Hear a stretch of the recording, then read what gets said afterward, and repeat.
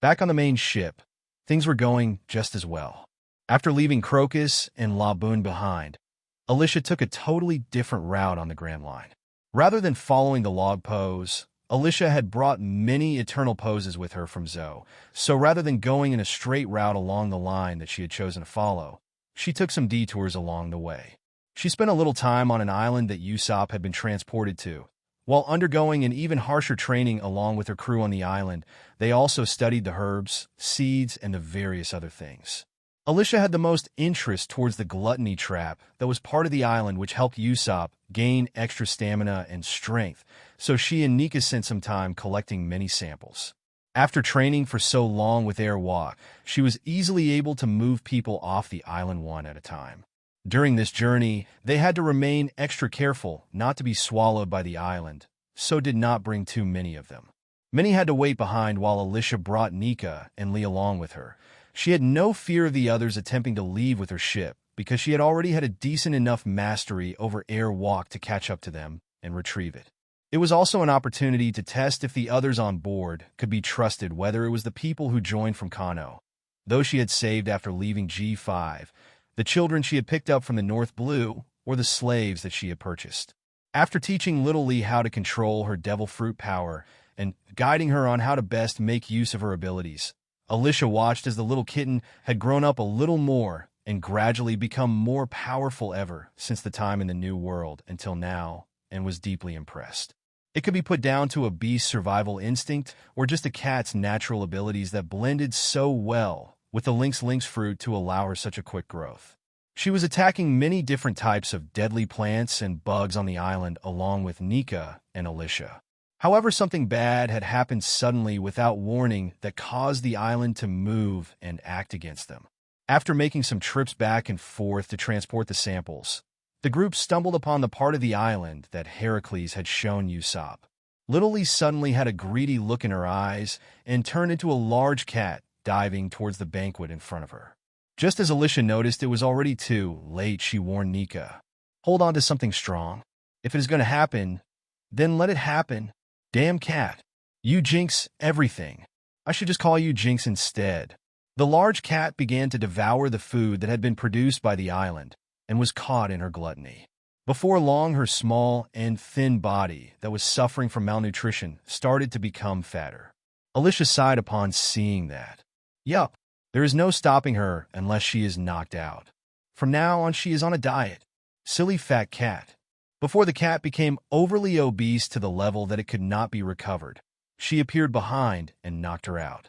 The island began to move and attempted to swallow everyone whole, but Nika was able to hold on to something in advance, and Alicia was able to hold on to the small form of Lee once again and hold on to something in time. After the island settled back to normal, she transported the fat cat back to the ship with the help of Airwalk, only to come across a strange scene. After many visits back and forth on the island, and during the change within the island, a change took place among the crew. A small group began to form among them that coveted the special modified weapons and the ship. Now that the captain and the other person in charge of the ship was away, and the island had begun moving and swallowing many things within, they chose this time to revolt. The group had been formed by a small group of the captives that had stayed on board since the G5 incident, along with a couple of slaves foolish enough to follow along with them. The moment the island underwent the change, the leader among the group began to gather his followers and started the unrest on the ship. The captain could not have survived that. We should all band together, and a new captain should take over. I think that I should lead. Someone quietly voiced their opinion. I do not believe. The captain is not so weak to be swallowed so easily. The leader scoffed. It seems that some of you are delusional and do not wish to accept the truth. Fine. Strength speaks for itself. Whoever is against the idea of me taking over will have to get through me first. Just to remind you all, I have journeyed to many islands in the New World, so how can you guys possibly compare to me? Suddenly, a throwing knife pierced into his raised hand. Aya! However, the next moment, it had completely disappeared from his hand, leaving behind a large hole in his hand. The throwing knife was now in the hands of a younger, looking a funnily dressed young man. Several knives were being juggled by him on the spot, but there was no change in his smiling face. He spoke calmly. "Unless I have confirmed the death of the captain for myself, nobody is allowed to revolt or cause disturbances on this ship. Back down now. You may have come from the New World, but you are not the only one." He was back to sticking to his rules. He had offered Alicia his loyalty, but not his feelings, however so long as she remained alive. He had to uphold that oath of loyalty, so he had to put a stop to this. Since the rules were that no killing was allowed, he had just shown mercy and restrained himself. The leader quickly ripped his clothes and wrapped them around his wound. "Do not worry, it was a surprise attack, and we know of his abilities, so it is easy to defeat him. Just do not let him see what you have, and subdue him with your bodies." Many behind him became a little hesitant since it had come to a battle, but once they had sided with him, they felt that they had to stick to their decision. They quickly approached and tried to find a way to dodge the incoming weapons flying at them, but something unusual took place. Jester kept his large smile on his face, but his eyes held a slight bit of amusement. "Fools!" He keenly used his observation hockey to track those coming forward to attack him and attempting to avoid the oncoming, throwing weapons of different types, whether it be kunai, throwing knives, throwing needles, or throwing stars, and stretched out his hands. Snatch! Snatch! He followed up by throwing the newly appeared weapons and continued to move around the ship with his acrobatic skills while continuing to practice his ability. Any throwing weapon that was on the path to being blocked, deflected, or was about to miss the enemy was snatched back mid-flight and brought back into his hands before being thrown out again.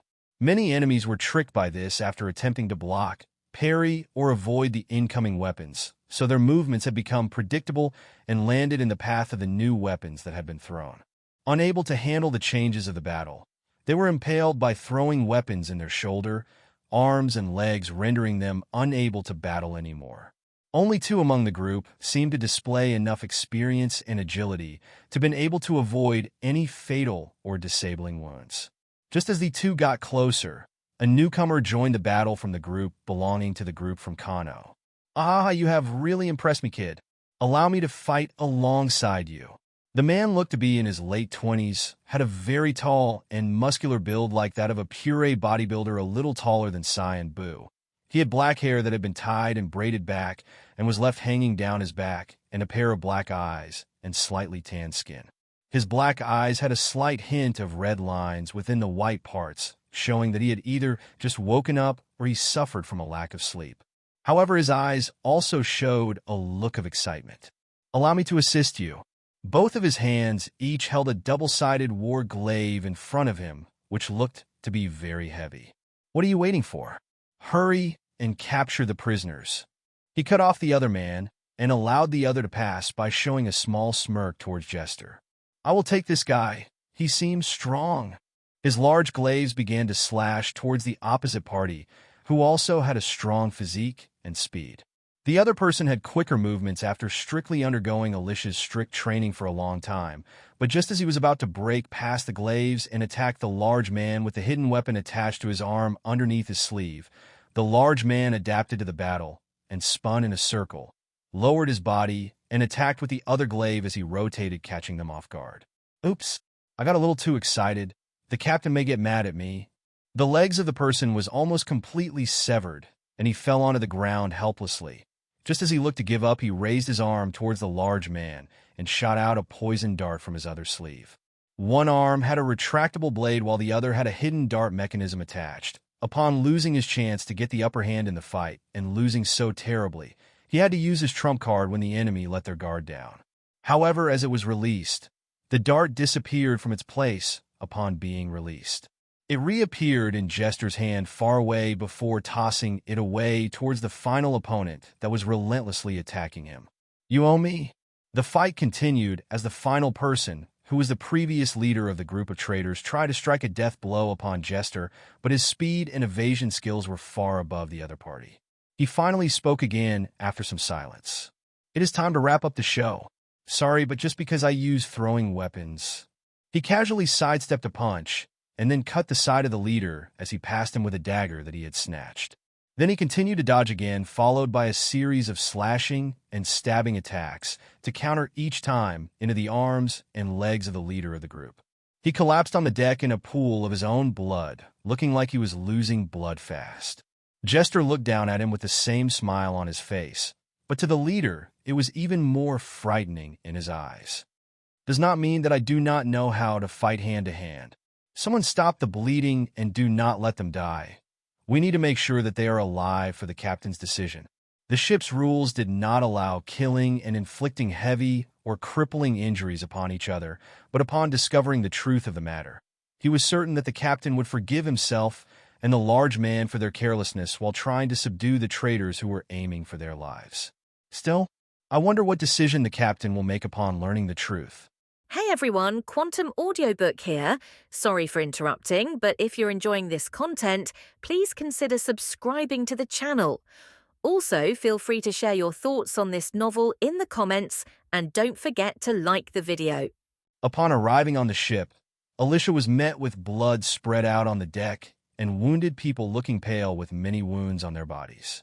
Among the few that had been wounded, one of them was left permanently disabled as a large, deep wound was left on their legs, while the one that led them had suffered from many cuts and stabs, completely making him useless. Alicia calmly looked at the crew and asked, "What happened here? I want no lies and only truth." Alfred walked forward and bowed. "It is as you suspected. Someone took the chance to take over upon seeing the possibility of your death or injury. They gathered a small group and tried to take claim over the ship, the people, and the belongings on board." Alicia sighed while patting the obese cat in her arms. "It seems you have done something good after all, little fatty Lee." She had enough time to stop little Lee from eating the food on Boyne Archipelago, but she still allowed it to happen in the end. Little Lee had improved her body a lot after meeting Alicia and was no longer the sickly and weak cat she once was. The malnutrition and weakness would still be difficult to overcome so quickly, so a lot of healthy meals and exercise was needed to build up her body, but the island provided a way to improve her overall strength and stamina to another level. After fattening up in her lynx form and transforming back, it seemed to have compressed and reduced the overall food's bloating effects on her body, so it was not so obvious how much she had consumed before.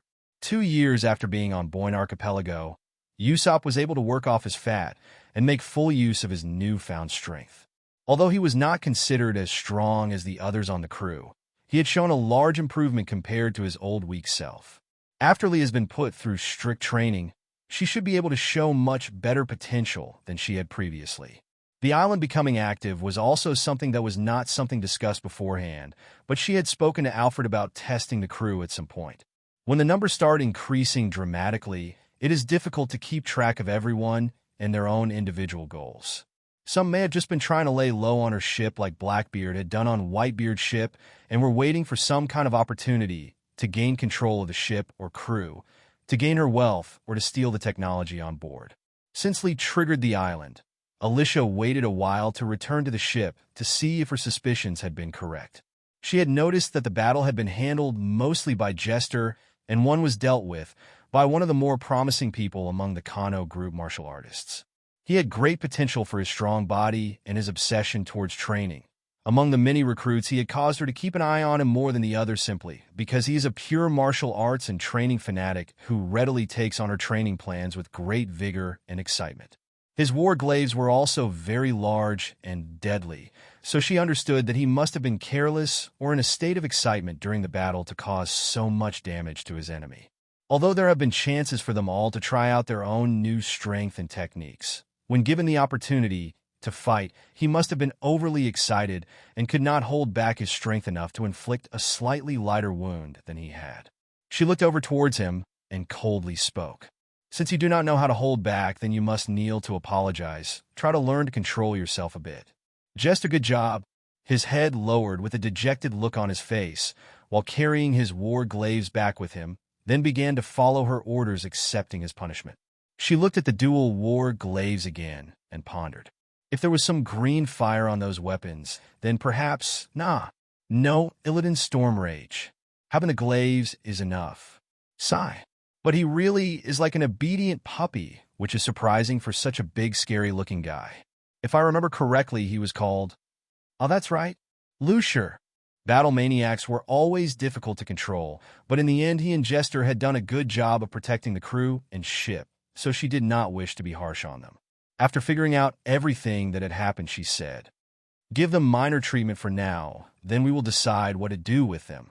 For now, we have more important matters to discuss and handle. I need containers that can store food within. After returning to the island, she began filling the containers and began transporting them onto the ship, bringing them in front of the previously wild children that were all skin and bones.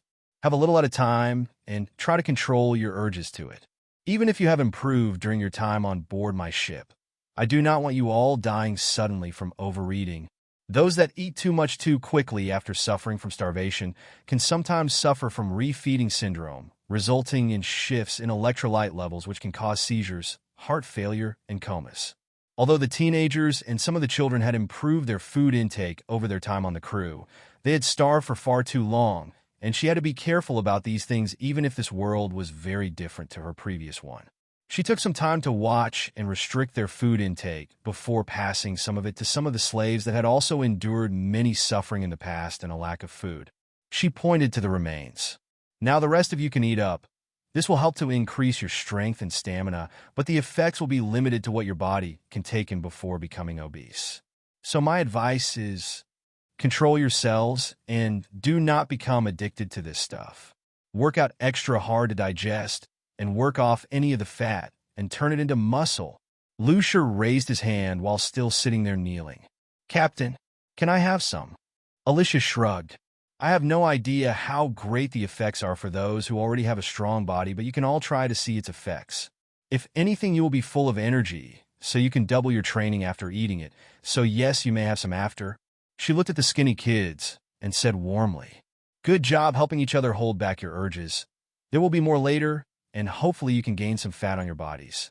After emptying the containers and having some herself, she took a trip back onto the island with a bloated stomach. Indeed, it does require some restraint. I almost could not hold myself back there. Now I have to train even harder to work off this gained weight. At least it was not as bad as Usopp. She arrived back on the island and met up with Nika, who was being scolded by an angry man nearby. Alicia looked at him, and a cold sweat went down her back. Oh yeah, almost forgot Heracles was on the island. That probably almost killed him. Heracles looked to be really annoyed. He had been on this island for a very long time and learned as much as he could about the plants, bugs, and anything else that belongs to it along with the changes that take place. Had he not known about the island's movements by now, then he may have died when the island began to swallow everything on it. Those life forms and Heracles had been able to survive in this kind of environment for a long time without special abilities and in human physical power and endurance, but Heracles had become a master of pop green and had trained himself while eating the food on the island in measured amounts. Alicia bowed apologetically. I am sorry, my cat could not resist the urge to eat the ham fruits. It seems that she got too lost in her gluttony and became too large, resulting in the island being triggered. You must be the champion of the forest that I have heard rumors about. Heracles nodded in understanding, but after hearing the title given to him, he became bashful and a little proud. Champion of the forest, no problem. An idea came to her mind after spending a little time with him and purchasing some of his botany and pop green skills. You wouldn't mind tutoring some of the children I am looking after? They are very weak and have suffered a lot, so they need to find a way to become healthier and learn some survival skills that can keep them alive. I believe that you can teach them better than me.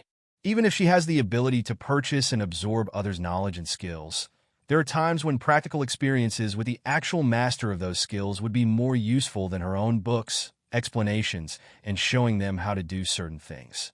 Pop green required learning about each one and their individual uses, but also knowing how to fire them towards a target.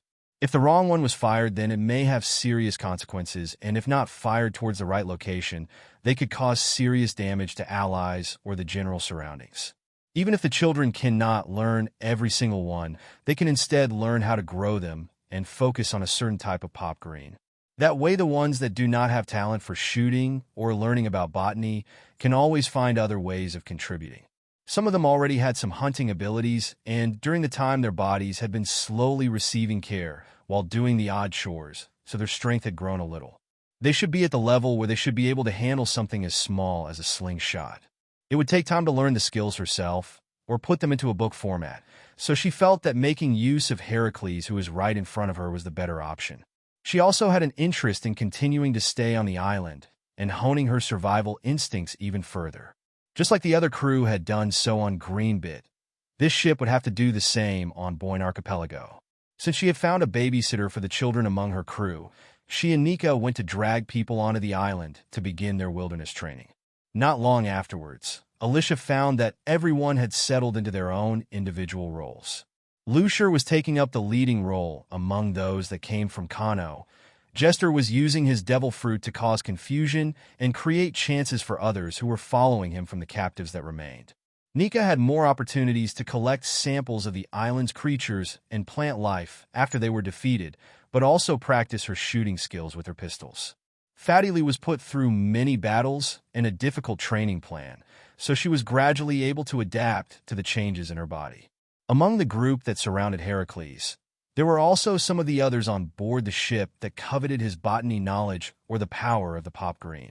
However, among the many small and skinny children that were dressed in animal one-piece clothing that were gradually improving on the island, there was one that showed the most talent with their mastery over the use of a slingshot and pop green, but favored the use of one specific pop green. The most talented among the group was a small 13-year-old female with pale white skin, medium-length wavy black hair, and black eyes with a small and skinny body frame, which showed her initial growth during puberty had been halted mostly due to malnutrition, and her name was called Baby 9, which showed that she was the 9th child of a family or the 9th child born from her mother or father, but it was unknown if she was the 9th child that had been abandoned by them or not, since it was not uncommon for them to occasionally keep a child they thought would be useful. She looked a little similar Baby 5, but due to her poor physique, it was difficult to recognize the resemblance. Too much expect some more obvious traits like her black hair and eyes, so she could either be a direct blood relation to her born from the same mother or from someone among the same tribe that shared the same bloodline. Since Baby 5 was around the age of 24 during the Dressrosa arc, right now, after removing 2 years from the time skip, another approximate year from the pre-time skip, and how long it is until the story begins, which is still around 2/3 of a year until then. Baby 5 should be around 20 to 21 years old, allowing around 7 to 8 years for a baby 6, 7, 8, and 9 to be born afterwards, so it may be possible to actually be her sister. However, when Alicia had arrived, there were no others with similar traits and similarities to them, so it was unknown whether the others had died during childbirth, been abandoned, and did not survive, or were still somewhere in Kun Village. Like Baby 5, she seemed to have high talent for using weapons and projectiles. Even during her time on the island, she was able to contribute to the group that lived within the forest and hunt her own food even with her small and weak body. There was also another small difference between them in personality. After being abandoned, Baby 5 became desperate to be needed by others, but Baby 9 had developed a slightly tsundere personality, and that was weak to praise. Although she much preferred the simple use of the bamboo javelin pop green, she did pick up ways to use the others like the human drake, trampoline, and impact wolf combination, or the simple devil pop green and the restrictive. Given enough time to grasp the others, she would soon be able to increase her attacks and tactics, but also her utility. This made Alicia further believe that stopping on this island was the correct thing to do. Although it did not interest her a great deal, the final climb attack belonging to Nami and Kabuto belonging to Usopp did have some pop green modifications to help them extend or grow, so it was not worthless. She was not able to equip everyone with high-grade weapons or technology. Because of the high costs, a lot of research and manpower is needed to produce so many of them, and the risks of them leaking outwards resulting in others studying her designs, so this was also another alternative route that they can learn to manage themselves. If someone saw her actions, they would immediately wonder if she was gearing up for a war, however, no matter how she saw things. War was something that would happen anywhere in the world, whether it was within a single island or was on a larger scale involving the Marines and the future battles that the Minks were destined to join in Zou. She could not escape the connection she had, so it was better to be prepared, collect talents around her, and build a trustworthy and stable crew that will have her back when trouble comes along.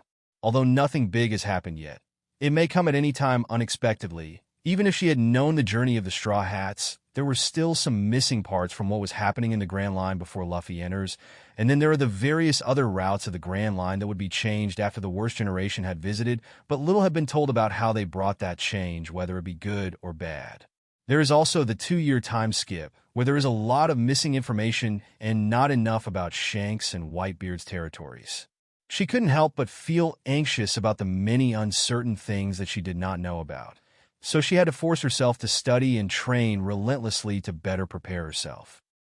Many weeks had been spent on Boyne Archipelago, and the children had begun to show significant improvements along with the rest of her crew. The ramen waterfall, spaghetti grass, hemp fruits, and chocolate rocks on the island was sparingly handed out between everyone to improve their bodies further, while enduring Alyssia's even harsher training program to match their excess energy gained from what they were eating. Since some could not handle the urge to eat more, she had to carefully guard that area and distribute it all among them carefully, to avoid infighting over the food after being caught up in their gluttony. She had also provided the food to one person at a time and watched them eat it all before seeing the next person. Fixed times were set for the meals, and those that had worked harder and were able to burn off the calories faster were able to eat earlier than the others, which increased then competition among them. Whether it was the young, the old, or the healthy middle-aged people in the group that had already trained their bodies, everyone was able to make great progress in their own way.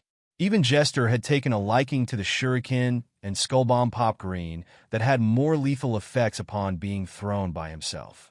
A harmless seed being thrown among many throwing weapons was always something to be greatly underestimated. After bidding Heracles a warm farewell and transporting everyone back to the ship, they set sail for the next island. Among the many people was a small and slim-looking girl who looked to be around 10 or 11 years old and was as thin as a twig previously. Thanks to the effects of the food on the island, she and the many others had undergone drastic changes. After fattening up and getting introduced to a proper training program, they had overcome their weak bodies and transformed into normal-looking children their own age, full of vitality. Although some minor effects from starvation had lingered and had reduced their growth, they had begun to show signs of recovery. Baby 9, who was 13 years old, was at the age where she would begin transforming into a young lady. So as she recovered, her now slender body was now growing a little more curves. However, most of the time, that was barely seen by people because she was always dressed in a baggy kangaroo one-piece that had a large pocket on the front containing a customized slingshot, several pop green containers, and some small metal balls. She removed her slightly curly black hair from blocking her dark black eyes as she looked towards the captain's room, where Alicia had been busy studying her skills and continuing her research. It seems Captain is busy again. Baby 9 had the desire to study more under Alicia, but had been ignored upon arriving back on the ship. However, she was used to being independent and resourceful, so she had busied herself with her studies and practice. In her view, Alicia was more of a mom to her and the other kids than her true mother, who abandoned her at the age of 4. Many of her siblings before her suffered the same fate. Her mother was one of the few fertile women in the village, so her fate was not something that could be described in great detail because of the vile acts involved. Since there were so few women who had only been kept within the village for to reproduce or work, most others were abandoned as a baby or at a young age. Her mother looked down at her full of resentment many times, and when the villagers decided they could not afford to feed her anymore, she was tossed out by her mother, giving her the words that she was not needed because she is useless. However, she was a smart child, so she noticed the look in her mother's eyes. It was a dead look of someone who had long gotten used to this kind of life she had lived, and although she was insulting her daughter, it seemed as if she was actually talking about herself. In the end, she was just a weak woman who had to give birth on the men's whims, and that was her only value to them. She had been convinced time and time again to abandon her child. Helplessly, she had to comply again and again, saying that this was the last time. Each time she became even more self-loathing, and as her children were born each time, she became even more distant with them and even started to hate them because she knew that they were destined to die out in the forest or the mountain area somewhere. If she paid them any attention, she knew that she would be reminded of her other children who had perished, so she kept getting worse with the children that were born later. The peer pressure in the village was so frightening that they would band together to oppress and force their decisions on others. If others did not agree with them or fit in with the group, they may even restrict a person or family's food and drink available to them, or even restrain them, locking them up to starve in a dark room for many days. Among the many children the woman had, There were two that had resembled herself a little and had inherited her black hair and eyes.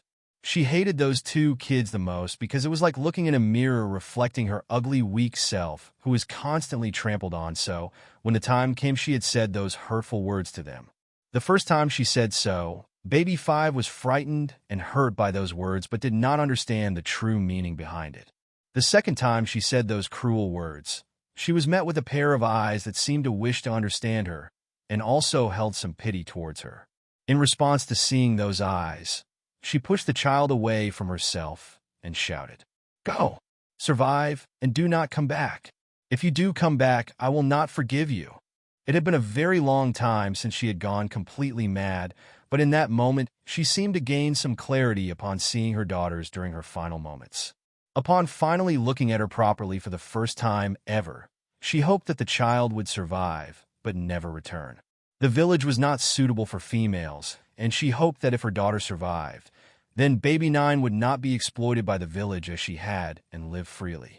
That way she felt as if a part of herself had escaped the village and she had finally gained one up on those awful villagers. However, she still had to return on her own as instructed. Little did she know that another black-haired child had found a way to live and escape the island a long time ago. If she tries to escape, she will be hunted down and brought back. Even if she escapes or ends her own life before being captured, they will only try to find a replacement for herself, so she did not wish for her daughter to be brought back to be raised as a replacement.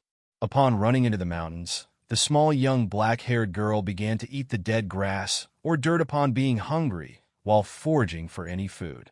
She came across the leader of the children who had been abandoned and learned how to survive with them for a long time.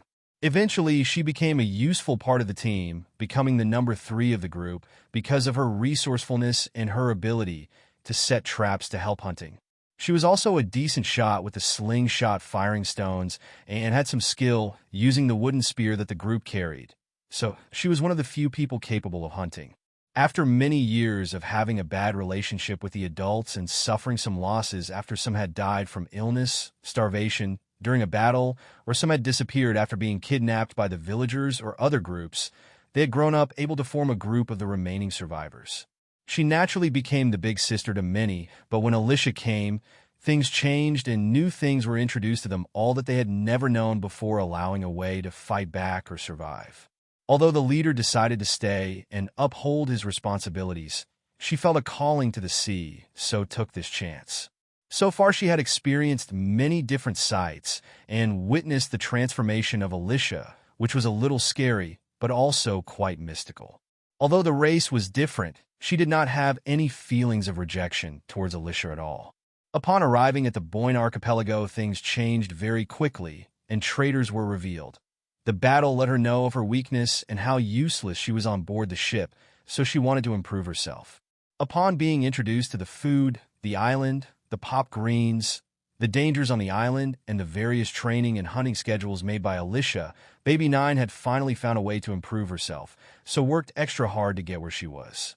Upon being recognized by the captain for her efforts, she was happy, but replied with, "I'm only doing this for myself.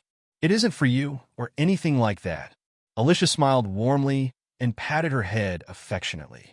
"I know. Grow strong so that you can protect yourself first. Then you can worry about protecting others. To be able to protect me, you must be super strong." "Aha!" Baby 9 puffed up her cheeks and pouted in response. Alicia calmly looked at her and continued, "Since you have worked hard, how about I give you a new name if you would like? I don't want to make a habit of renaming all you kids, but I at least have to give one to the one that I recognize as their little boss. That is, of course, if you are comfortable with having a new name." Baby 9 blushed but turned her face away to not be seen. "Do as you please." Seeing the child agreeing silently, but acting as she did not care either way, Alicia pondered over what to choose. Jimmy's 9, so that could work since it is short, but that would be too lazy, sigh. Let's think a name for a black flower or a deadly one. Nah.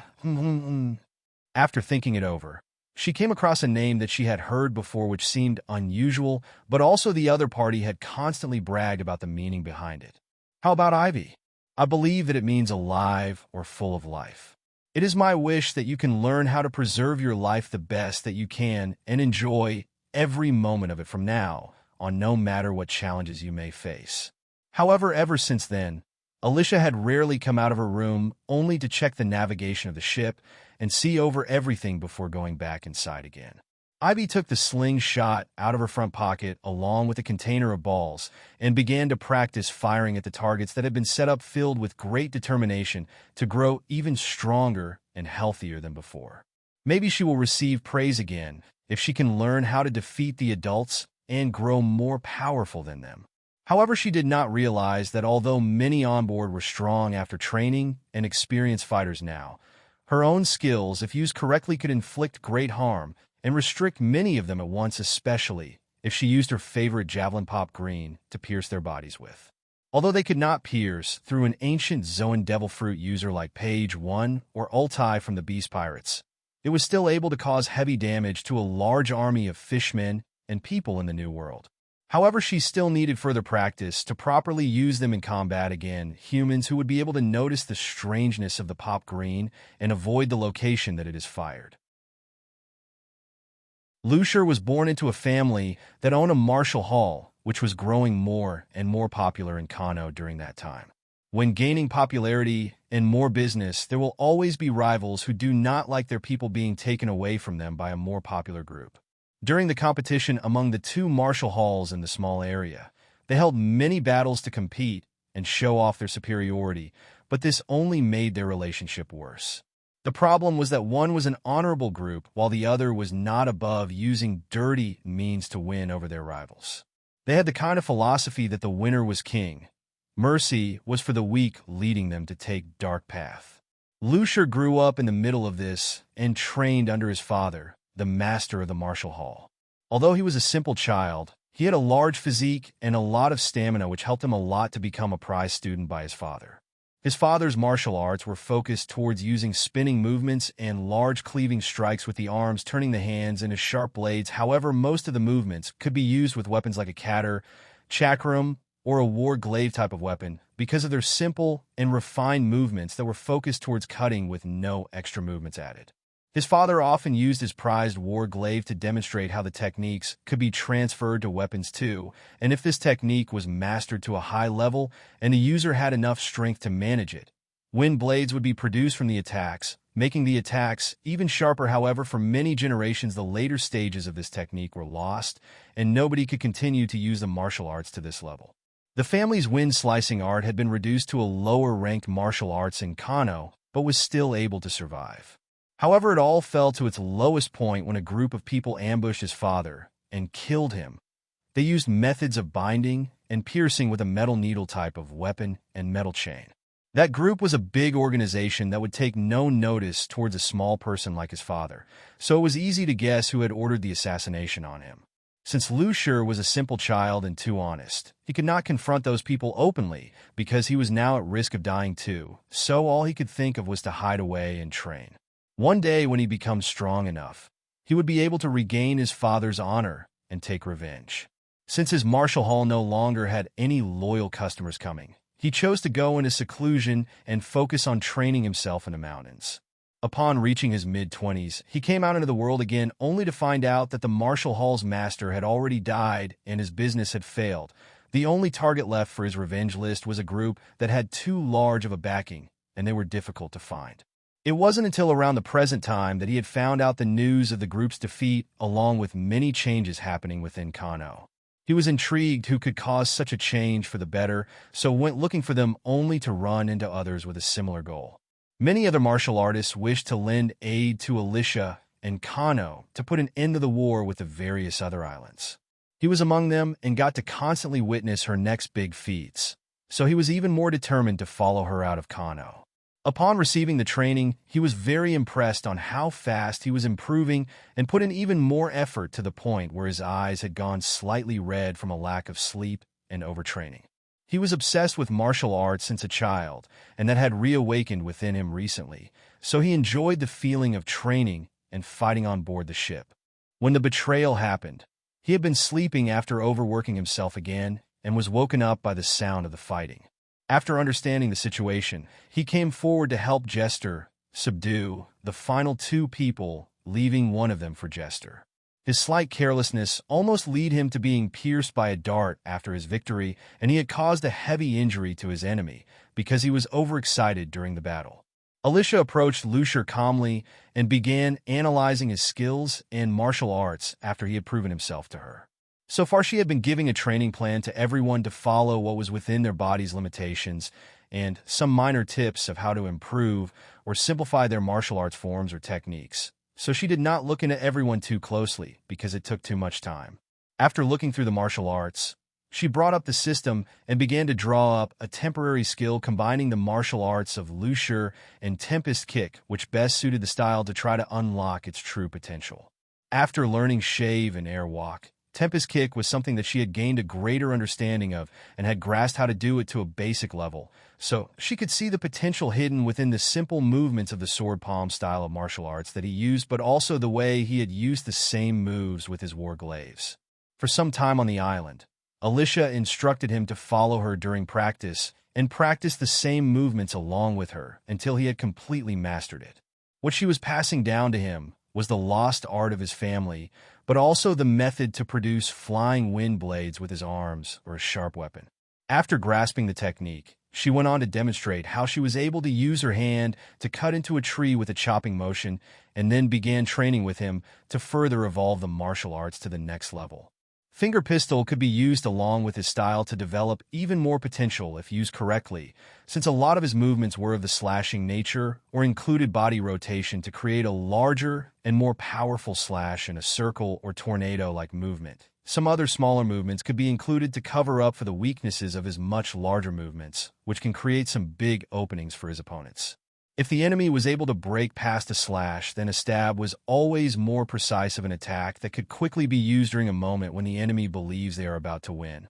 If a single finger pistol can be grasped by him, then a 4 or 5 finger pistol would be the next step. If he can train his hands to perfection, then perhaps they will be strong enough to be called a sword themselves that can pierce and slash. Alicia also had the same feeling towards her own body and martial arts lately.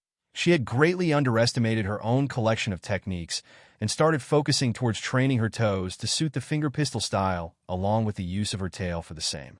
Her tail should be capable of producing blunt, slashing, or whipping and piercing types of attacks, so she had been training it further during that time and had been doing the same for her feet, allowing finger pistol to be trained to suit kicks that have more contact with front of her foot. Tempest Kick was best suited to the side of her feet, or whipping leg type of kicks, and 8-impact fist best suited her heel, allowing a blunt but shockwave kind of attack. She rarely taught others so closely, but she had to admit that she was gaining further insights as she was helping others improve their own styles. During the demonstrations, she had briefly shown him the results of their training to show how it could be put towards the use of weapons, first demonstrating a way to increase her slashing potential and create wind blades with her side blades, but also briefly demonstrated the use of a staff, so show how finger pistol can be used with even a blunt weapon and can be lethal. Although she did not have a high mastery, the system was able to construct the basic forms able to produce the results needed, so she was able to show others these possibilities. Thanks to her teachings, Lucier put down his father's war glaives to hone his techniques and slowly work out what best suited him, whether it was using his physical body to master the new Tempest sword palm type of martial arts, or whether he would one day pick up the war glaives again and incorporate what he had learned into his dual war glaive arts. Freedom is a big thing that is toned many times within One Piece. Everyone has the right to choose their own destiny and follow the path in life that best suits them. If they have no choice in the matter, there will be someone to lead the way or save them, or at least those lucky enough to run into the protagonist. Not everyone may be saved, and there are often those that have strayed down a dark path, leading to a conflict with the protagonist, resulting in that change being beaten into them. Putting your own life on the line against your opponents. Those with the stronger skills, strength, and will often come out as the winners, but sometimes it also requires some luck. Now faced with others who had pursued those very ideals, they were prepared to trample on the dreams of others just to allow their own dreams to be achieved, but Alicia had to make a choice not based on that ideal of freedom, but instead on her own set rules she had made, so that an example is set for the others. Just before leaving the island, She was faced with a small group of people who had betrayed her, who had received minor treatment to their bodies, and had been restrained. Some of you have come on my ship on your own free will. Others have been brought because they had no choice after being bought as slaves. Among the people that chose to follow, I left some simple rules to give you all your own freedom, but also keep us all together and working as a group without conflicts. The slaves still have their collars on, but they also have the option to work to regain their freedom, so I have not been unfair to you at all. In fact, I have been welcoming. She cleared her throat and continued. If you have your dreams to fulfill, pursue it wholeheartedly, but those that use their own crew or friends and trample all over them in order to achieve their own dreams are not welcome on my ship. Your crimes are the following. She raised one finger. Number 1, betraying your crew and trying to seize that does not belong to you. Alicia then raised another finger. When the status of the captain was unknown, instead of confirming the truth, you attempted to leave me behind and caused unrest and conflict within the crew. After raising the third finger, she spoke, trying to inflict injury to, and even attempting to kill your fellow crew members. The leader among the group raised his head in defiance. What a joke. We just wanted to ease everyone's hearts and put someone in the position as leader so that we could organize the ship and deal with the losses after your death. Many others also believed you died. Not just me. Alicia continued to raise another finger. To achieve your own purpose, you had no hesitation towards harming those around you. I cannot leave you on my ship, because who knows when you may stab an ally in the back or push someone into the path of a blade just to save yourself. She looked into his eyes with a look of mockery. I know everything. It must have seemed like a huge chance to seize all of my power and possessions when everyone was uncertain about my life and death. Even if I was alive, you worked fast enough to seize power while I was away so you could leave me, Nika, and Littlely behind on a dangerous island. You were prepared to use force if your persuasions did not work. I am sure that you were prepared to throw others from the ship to survive for themselves and even kill many others just to set an example for the others. He was not willing to give up and still displayed no guilt whatsoever. So what? Aren't the seas like that? They have always been. The strong survive, and the weak must follow if they wish to continue living. Alicia frowned. You are funny. You are weaker than me. By your viewpoint, you must follow me. If you have a belief, then stick to it wholeheartedly and live by it. Do not merely use it to suit yourself when it suits you. What a moron. Seriously, why did I even bother letting a person like you on my ship? If you truly believed in those words, you would not have betrayed and stuck to me completely until you knew for certain that I had really died. However, you are nothing more than someone who had long had the idea to seize power and wealth from my hands. You had just been waiting for the first chance that presented itself. The leader looked back defiantly, but his eyes had become red from glaring at her, while he was full of rage after being insulted. Then what about your so-called rule about harming fellow crew members? She turned to look towards her crew members. They have not broken the rules. They were defending themselves from a group of traitors who lead a mutiny. Accidents can always happen between two sides fighting a life and battle. It is lucky that you are still even alive, so this should be your punishment from those you have betrayed. I doubt you will be able to fight or move like you used to after your recovery, so you are no longer a danger to us. However, my punishment has not been given yet. She looked at the bound people. I prefer the eye for an eye method to deal out punishments. You wish to steal, I take your all. You wish to inflict harm, you will be harmed. You wish to abandon others in a dangerous place. Fine then. It is decided. Although with your physical conditions, I doubt you will be able to survive. The options available to her was to either keep them on board and transport them to another island, leaving them behind, make them walk the plank and swim to safety, or leave them on the island. The first option was the kinder option, but there were always people who sought revenge for the slightest grievance, so leaving such people behind who have information about her was dangerous. The second option was essentially a death sentence considering their body's state. The third option was also a death sentence, but those with enough of a will to survive and luck on their side may somehow be able to maintain their lives even if they are heavily injured and no longer could use their limbs as they used to. She looked down at the panic in the eyes of the group and knew that they had begun to lose hope. I sentence you all to be removed from my ship and left behind to fend for yourselves on the Boyne archipelago. She thought to herself, if they do somehow manage to survive, they will have to learn to work as a team to keep surviving many trials on the island together. If they die early, then that also solves any leaks of information from happening.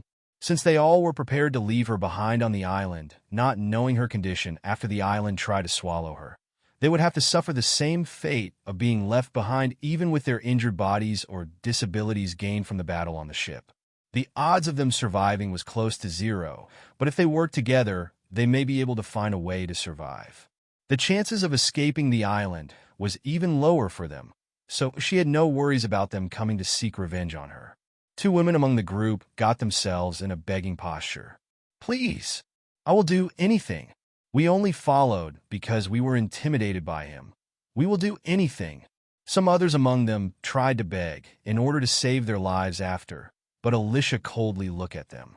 You are no longer my people, so I no longer feel any responsibility towards you. This is the only path left for you. Or, some of their eyes lit up upon seeing a way to survive. However, Alicia's voice became colder. From now on, you have no rights, no freedom, and no matter what is done to you. You have no right to protest.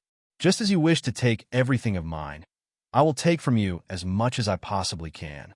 I will never look at you as a human being again, but instead, a tool, nothing more. If you wish to take this path, always remember that it was you who chose this yourself to survive, and I did not force this upon you. She turned to Alfred. I need a written document ready, so come with me to prepare it. This concerns their future if they are prepared to completely give up on their freedom for the sake of survival. They all need to be fully aware of the consequences and the true meaning of what they have chosen.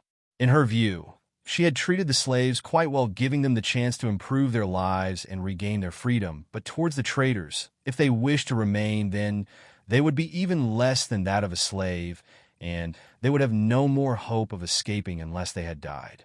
Many would probably rebuke her for her actions and decision made today, but this was the only option left for these people to be spared from a death sentence.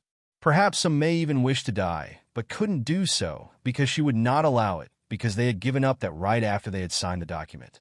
Not long afterwards, each of them were given a document to read. Some of them had to get the help of others to read it because they could not completely understand it or were illiterate. The document was an agreement which stated Party A would be giving up all rights to Party B, the right to use their bodies as she pleases, and if they ever try to resist or rebel, then it will result in further restraints, punishment, and even death.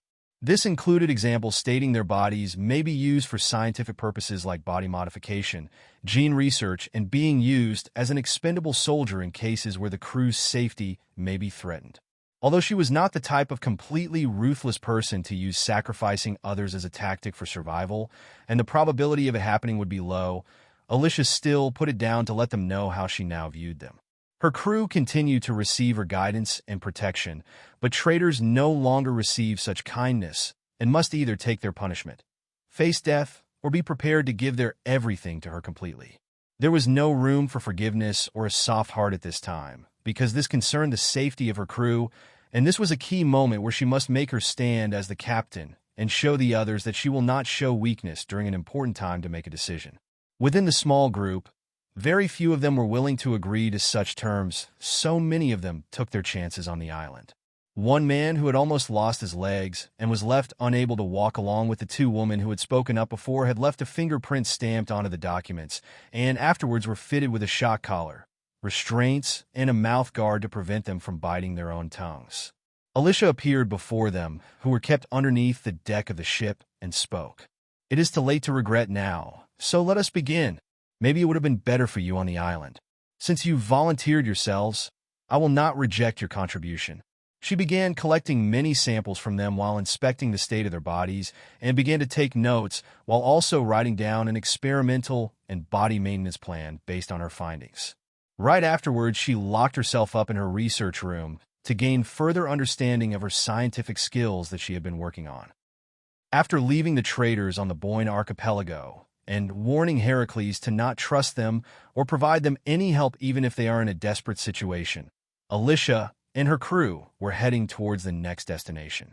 While she and Nika were busy researching further into the human and mink race's lineage factors, increasing their understanding of everything, Nika found that she struggled with that kind of science and preferred to focus on the information that Alicia had given her, detailing many things including the raid suits, special electromagnetic weaponry, and also further research into other things such as human pods, energy generators, and ship modifications to cross the red line.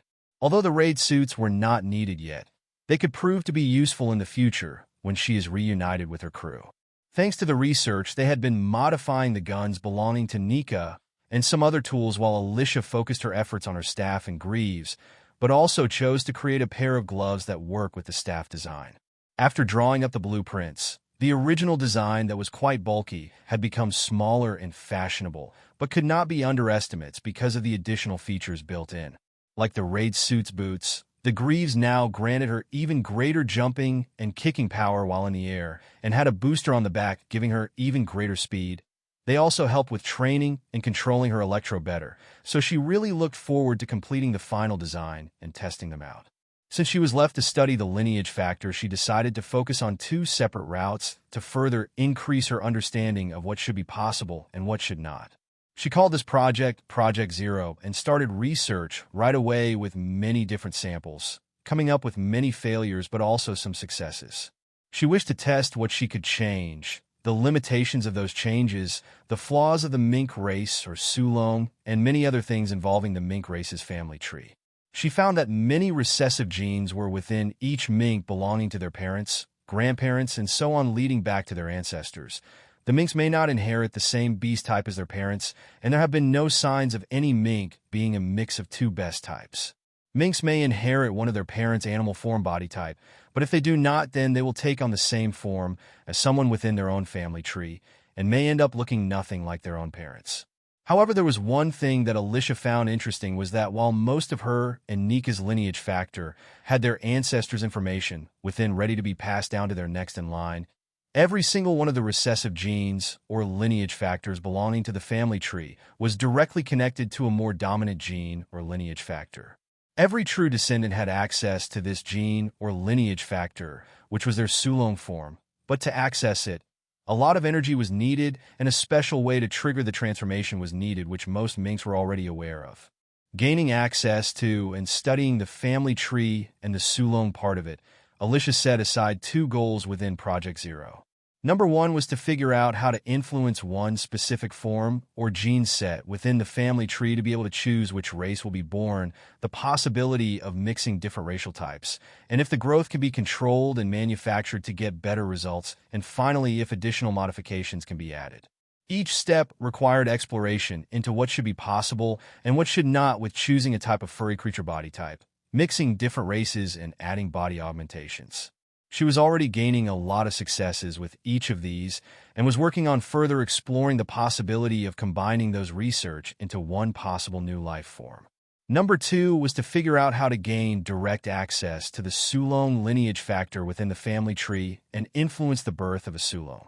Much like the Poseidon gene within the fishmen, which only appears once in many generations, the Sulong gene works the same but is ever rarer and rarely written about, since they are born defective and have very low lifespans despite having high combat power.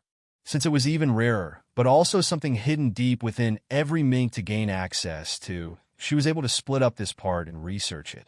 The main task was to research into the whole of the Sulong lineage factor, along with the transformation form, and try to find a way to reduce risks during transformation and remove any of the race's flaws like the energy management issues and the lack of control of their powers. Thanks to the first part of the project, she had gained more experience and was able to learn more about making modifications to the lineage factor itself and identifying various flaws or possible abnormalities that may begin to show, resulting in a failure. She had found that selecting a basic model body type within the family tree was the best way to about creating a new life form.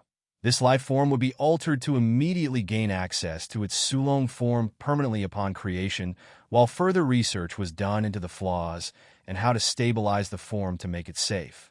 The original form also had to be close enough to her own kangaroo lineage factor as possible to allow her to go on to the next project called Project White.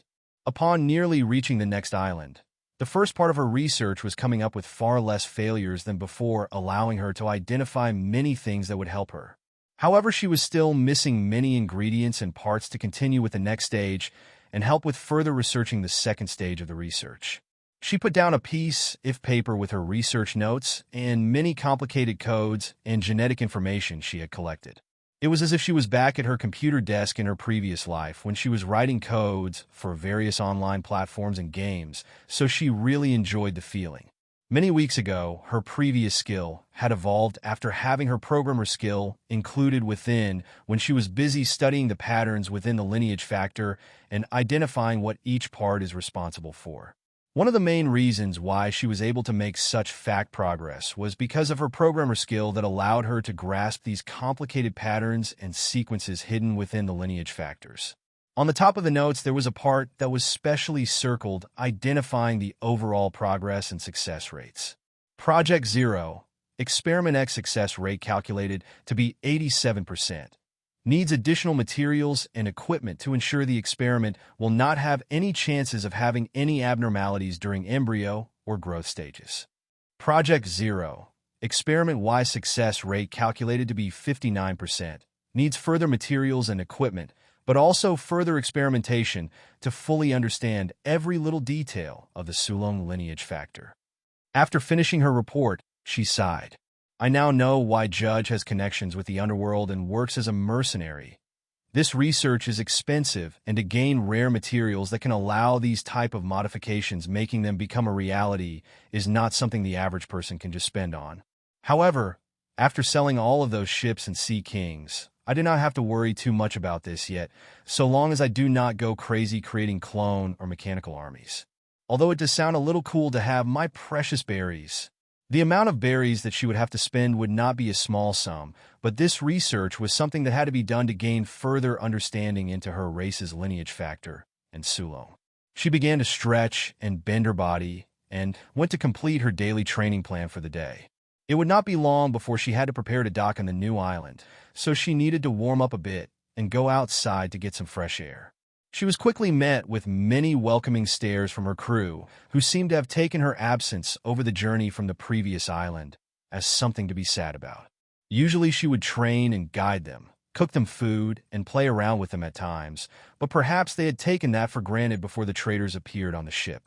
They realized very quickly that Alicia took them as her own people and that she had invested much of her time in them that could be spent in other places that can keep her busy.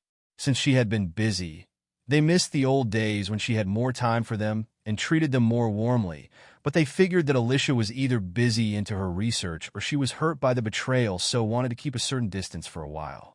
This distance let them realize how much she had done for them since she had known them all, and let them realize what they had previously taken for granted. Many of them wished to become even more loyal to her than before and try to lessen the distance once again.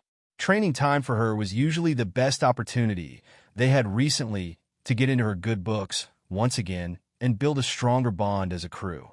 However, at the same time, many had to endure very harsh training that pushed them to their limits, but afterwards the rewards were more than enough to make up for it. Personally cooked food from her, which was showing great signs of improvement with every meal, and some extra treats from Boyne Island to give them more energy to complete another torturous training plan. Alfred lay on the deck gasping and wheezing after undergoing his own training, while not far away Lucier and Jester had been knocked unconscious after being defeated by Alicia.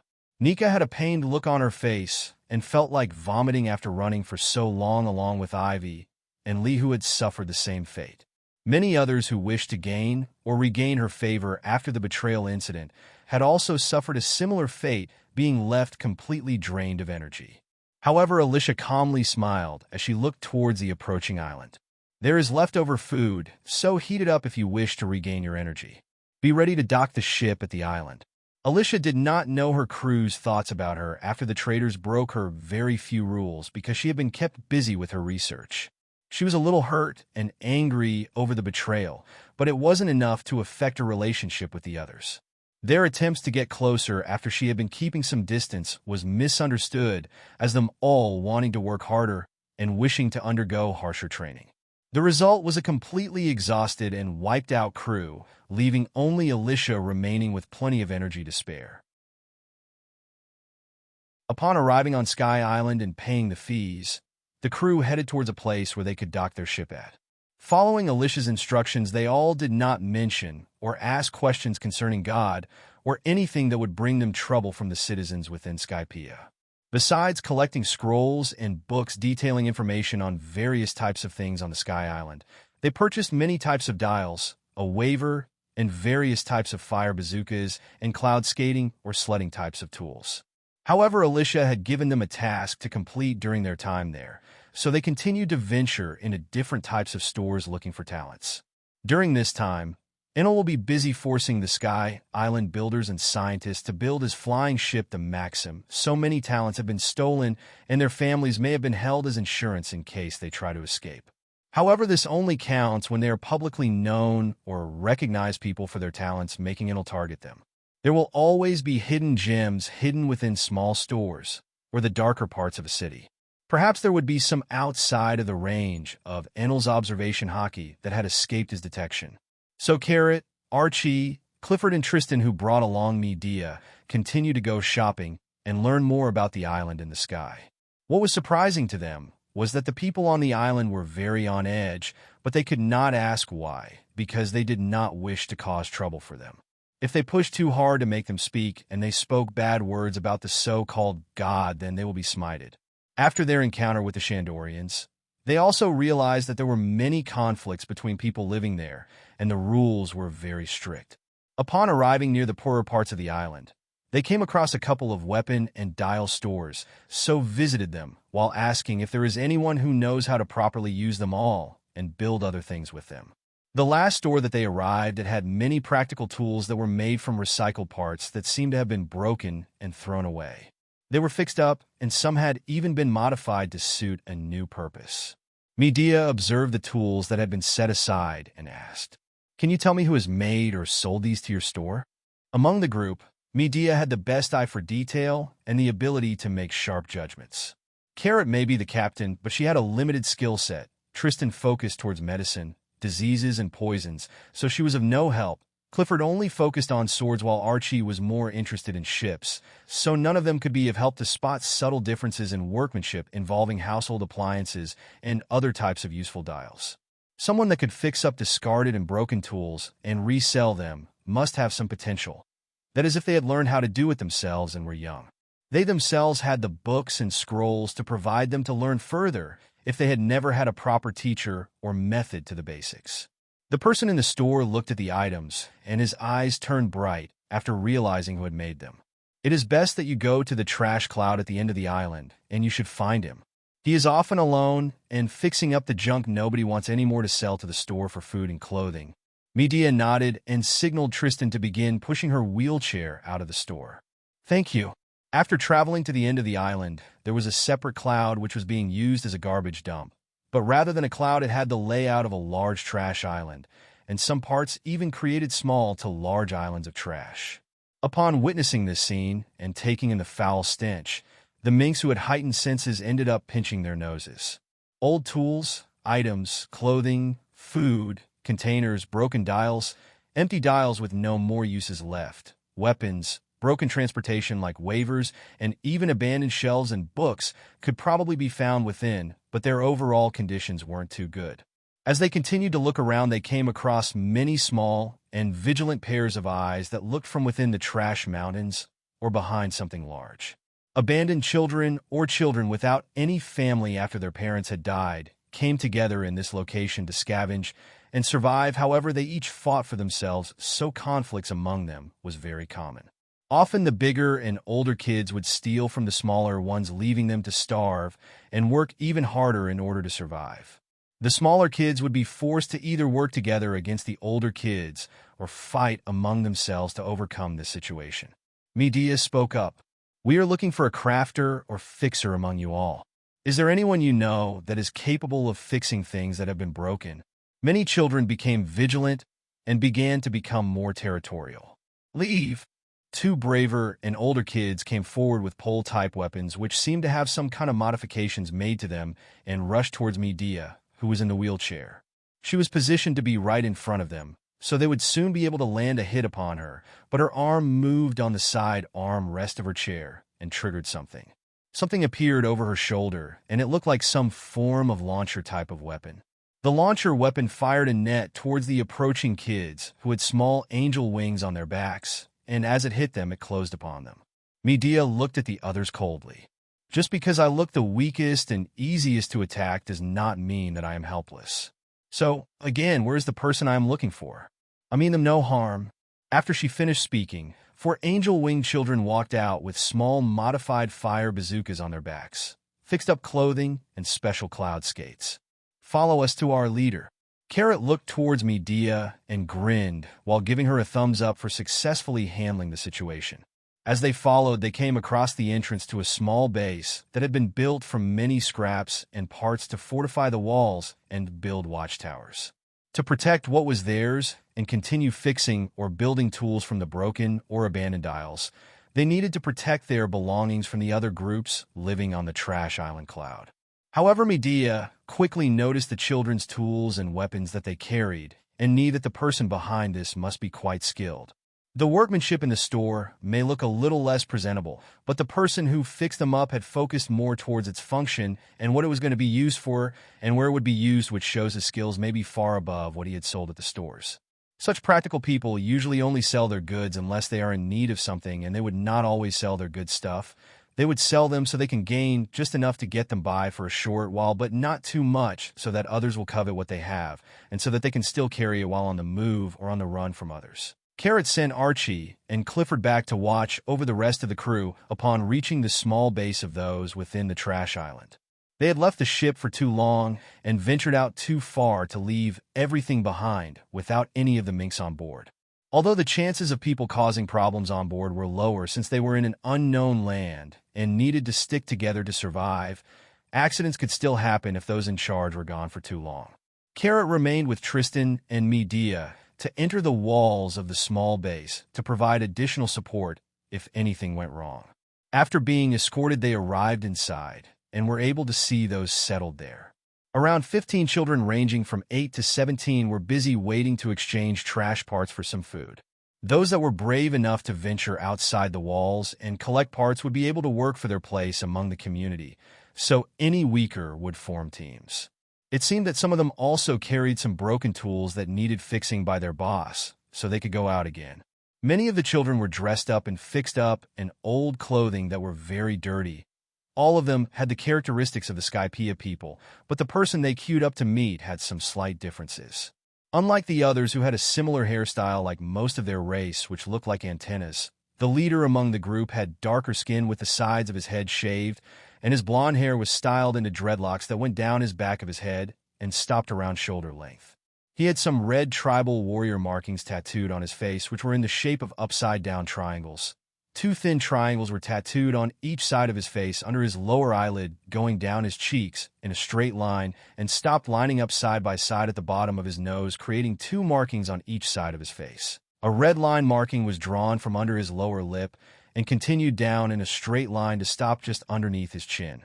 He was around 14 years old, going by his appearance. Like most others of the Sky people, he had some characteristics that matched many of them, like his blonde hair, and some facial features that were a little softer, but he seemed to also have traits like his darker skin, wild hair, black eyes, and his liking for tribal markings like the Shandorians. He also had a little muscle on his body, which showed that he had been able to survive and eat well enough, but there was the odd scar on his body from past combat experiences. The Shandorians have had a grudge with the Sky people ever since they lost their homeland, so the chances of them developing a love relationship would be small unless they were prepared to face the tribe's criticism or banishment. It would make sense that a half-blood child of both the Shandorians and the Sky people would end up in this part of the island as a result of them being abandoned from birth or their parents/us passing away early because of a lack of resources after being kicked out of the tribe and shunned by those who have grudges against the Shandorians. However, someone with his skills could not just appear unless there was some kind of monster from birth.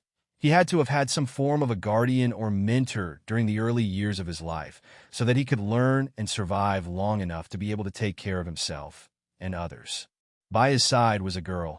She was someone of the same size as him and similar facial features, but much softer and girlish.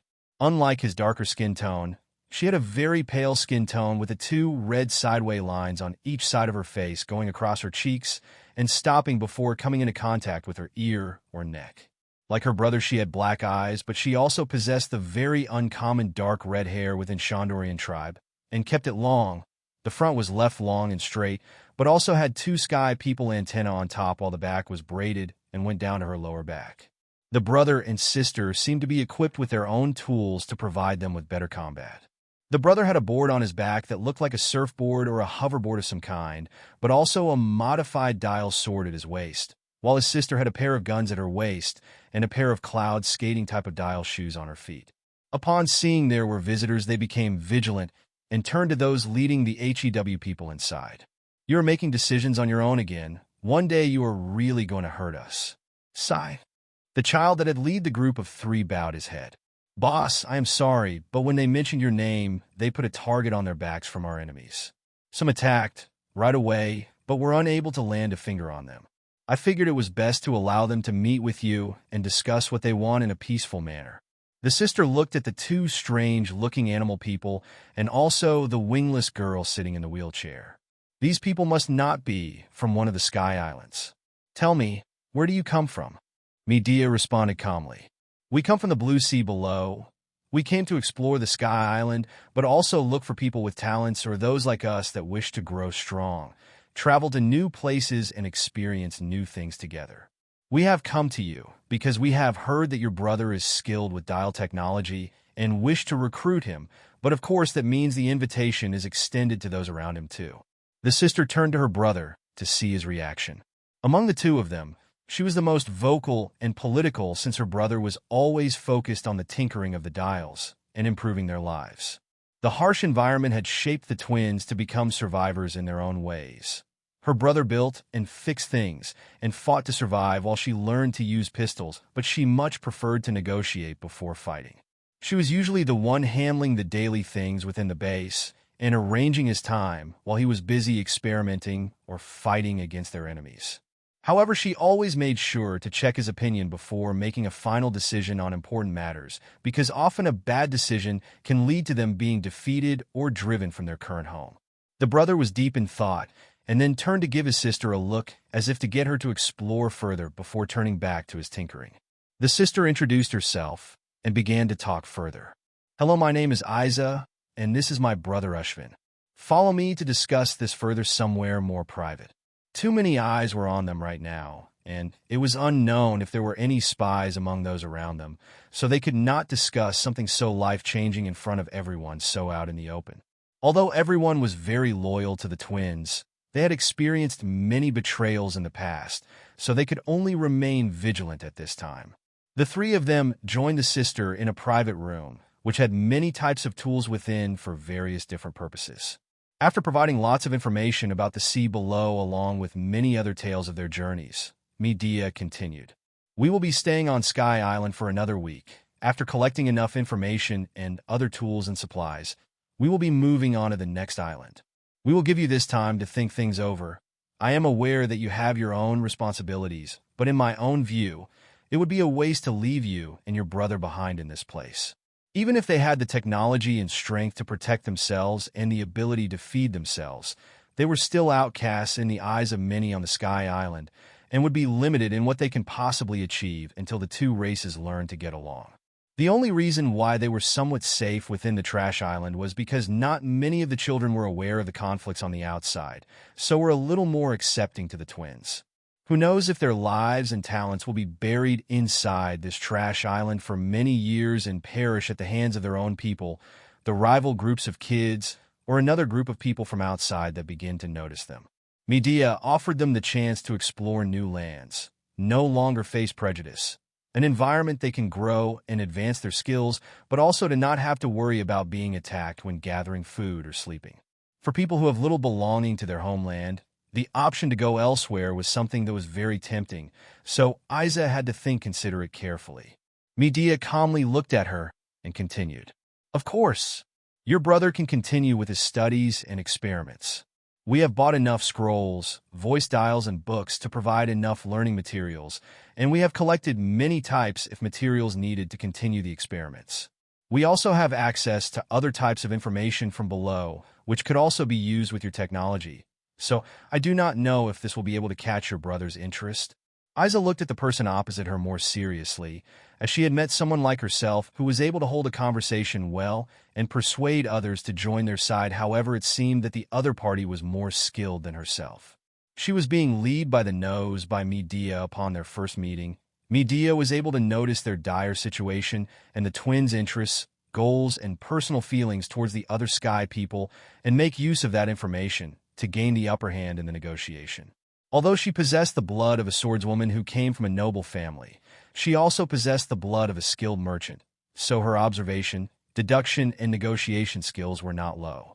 All that she needed was the chance to gain a broader outlook of the world and the opportunity to use what she had learned during her rehabilitation and her travels with the crew.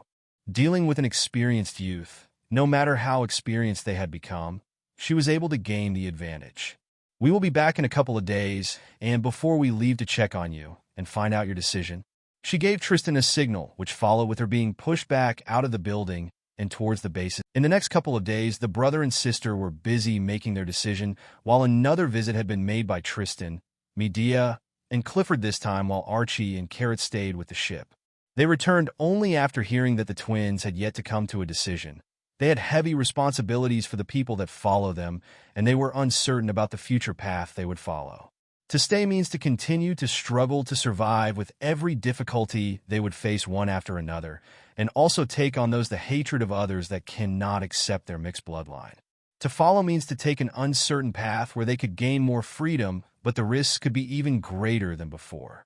While taking some time to make a final decision, they chose not to discuss it with the others so unrest would not spread among them. They wished to keep everything running as usual and make it look like they would remain until the last moment when a decision is made. As usual, the small groups within the walls journeyed out to hunt and scavenge. Several days before the final decision was to be made, another group left the walls and went to complete their tasks. After journeying outside of the walls, they made their way towards a more secluded location and met up with a group of skinny-looking adults dressed in rags. The biggest among the group stepped forward with a spiked club in his hands. "What do you bring this time?" One among the small group kneeled down with his group and spoke. "Boss, a group has approached the twins and given them an offer to leave. After they discussed it in private, they have appeared again once.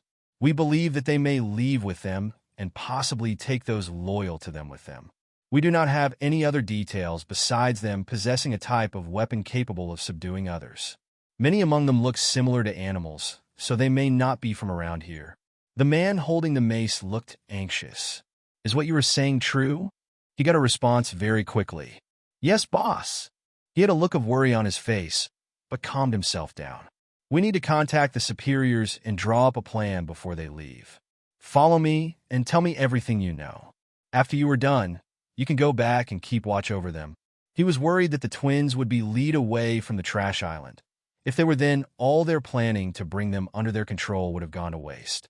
They had been planning and plotting, turning people against the twins within their own base and looking for their weaknesses. They had hoped to find a chance to capture the sister to threaten and make use of the brother and his abilities for their own purposes. Their Sky Shark gang had lacked someone who can enhance their combat power, but Ushvin had caught their eye. If they had him under their control, their ambitions would become possible and their rivals would fall. They had put many within the trash island under their control already and planned to gain even more power within the underworld of Sky Island. Since they had learned about the sudden change, they were even more desperate to make a move against them and began making arrangements. On the final day, just as Carrot, Midia, Tristan, Clifford, and several others entered the walls, but the atmosphere was not so welcoming. Many were uneasy due to the increased numbers that were coming this time, while others were uneasy for other reasons. Isa met up with them and then led them to Ushvin and got everyone's attention. Some rumors may have spread about the possibility of me and my brother leaving these lands. After some time has been spent coming to a decision, we have decided to take them up on their offer. The offer has been given to all those who wish to join us, So now is your chance to follow or stay behind. I will give you all some time to pack your things and say your goodbyes if you decide to come with us. The group carrying the bazookas quickly offered their allegiance since they were the closest to the twins, but some of those wielding sharp or blunt melee weapons seemed to be against moving. While many were busy packing, the others were feeling more uneasy about no longer having the support of the twins. After they leave, everything they had would be swallowed by those around them, and their lives would be put in danger. Not too long after everyone was leaving the walls, the gates closed behind them, and a flag was placed on the tower. As if receiving a signal, many people began to appear and surround them with weapons in hand. However, just as they were about to open fire, Carrot and Tristan both quickly released their restraints and split up on both sides while Clifford stayed to protect Midia. The two strongest among the group were more than enough to subdue many enemies with the use of electro. Before any serious damage could be done by gunfire, they moved quickly among those with any type of ranged weapon and unleashed fast and precise attacks. By the time they had received the orders to open fire upon the others, they had already been subdued. The other men, women, and children were quickly subdued upon attempting to defend themselves, but against the combined force of the minks and their crew, but also the twins and their people. Those attempting to make use of aerial combat were defeated by the twins, while Midia made use of her wheelchair's modifications to capture those who got close enough to her in a large net. Those that were able to get close enough were cut down by Clifford's swords. Meanwhile, the traitors had to watch the one-sided defeat with their own eyes from inside the walls. After defeating the Sky Shark gang and the traitors, they looted everything of value and made their way back to the ship to set sail right away. Upon reaching the end of the clouds, the ship began to fall from the sky, but as it was happening, a whistle was blown. Just as the situation looked dire for them all, a large octopus balloon jumped out and caught the ship, making the descent slow down. The main crew had docked within St. Poplar for many days and begun to resupply on many materials, and Alfred helped to investigate parts of the island and gather more information. Thanks to his help, the black market was found where Frankie had purchased the atom wood for the Straw Hat crew. After a lot of investigation had been completed preparing her, Alicia sent Alfred to resupply the ship and purchase some less legal materials for her research, along with some metals and other tools that she was in need of. Since Ivy and Lucier were not too busy, she sent them to protect Alfred while he carried out his duties. She also told him to look out for special tribes of humans or special races within the black market. Since St. Poplar had some ties with the underworld, slave trade should be something that they provide along with their long list of activities in trade. Following her request, he brought back a man from the ice continent who was tall, pale, and had icy blue flowing hair. This reminded her of one of the captains belonging to Whitebeard, named Whitey Bay. During the major war, her icebreaker ship that was built with a metal-plated steel hull played a big role in breaking through Akiji's ice.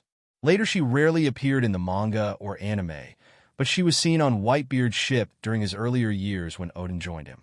Unfortunately, she lost her battle with Edward Weevil, who claimed to be Whitebeard's heir after they got into a small argument. After recalling this ship, she had some idea about her future ship designs, and now that she had found someone skilled with various metals including steel, the reality of a ship with a metal hull would become a reality sooner or later. However, what interested her the most was appearance and genes of the people of the ice continent, who had become accustomed to and adapted to the cold environment. Among several human tribes, the people of the ice continent had the most balanced body type and possessed very good potential and beauty. Even the man in front of her seemed to possess a special charm about him, so she had decided that this man would be needed greatly. However, it was not from attraction to the opposite gender, but purely for research purposes. After collecting many samples from him and going back to her research, she was discovering many things and getting closer to her first success in her experiment. She spent up to another week docked within St. Poplar until she decided to go out to spend her points once more. After taking the sea train, she arrived at Water 7, where she had intended to visit eventually, but given the opportunity and with the right timing, she made the trip. Absorbing many experiences and knowledge concerning shipbuilding was one thing she wished for, but there was some other goals in mind too. While visiting the shipyard and encountering Lucci, Kaku, and the others, Even running into Iceberg and Khalifa, Alicia was able to absorb all of their martial arts and climbing skills and purchase the necessary upgrades needed for her 6 powers. Khalifa was the most useful to her martial arts because she was also a woman and best knew how to efficiently use her body without wasting any movements. Kaku had very high climbing abilities, making him able to freestyle run through Water 7 with ease, so she coveted this skill along with his mastery over Tempest Kick and Flying Wind Blades, allowing him to use a 4-sword style that could even give Zoro some difficulty fighting. What she had most interest in right now was the 7th power capable of releasing an attack similar to an impact dial and life return, so upon inquiring into the various ships up for sale, she was able to gain a little freedom to walk around and get close enough to purchase them. After that, she made a trip to the bar and met Bueno while enjoying a drink. Frankie appeared with the 2 sisters, so she was able to purchase some of the mechanical and shipbuilding knowledge from him into her engineering and shipbuilding skills while purchasing his mechanical body modification skill with the rest of her points. After leaving after emptying her points, she took out a piece of paper and followed the direction that it was leading her towards within the island. Within a ship storage room was many people that she knew along with their battleship. They had arrived on Water 7 around a week ago and had gradually adapted to the culture there. After arriving back on the sea from Skypiea, they continued to travel along their route until they finally reached Water 7. After listening to their tales, Alicia understood many of the trials they had faced while she was away. So these are my Hue crew members. You sure do know how to pick them. I'll be leaving soon, so there is something that I need from some of you. Those with shipbuilding abilities will remain here and get a job at Gallery Law to hone your abilities. I will provide you all with a blueprint soon so that you can work on it slowly. I expect this project to take some time, and I will not rush you all. What I want is a ship built with a metal hull and designed to handle various situations, so I will draw up some ideas. Those of you with other roles, use this time to study and train to the best of your abilities or gain some experience. Tristan was very busy researching her medical field, so she needed a place to settle down for a while and gain a little experience, so setting up a medical booth or gaining experience in a hospital was something she could do. Carrot and Clifford required time to train and master the techniques that she was passing on to them, and so did the others that she had provided a booklet about the 6 powers that they were to train in. Archie was best suited for to be in Water 7 because he wished to learn more about shipbuilding. Ushvin needed to learn from the new books that he had gained to further his dial research, while his sister Isa needed to practice her shooting to be able to survive better on the seas of the Grand Line. She spent the day with them, giving them some demonstrations and writing new training plans for them to suit their current bodies while shamelessly asking Clifford and Archie to provide her with many different kinds of samples from their body. The next day, she left by the sea train and left them all to adjust to their new life. Visiting several of the islands connected to Water 7, she went around purchasing many things to be delivered to herself at Street Poplar or to the address on Water 7. A large amount of wood and metal was sent to the Water 7 address, while she spent the rest of her berries towards sending any rare materials to her ship on Street Poplar. After returning and locking herself up in her research, and after gaining additional samples, the success rate started to become more and more as time passed. Within her reconstructed research room underneath the deck of the ship, she looked towards the 2 women who had been placed under some kind of control by her that made their moods stable and willing to follow orders easily. Just a little more time, and the true experiments can begin. Using a combination of hypnotism and Judge's method to keep his sons and Reiju completely loyal and under his control, Alicia was able to make it so that they would not be able to go against her. They would not try to go against her wishes and harm anyone or themselves, and finally their mood would not go out of control and affect the outcome of the experiment. She had helped them remain healthy for the next stage of the experiment, but she also needed them to not be in any emotional distress, or she would have to waste many months for nothing. There was the option of putting them into a medically induced sleep, but the overall costs were too much, and she wanted everything to go as naturally as possible. She went deep into research until she finally cracked everything within the genetic codes and gained a 100% success rate on both experiments. One woman was implanted with a newly designed growing life form made from her own genes and the genes belonging to the ice continent slave, while the other was made from a pure mink bloodline and modified and designed to create another new life form. After completing her task, she went around the island spending her skill points to upgrade each of her skills to the best of her abilities and bought the materials needed to continue her research while she was away. After completing the initial stages of Project Zero, she went on to research further into the cyborg body modifications as the ship set sail towards the next destinations. There was many eternal poses left to use from her collection, so turning back and going to other islands within Paradise was something that she wished to do before entering the new world. When leaving, Alicia sent the blacksmith to assist with the ship building and the assisting of building of the metal hull of the ship and other parts. She had him take many of the foods from Boyne Archipelago to the other crew members and decided to bring Isa and Ushvin along with her on her own ship so that they can follow her training plans personally and she can learn more about the dial technology by their side. Since he had more than enough time to make many parts for her designs, he was no longer needed for some time. Clifford also decided to follow along since he was not so comfortable staying idle within Water 7, and Alicia brought Midia along for the journey too, since she no longer required treatment from Tristan. She led her crew through many islands during 2 months' time before arriving at Kamaka Kingdom, where only men live but like to cross-dress. Since Ivankov was not on the island and had impelled down for some time, she decided to risk entering and aim to absorb many types of skills without being turned into a man by the hormone devil fruit. She believed that it would be very inconvenient if she met Ivankov in person due to his habit of making others switch gender. However, after arriving, she was able to absorb many of their martial arts belonging to the strongest among them while fleeing and avoiding their attacks after she had been seen and chased by many of the people on the island. Unlike Sanji, who was welcomed because of his handsome face, but was frightened because they kept trying to make him wear a dress and makeup, they were more dismissive towards herself who had intruded onto the island. However, since she had attracted their attention, she was able to purchase their unique skill of the attack cuisine from the 99 masters of the Nukamakempo while avoiding their fierce attacks upon her and absorb all of their unique styles of combat to improve her own along with their other skills like dancing, gymnastics, and others. Upon escaping and arriving back on her ship with her crew, she fled from the island, wiping away the cold sweat from her forehead. Looking back at the island once more, Alicia sighed. I'm never going back there. So scary. She went back to her room and took out a new eternal pose upon deciding the next location for the journey. In between experimenting with her new skills and scientific studies and projects, she continued to train her body and her martial arts until the ship finally got closer to the next destination. Baltimore, the island where the best genius scientist in the world was born. The birthplace of Dr. Vegapunk. The place hailed as the future country and full of mechanical and cyborg technology. Even after Vegapunk left after failing to bring warmth to his homeland, he had still received much love and praise from his fellow people.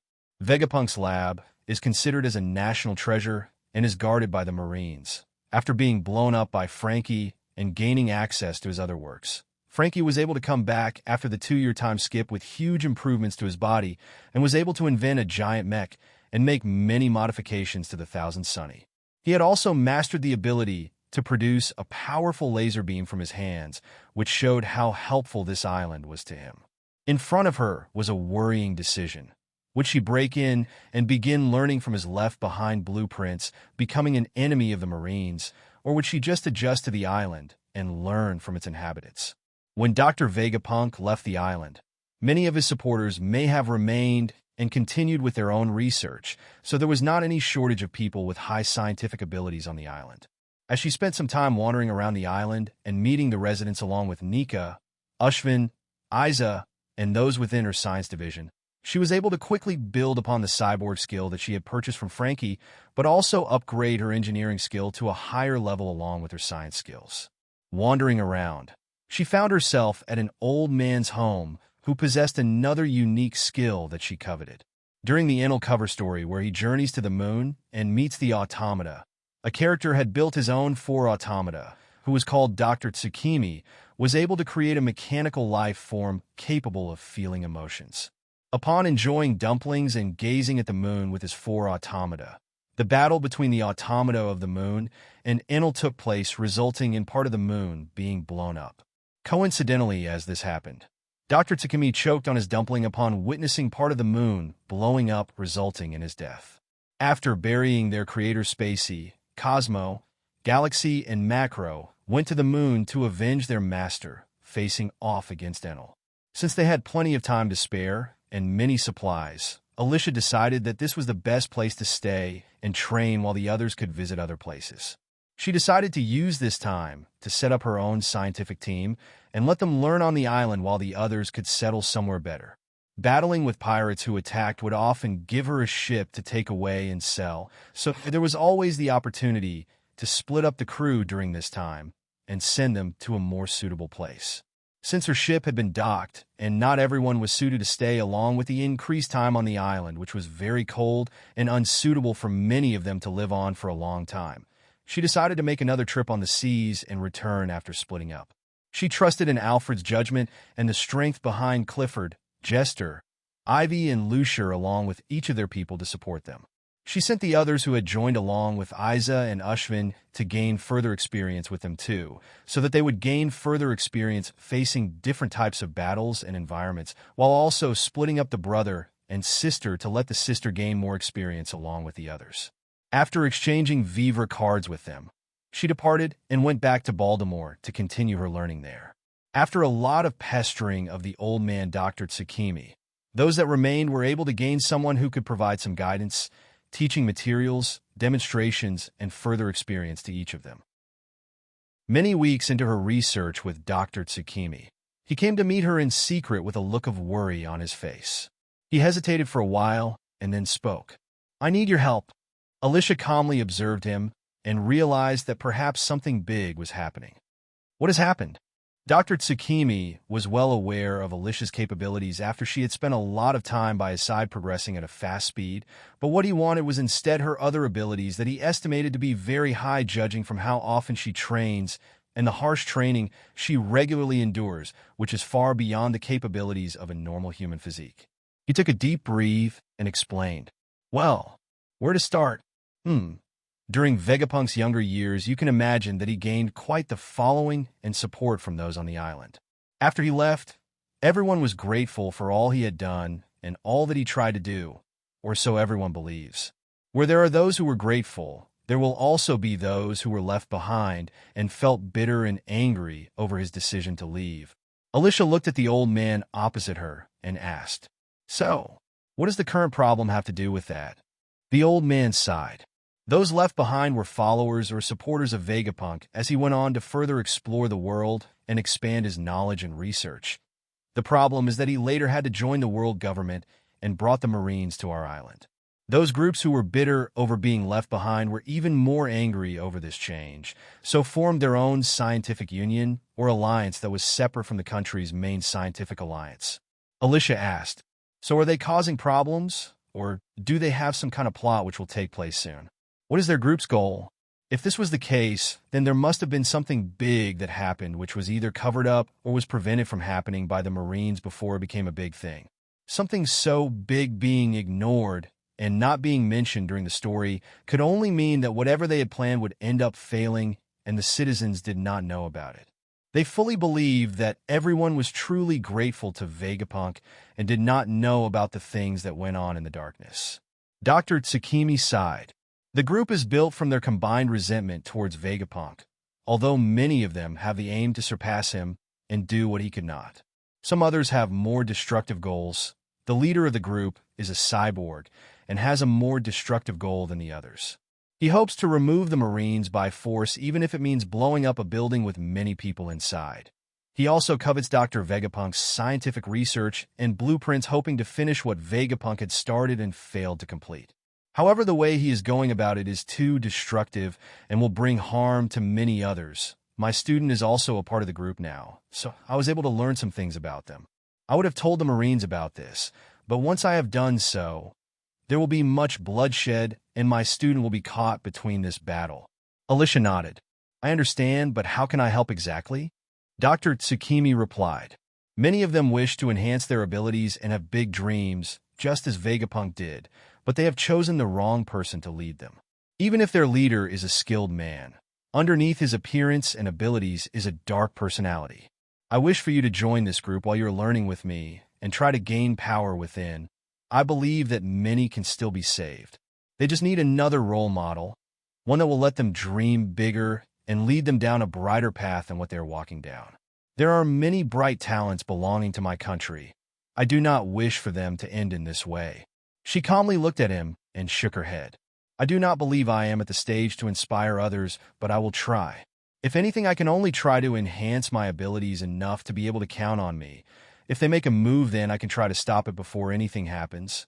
Dr. Tsukimi patted her shoulder with a kind face. Thank you. I will introduce my student to you soon. He has been too busy with the union's business recently to show his face. What she did not mention was that her abilities were already progressing quickly. On board her ship, she had begun working on the legs of the man who almost had his legs cleanly removed and could no longer walk. The internal parts had already been built and were ready to be applied to his body. Once they were in place, additional modifications like adding weapons to the structure and changes to outer shell could be made when it needs upgrading or suffers any damage and needs repairing. Although she spent many nights absorbing mechanical and weaponized science knowledge from many different sources like Frankie, Judge, and the people of Baltimore, she still had the system that could construct blueprints and different concepts from the combined skills at a level that she was capable of completing the work. She had also been monitoring the situation with the two women that had become surrogates for the two life forms that she had completed and continued to study during each stage of the growth. Even the idea of creating a living mechanical life form with the addition of her automata would not be something impossible, so long as she continued studying and gaining experience under Dr. Tsukimi. The addition of the dial technology and pop green was something that could be used in various creative ways too, so she could surpass many scientists on this island if she combined many of her skills together and produced something to compete against their current scientific achievements. As she left Dr. Tsukimi's home, she headed back to her ship where she met up with those on board. Nika was busy tinkering with the advanced scientific weaponry knowledge that Alicia passed on to her, while making some final modifications to the weapons belonging to herself and Alicia. Her sniper rifle had been given a new design, improving its power and the way it fires bullets along with what is fired from it. Usually small circular bullets would be fired from many of the guns, but there are also many other special guns and bullet types in the world, but Alicia provided blueprints that used a different way of firing without the use of gunpowder, and would have a metal casing that would take the impact and break off in flight to reduce the damage to the projectile. Two designs were provided to produce a sniper with armor-piercing rounds and an electromagnetic shotgun that had some extra settings on it, letting the gun's firepower be adjusted and be set to fire single shots or rapid-fire 5 shots. Instead of ordinary ammo, coins would be used as ammo, and upon being fired on a lower setting, it could inflict a lot of harm to someone, but not kill them unless fired at more vulnerable parts of the body. On the higher settings, although it was not as powerful as the sniper rifle, it was still capable of causing great harm to a person's body. Being fired on rapid fire within a large group would cause a great amount of injury to many others and possibly kill others. Unlike the sniper bullets, the coins could be used again so long as they were not damaged upon coming into contact with something tough. Alicia also had another weapon in mind for to be installed on the front of back of the ship, but she needed further mastery over her skills to be able to build something capable of producing so much destructive power. Much like the 1,000 Sunny's Gao cannon at the front and burst from the back, Alicia hoped to upgrade her ship's firepower and its ability to escape. Although the ship was sturdy and was serving her well, modifications were needed to be made to keep up to the ship that was being built in Water 7. So she planned on introducing more technology and protective steel plating to it to make it more durable and deadly. On the other hand, opposite to the railgun electromagnetic scientific research that Nika was focused on and learning step by step, Alicia's own weapon was reaching completion using magnetic forces in her staffs, allowing her to use her electro more smoothly with her side blades and add additional features to them. Most of the time, whether it was her own research or just going anywhere, she often had a certain small creature following behind her and sticking close. Little Lee had grown very attached to her and rarely left her side after a long time spent together. Over the weeks, many breakthroughs had been made, and some things had even been completed like her scythe blades and her Yarji too, but they were still far from reaching what would be considered perfection, but there were things like the Germa raid suits which were still out of reach for her. However, She was able to develop a prototype version that came without the Kan design, which could be used as clothing or attachments, but it was not capable of being stored within the Kan and put on when needed. While on the island, to deal with various environments, she began producing a piece of clothing that protects the body and provides resistance to heat, cold, and other elements. Lily became the first test subject for that, and was now dressed up in a space suit type of design that provided her the ability to go to space or underneath the water without drowning, but also protected her from various diseases or poisonous substances or gases. The bodysuit was designed to protect her from gunfire and the elements. The position where her claws there was a gap, allowing her to still be able to scratch and hold on to people or things when climbing, and the helmet was adjustable to be sealed when in a dangerous environment or to retract to allow her to bite onto something or someone. Although it was not a perfect final product, it was able to protect her from ordinary gunfire and weaker attacks with various types of weapons. Although Alicia had not met this cyborg, she believed that so long as he was not too advanced to the level of Queen, Kuma, and Frankie, then she, or even her own cat, would be able to handle him with ease. A couple of days passed, and the day finally came to meet the student of Dr. Tsukimi. Alicia, Nika, and Ashvin stood waiting, and Lee was playing with a small cat toy inside of his house as a young woman in her 30s entered the room. She had a thin and pale-looking body, dark patches under her eyes, and messy short brown hair. She wore a pair of round glasses, a light gray colored robe with a hood and button collar, and dark-colored sandals much like her master. Overall, she had a very laid-back and lethargic type of appearance that comes from the type of scientist that is too busy into their research to take care of their appearance and health. Dr. Tsukimi looked at his disciple and frowned. "How many times have I told you? Take care of yourself better. One of these days, I may not be around for you to remind you. The slightest mistake during an experiment can be fatal at times, so as a scientist, you need to be in your best state to complete everything and minimize the failures."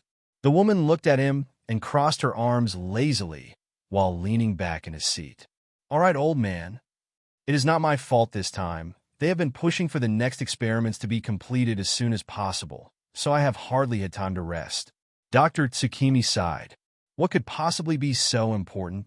The woman looked back with a complicated look in her eyes. "The union leader has pushed up the deadline. He means to act soon while the Marines are not aware of us. So why did you call me here?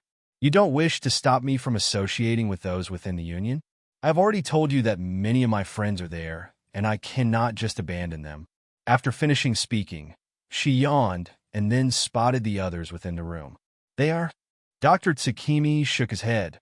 "I know there is no convincing you. Even if it means throwing yourself into a fire along with those fools, you would still follow them out of loyalty. I cannot force you to come back, but I can possibly provide a solution. Allow me to introduce you to some people that have been studying alongside me these past couple of weeks. They have a good foundation and are talented. Among them, I believe that Alicia is the most talented and helpful, but that does not mean that you can casually ignore the others. Nico is good at building weapons and other things, while young Ashvin has his own field of study completely different to our own." What he meant was not to underestimate any of them just because of their young age and their current skills levels. Alicia was a monster that could absorb everything quickly no matter what it was, so her current level could not easily be measured by him. But her ability to draw up blueprints from what she had learned was to a very high level, letting her experience little failure during the building process. Nico was a young genius in her own field of engineering and electroscience, so upon finding new fields to study, she was naturally curious and eager to learn to build upon her already solid foundation.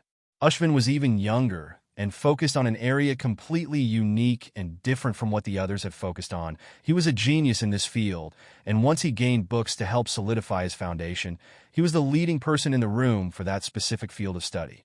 His student may be a hard worker and skilled in mechanical engineering, but there is always someone out in the world far better and more talented than herself. She needed to become more self-aware and humble herself rather than underestimate the kids in front of herself.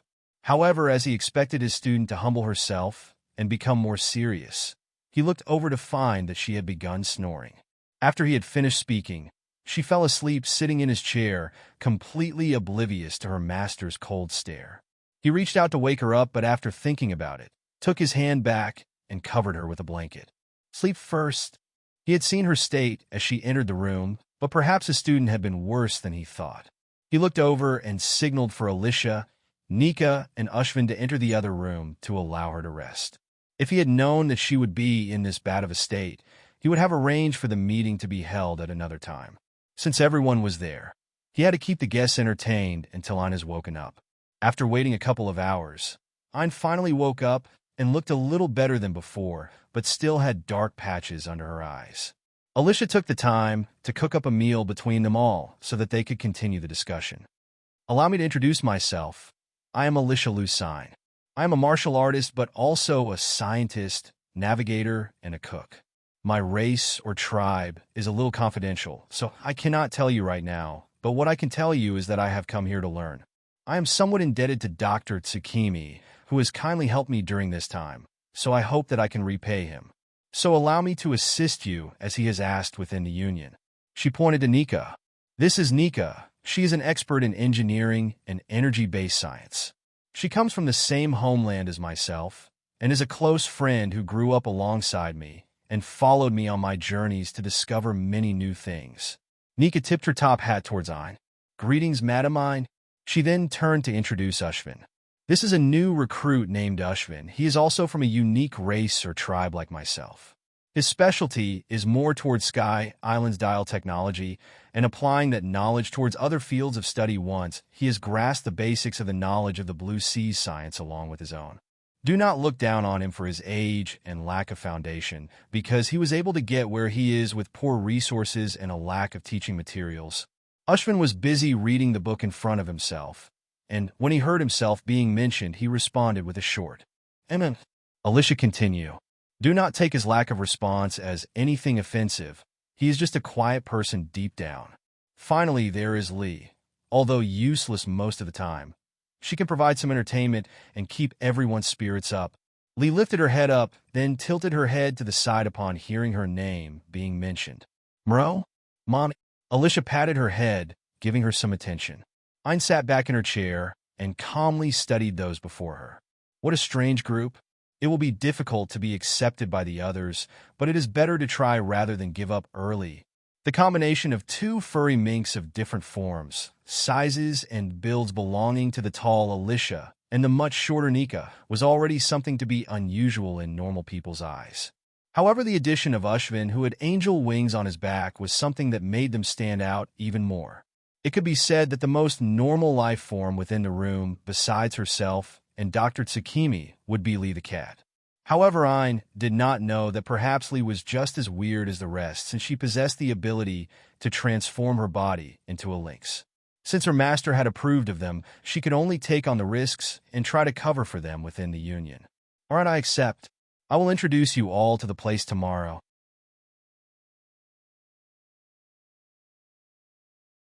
In an underground base within Baltimore, many people of different ages stood together in a robe, or something similar to a white scientist's coat over their original clothes.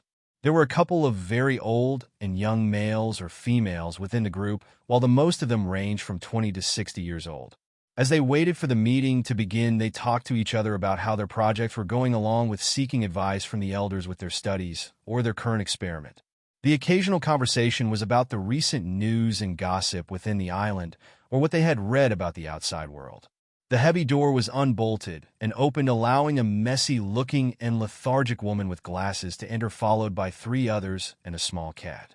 Several people around the same age group excitedly approached her and asked, "Hey, Ain, who are these people? Can we trust them? Are they useful?" Ain yawned lazily and answered, "They are skilled in their own way, and my master vouches for them, so you do not have to worry. You can all see for yourselves later." A weak and delicate-looking man got close to her and casually whispered into her ear, "Even if it is your master, we cannot be too careful, so do not take any offense to what they are thinking." She pushed him back and turned her head away, revealing her slightly blushed ears. Fool, who cares about any of that? It was true that she had joined this group for her friends and wished to look out for her old comrades, but there was also a hidden reason why she could not leave. One of the people within her friend group had a closer relationship with her, but it had not developed into a romantic relationship and remained somewhat ambiguous. He often made casual gestures that invaded her space and broke down many of her barriers. However, their relationship had remained this way for several years, making their relationship a little awkward. Although she liked him and could not leave him and her friends within the group, it was in her best interest to not get too involved with the group. She knew she was being controlled by her feelings, which was something a skilled scientist should not do, but it was already too late. Still, there was something wrong with the group's leader, and she smelled his greater ambitions. The leader was willing to sacrifice others for his goals and push everyone to work to impossible deadlines so that his goals could be achieved very soon. Many experimental projects were pushed to her since she was Dr. Tsukimi's student, but all she could do was try to buy time to find a way out or convince the others. Everyone was too fascinated by the leader and his vision. Many were willing to sacrifice for this vision, while a couple among them had their own goals within the group that differed from everyone else. Since she could not find a way to reveal the leader's true face, Dr. Tsukimi was her final hope to get some advice. Even after bringing Alicia, Nika, and Ashvin to the room, she had expected this ambush by her friends, but the man's words and actions caught her a little off guard. His actions were more intimate and a little more forceful than before, as if trying to state his claim or warn off others, showing how close they were in public. Although his words explained why the group had acted that way and got her to calm down and not hold a grudge against them, he still made it sound like the way everyone had acted was correct and she should be forgiving. Alicia saw this scene and examined him closely. Is this a male version of a green tea? Or is it a white lotus? I smell something iffy about this man. She had read novels and heard many gossips about certain situations caused by a man or woman. They give off a friendly and flirty atmosphere, making everyone love them. Those that love them give them gifts, take them to expensive places, and shower them with love, but they never receive anything beyond a certain boundary and never cross that line. Oftentimes, there are multiple people being used in the same way by that person. Although the man looked close to mine, it did not look like the type of possessiveness that comes from love, but instead because he feels threatened that his important reliance is at risk of leaving. If Ein joins forces with others within the scientific union, he will get left behind and lose all of the prestige he had built up for himself after participating in many projects with Ein and her group. He was less talented and was a small member in the group at the beginning, but using his own methods, he was able to gain extra help from others along with Ein being one of them. Alicia observed the man's actions within the crowd as he was playing the role of the peacekeeper and receiving everyone's love because of his kind and gentle character. Fake. Fake, fake, fake, fake, fake. Bleer, so disgusting. So, this is the reason why she wished to stay? Those friends too. I do not know which ones that he may also have worked his charms on. Perhaps some of them may even be in on it. Don't tell me that Ein has a high IQ, but he people skills suck. I'm not much better myself, but at least I can spot that this person is bad news for her. Then again, she is too close to see it for herself. I am an outsider, so it is easier to spot. What to do about this? Although not everyone would be aware of what was going on in private, there had to be a small group among them that were working with him to keep her by their side and helping them achieve greater recognition and successes. Alicia nudged Nice, who was by her side, and quietly made eye contact with her, signaling her to act. Nice was dressed in a white scientist coat, striped jumper, black pants, and boots with rubber soles, along with a small top hat on her head and a pair of mechanical goggles fixed on her head. I am Nika. This is Alicia and Ashvin. We are studying under Dr. Tsukimi right now, and each have our own fields that we focus in. I enjoy building weapons, tools, and vehicles that can assist others in combat or their daily lives. Alicia, I can only say that she does not have a set preference and likes to combine different types of things together to make some interesting things. Ashvin has his own specialty, using his homeland's dial technology. Ashvin looked towards the group and quietly acknowledged them with a nod. After spending some time on the ship, he had grown and bulked up a little after being fed the Boyne Archipelago food, along with the food Alicia had been experimenting with after acquiring her new unique skill. His clothes were more neat and newly made compared to his days living within the Sky Island's trash cloud. He was dressed in thick and warm light purple jumper, wide blue trousers with a white cloud pattern on them, black long boots, and a white jacket over his shoulders.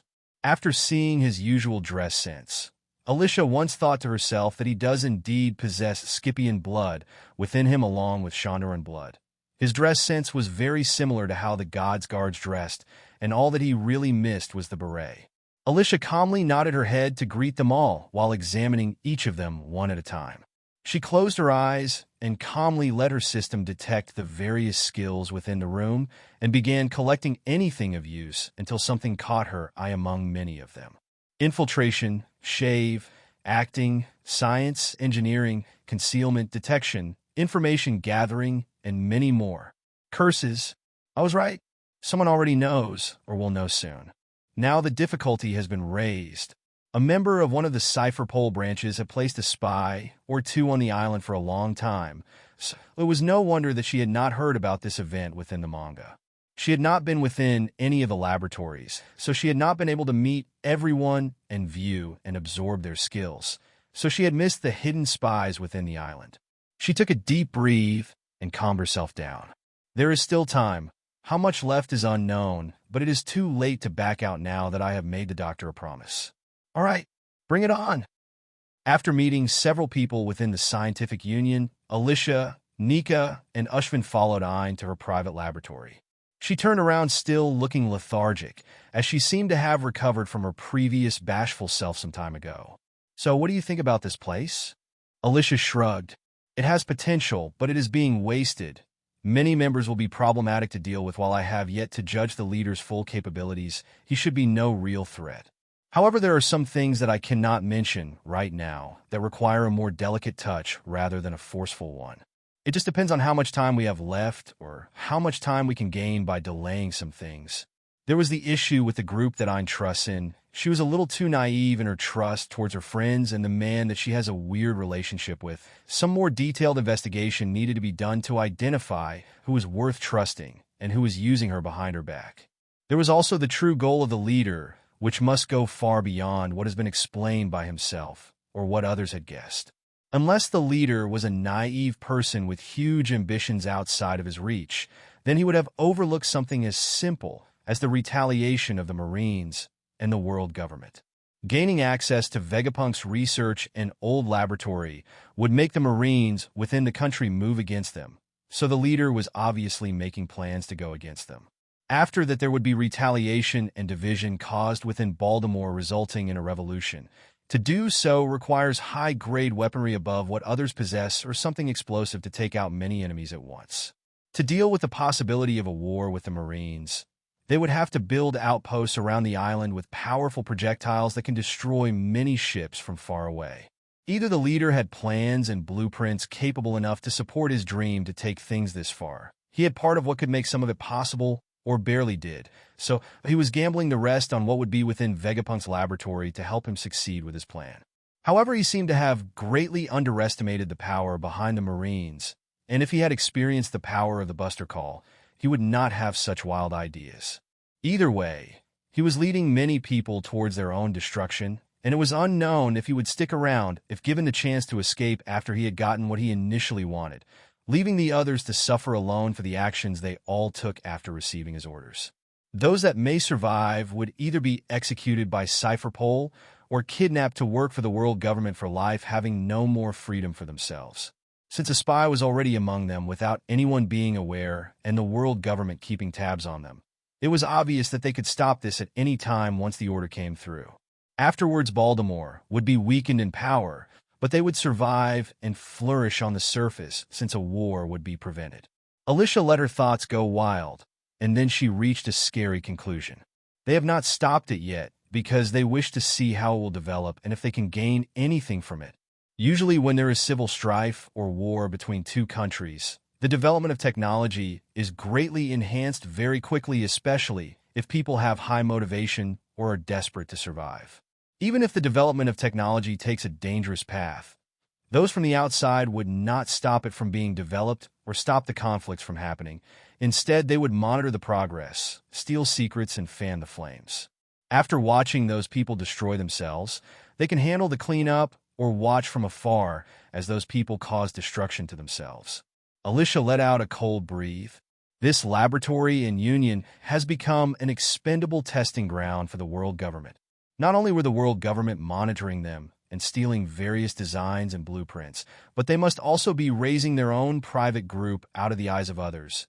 Even Vegapunk may not be aware of this, or with his IQ, he may have already guessed the possibility, but is not worried because they still need his genius and abilities that can outclass any groups they can raise. Alicia closed her eyes and contemplated. Then that means that once Vegapunk has outlived his uses, he may become an expendable pawn too. His genius is not just a prize to them, but also a threat, once they have a team suitable enough to stand on their own and understand most of his work. Sigh. The man is wrapped up in too much mystery, so it is too difficult to understand his true goals. Even the conversion of Bartholomew Kuma to a full robot may have killed him, but he still had some objectives programmed into him to let him protect the Straw Hat's ship.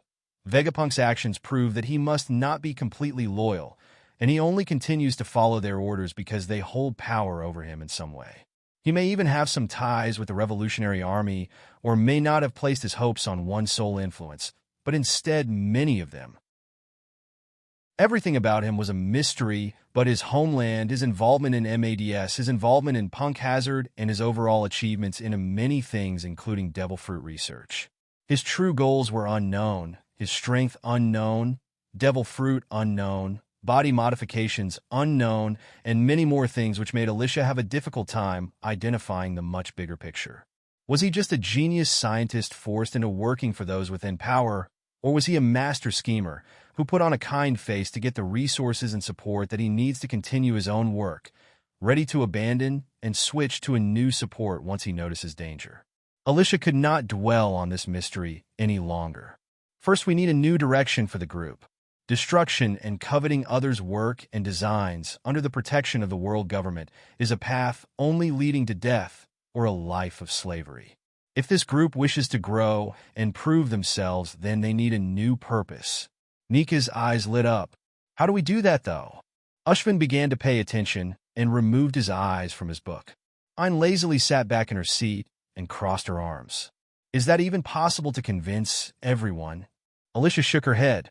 Some or many of them may be unable to change, but there are many with bright minds that wish to make a name for themselves. Many may no longer wish to live under Vegapunk's shadow, or they wish for his research notes and blueprints so bad that they have lost sight of the previous reasons why they began experimenting in the first place. So here lies the challenge. We need to bring people over to our side and spread rumors among the group about what the end goal of the leader could be. Those smart enough to identify what the parts of each blueprint they have been working on would be used to make should be able to identify the true use of what they are making. Even the most loyal people may think twice upon learning that they would be attacking people within their own country and involving innocent civilians. This is step one, she continued after taking a breath. Next would be making use of this division, giving them a new goal. As opposed to destruction, let's call it the creation faction. Our goal would be the continued development of each individual's own goals on what they wish to create, but it must receive approval to get proper support. If their ideas are creative and can have a positive effect on the world, it can be produced and sold to different consumer groups. They are wasting their potential as being known as the future country. They do not need to solely rely on one man and the supplies brought in by supply ships belonging to the Marines. The engineering, cyborg, mech, robotic, and advanced science that they had could be used in many ways to create a path for them to fund their own research from outside of the island. The world government may see this as them trying to break away from their control, but it would also be a positive thing since Baltimore opened up its science to the outside world and was doing trade with islands that were affiliated with them. If the nobles could be targeted for some products, then those involved with the creation and sale of a high-quality item would make a large amount of berries to help fund their own private research. If she could have many promising scientists growing around her and expanding their skills, then she would be able to use her system to gain every small bit of progress that they had made. If she could have these people follow herself, she would also gain much support and manpower to make bigger projects possible. She continued, "What we need is a merchant or broker. Alfred. We need to contact him and the crew with him." Alfred had the most experience in that area and knew to mingle with people of different backgrounds and broker deals. He should have a good eye for what would sell well, but also where to target a certain product for to make the best profit. The tailors and various others were being put to use on her crew in their own way to improve themselves and make some berries, The small booklets that she had written should be popular if released, so she had requested him to find a way to acquire something similar to an old paper printing or book factory to make copies of several of the most basic skills to help people pick up the beginner and basic levels of various mathematics, language, science, healthcare, childbirth, baby care, child psychology, and many other topics targeted towards learning students or people in need of new knowledge because of a change in their life. Right now, he should be in the process of doing that on St. Poplar or another island where he could find a place to set up a suitable place to trade and achieve this. She had been expecting him and the others to work on their own things, gain experience on the seas while completing her task as a merchant ship and visiting to send supplies to Baltimore on occasion. Since it was uncertain if he had completed some of what she had asked him to do, and this new idea had come up, she believed it was best to make a call to him to check up on the progress and talk about her new ideas involving the group. Although ambitious, it did help the people of Baltimore to find a way forward and no longer have to rely on the scraps provided by the occasional supply ship. Ein sighed. It is not that I do not believe in you, but there may have been someone in the past that had a similar view as you and was not able to succeed, or if they did, it may have not lasted long or had bad consequences. However, it is better than the alternative. What type of things will this group focus on making, by the way? Alicia thought and then replied. High-quality goods tailored for the rich or cheaper and easy-to-build goods tailored for the masses. The high-quality goods can be to provide entertainment, security, or easing their overall lifestyle. The low-quality goods just need to be consumables with several uses or something cheap and easy to use by everyone. It could be a toy, security system device, a vehicle, robot helper, household appliance, or even something to help with a job type. If something is difficult to make and the cost to make it is very high, then we can package it as a luxury or rare item for the nobles to fight over. Although the possibility of a robot helper would be small or something similar, Alicia still had the many skills that she had collected that could produce an automated robot of some kind. Depending on how it is programmed, it could take up the role as an assistant, maid, guardian, or even a killing instrument. If the automata technology was introduced, then living robots could be made so long as she intended for them to, but there would always be a risk of them going against humanity unless there were certain safeguards in place. Every scientist had the freedom to tread onto their desired path, leading them to discover new possibilities and moving forward to create new things if they cannot finish that path. Their findings will be passed on to the next generation to complete that path or find their own possibilities with what they have learned from those before them. The cycle continues not just in science, but with many fields that have progressed through countless generations of experimentation and refinement. Just when someone believes they have reached the end, what is called perfection, there would be someone new to later discover a new possibility within keeping this endless cycle going. So long as the knowledge is passed down, the descendants can continue to walk down this path. But if it is cut off altogether, people rebuild, the cycle starts again to learn, create, and pass it on to others. So long as intelligent life forms exist, even if ancient kingdoms with supreme power once existed with advances in wisdom, intelligence, and progression, and had perished only to leave nothing behind, there would be someone who could discover the fragments of that destruction and begin to create anew from that destruction. Even if they did not have the guidance of the past, if they were willing to explore and learn with enough perseverance and passed it on to their descendants or their students, there was always a chance of a similar kingdom forming again from that small seed of creation. It is a very slow process that can be reset many times before reaching the end, which can be seen as perfection where there has not been a single person to find a single flaw or another possible path ahead. Oftentimes, because of that perfection, the reset is destined to happen because too much has been discovered. Not everything being discovered is necessarily a good thing. The management of knowledge and the more harmful parts always need to be strictly guarded to prevent the eventual self-destruction. Knowledge can be perfected to the extreme, but not people. They are imperfect and make mistakes. Someone or many people lead by greed, anger, jealousy, or pride will step forward and bring forth that destruction one day, and it is something inevitable when there are more advances in science in particular. The more advanced the civilization, the higher destructive power their weapons and the more damage they can cause even if most are well-intentioned. they may not survive because of that one individual or group. A similar story passed through the ears of those within Baltimore like an omen of a bad future, but it found its place within the scientific union, causing many great unrest. It made many question themselves, and if they were truly walking the path of creation or destruction, if what they believed in was right or wrong. Would they bring great destruction and trample on the knowledge that had been passed down by their ancestors if they did not stop and question what they were doing at this time? Many of them were led by their hatred, greed, envy towards the man named Vegapunk. So upon joining the group, they did not question the group's goals since they had found others like them, and their leader gave them a way forward even if he had restricted them somewhat and left out many key details. They couldn't help but think back to their earlier years where they had more freedom to build what they wanted and had fun making new discoveries. Now they had to follow the leader's vision only and build what he wishes and work to create what he has envisioned. Many worked long hours and had no time to work on their own experiments anymore. Their freedom had been taken away without their knowing, and they had not questioned it because they had believed in the leader. Many who no longer believed that stuck around only stayed because of pride. If they went back on their decision over some indecision or small feelings, then all that they had sacrificed would be for nothing. There may even be those who flourish under the leader after they leave, so they chose to stay a little longer each time. A lot of doubt, unease, and anxiety was spread within the Union very quickly. Although some laughed it off, they could not deny that the possibility of it happening. Several days after the Alicia entered the scientific union and spreading many warnings among the people, she sat in a room with several people with a cup of tea. "This will have to do. Since you do not have any alcohol, tea will have to replace it. I will be the first to announce the opening of the Creation Union as opposed to the ideals of the Scientific Union.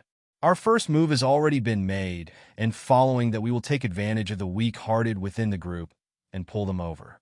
As a group, we need our own ground rules on what we should and should not create and additional things that we should follow within the group. For example, if someone's research is dangerously close to something that can cause great harm to many, a public vote will be held with that person involved to decide if what they are making could prove to be a benefit or not, and if everyone is willing to take the risk. If the research goes ahead still, it will be monitored closely, but if it is denied, that person's research may be confiscated and locked in a place nobody can see or is destroyed. That person will also be monitored for some time to see if they have a problematic personality and if they continue to pursue that research alone or with others. Something like a council vote for the future of the Union and how it will progress. So what do you think? Any ideas?" Nika sighed as she looked at Alicia. There are some gray areas that can be mentioned or ignored in the fields of science, but if we wish to be opposed to destruction, then we have to focus on building and creating good things to provide a future for others, not things to destroy them. So if we are to build weapons of any kind, then we should avoid anything that causes large-scale death and destruction within a short time. Ashwin looked up and spoke. "So no explosives or fire-based weapons?" I replied in a tired voice. "Small-scale ones may be allowed if designed to create a small blast to create an opening somewhere, and fire tools may be used by others in other ways, but flamethrower weapons are too destructive and bring great harm if used by the wrong people. I do not think it is wrong to research such things only as a way to prevent tragedies. If diseases or poisons are an example, then we must discover a way to overcome them. Trafalgar Law was a living example of what could happen if many came to burn many people. He had to watch and listen to the deaths of many until he finally escaped from his homeland. Although the weapons were very effective and dangerous to enemies, if not well managed and protected, they could harm the person carrying it too." Alicia nodded. Chemical, poisonous, disease, and explosions would always be a threat to many people, and even a whole civilization capable of wiping them out. It would be unwise to make too many advances in those fields unless it is to counter any dangers. So far, her experiments had been based on electrotechnology and projectiles, but their destructive power was limited. If she were to create something of a larger scale, then that may even conflict with the rules being set up in some way, but there was some difference with what she had in mind compared to others. The large railgun projectile would pierce through in a straight line and come to a halt when it can no longer continue through the air any longer causing a large path of destruction behind it, but that would only be where it had been aimed and pierced through and around where it passed. So long as it is fired towards an enemy and away from civilians or innocents, it should achieve its purpose of causing damage to a ship or structure and possibly completely destroying it, killing those in its path. The destruction would be strictly controlled and precisely aimed towards a threat, but if it was something like a fire, disease, poison, or bomb of some kind, many more would be harmed, including allies and innocents. Alicia continued, "What are your views on human experimentation?" I replied, "We are pretty laid back about it, because cyborgs are something we see from time to time on the animals on the island and on some of our people who replace parts with mechanical replacements out of a need to fix themselves or made modifications to make themselves into a cyborg themselves. In fact, there are few willing to undergo the process themselves since there are always risks involved. I do not condone anything that will create something unstable that will result in a living being's suffering or mutations of some sort.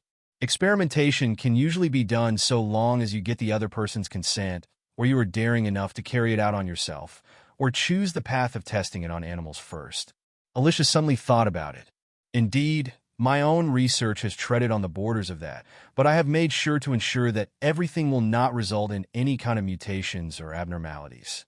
After all, the two of them were made partly by me, so I have to make sure they come out perfectly and have only the best." She then tilted her head. "However, I think she is talking more about reckless projects that require far too much human sacrifices to even get close to reaching perfection. That is why mutations, abominations, and things like zombies happen in movies. One wrongly chosen research topic, and it can lead to chaos. Good thing the only thing close to zombies in this world is the ones belonging to Gecko Moria." She removed herself from her thought process. "You have a valid point.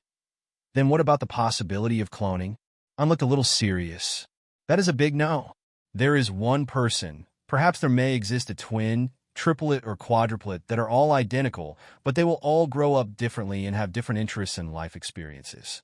There is an issue with cloning because it creates a copy of a person's shell, but what it will become is unknown.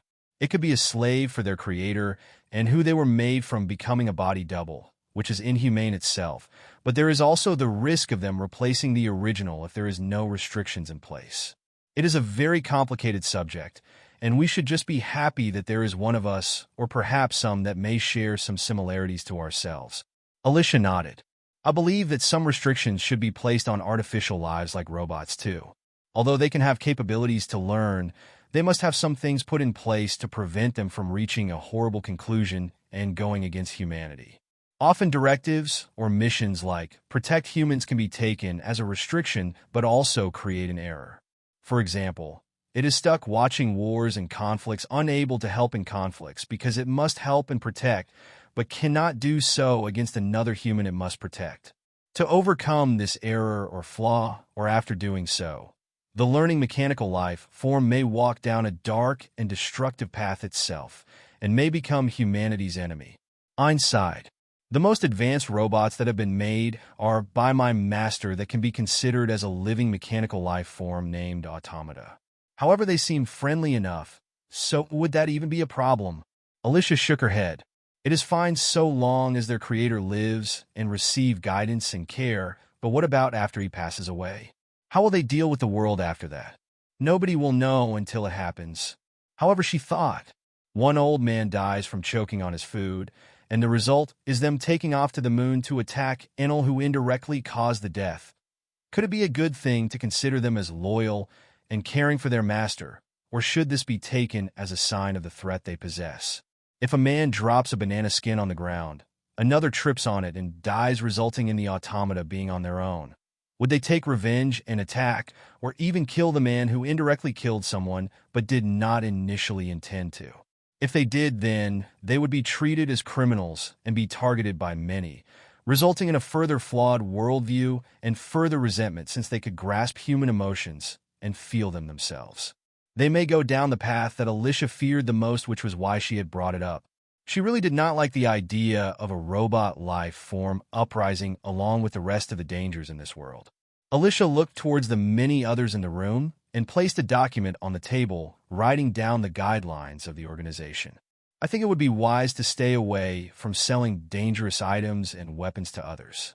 Self-defense items or guardian-type creations would be okay to sell, but there is always the risk of others taking them apart and turning them into a weapon, so it is a difficult decision to make. What we wish to make and sell will help people in various ways and make their lives easier or safer. We should not get involved with the world's affairs and sell weapons to countries.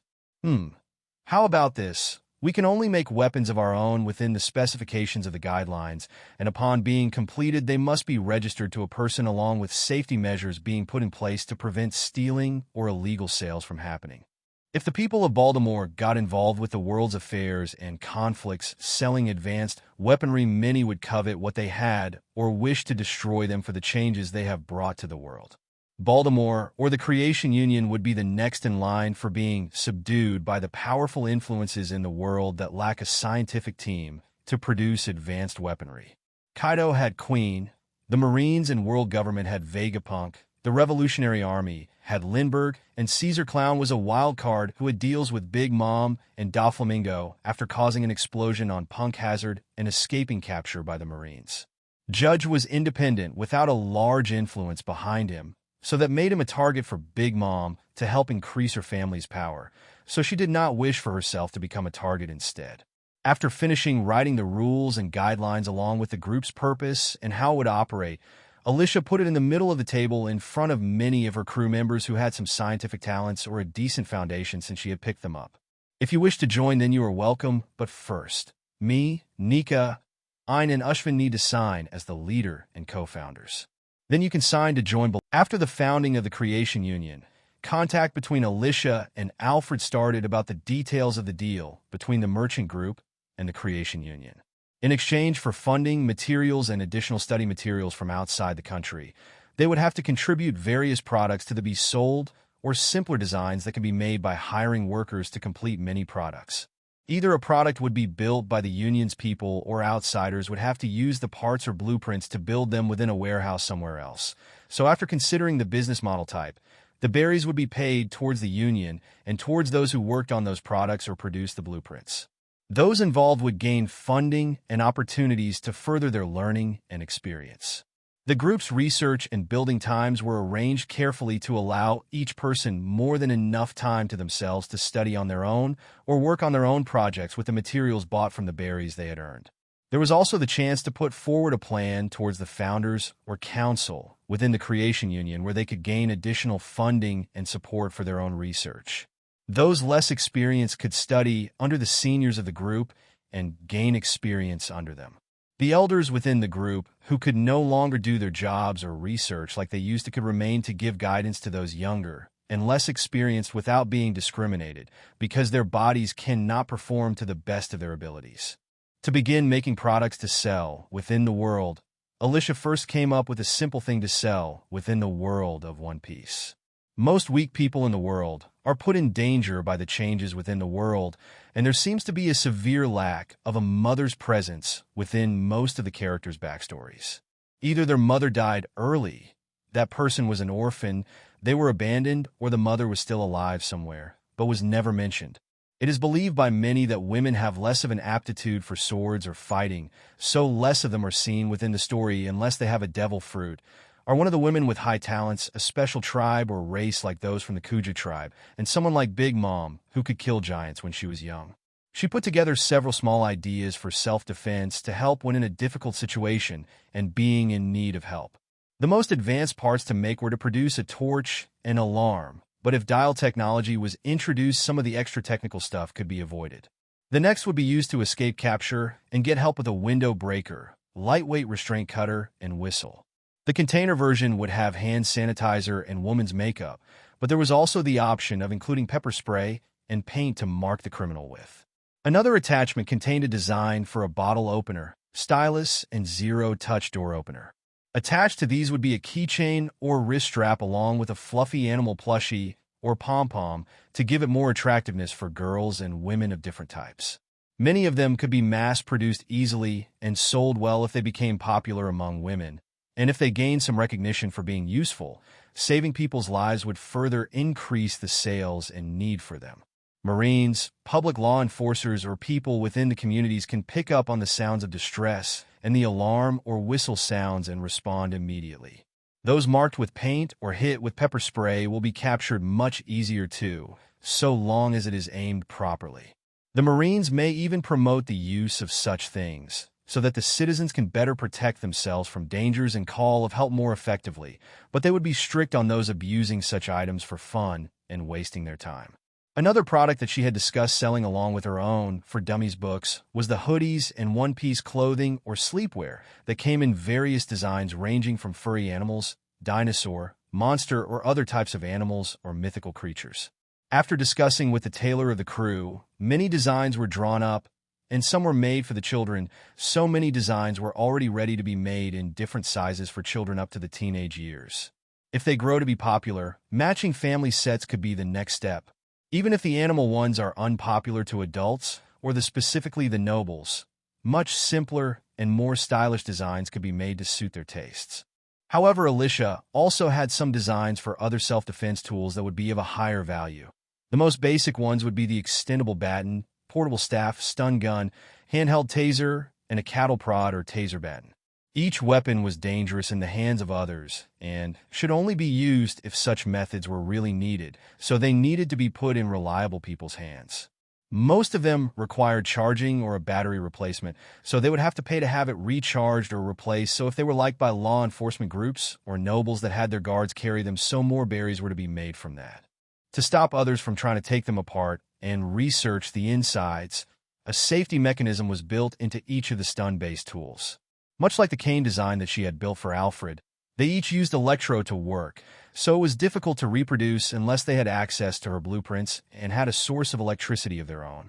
Alicia, the old man, and Nico worked on the generator for many years on Zoe and had gained much during their travels to be able to make improvements to it, so making a small battery or generator was not too difficult of a task for them now. Since she had the scientific union things to handle too, she left some parts of those blueprints to be made and had those remaining idle people complete some other tasks on the ship or on the island. She made sure to keep tabs on her own private laboratory inside the ship and wished to slowly change the inside and outside of her ship.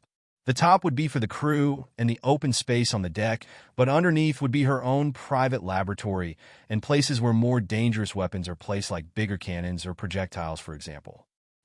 A group of people were together within the scientific union, and they looked quite troubled. Many of them were a small amount of the group of Ein's friends.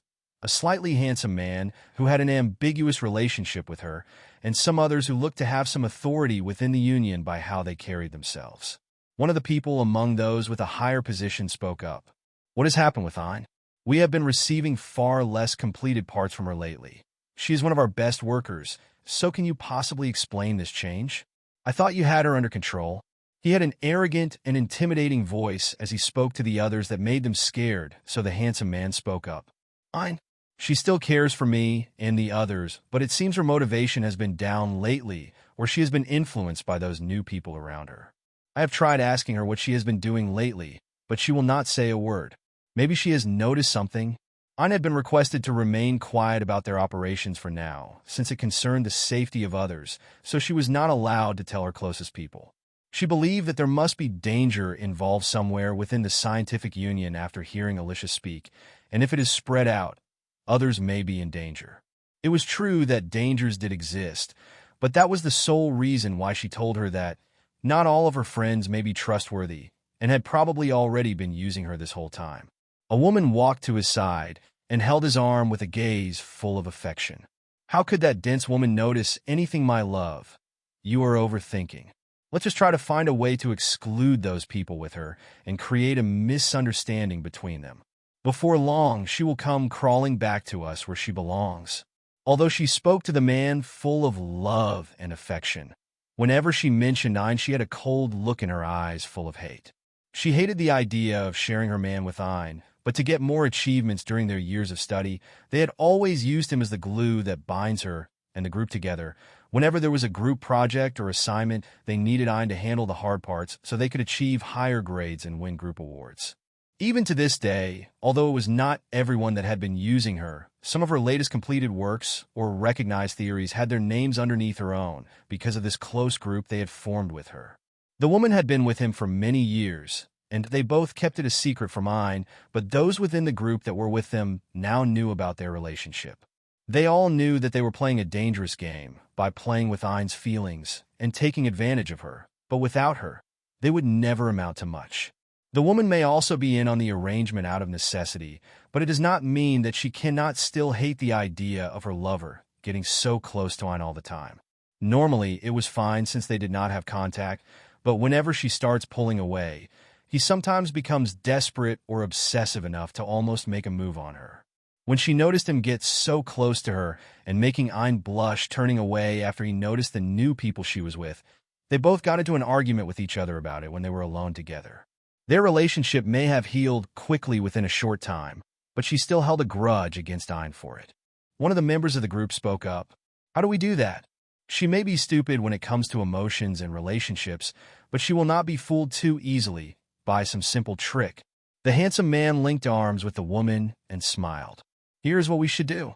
Then we no longer have to worry about them again, so, my love, how is that? Do I get a reward?" The woman scowled at him, but gave him a kiss in the end.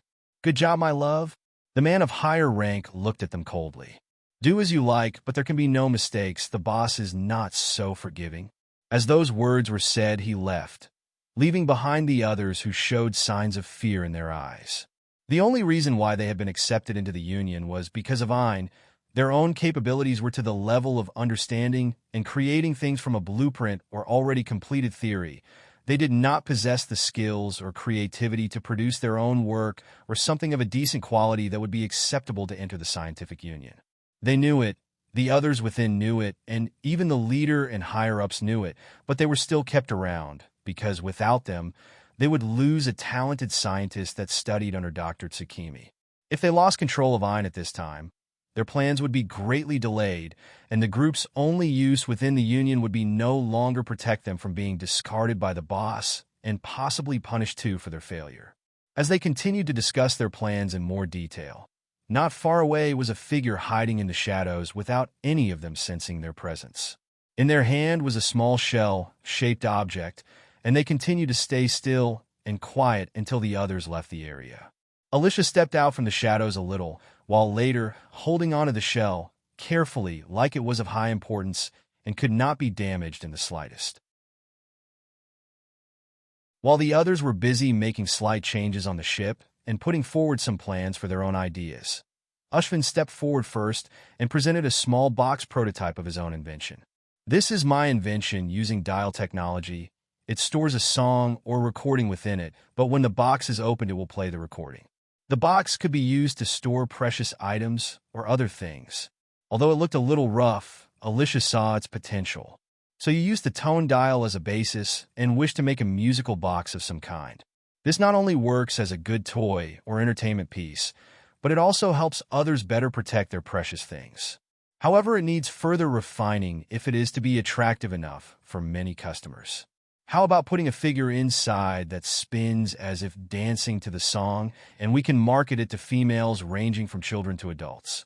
Research needs to be done on popular musicians or singers to fully make use of their popularity to promote such items. Tone dials have high potential, so can be used further to work with musicians or singers to spread their songs further. Can you make something like this too? Some simple ones are fine, but there could be some additional colors and designs that could be promoted as a limited edition." Right away, she produced several sketches containing different shaped musical boxes, but followed up with some headphone designs using the dial tones.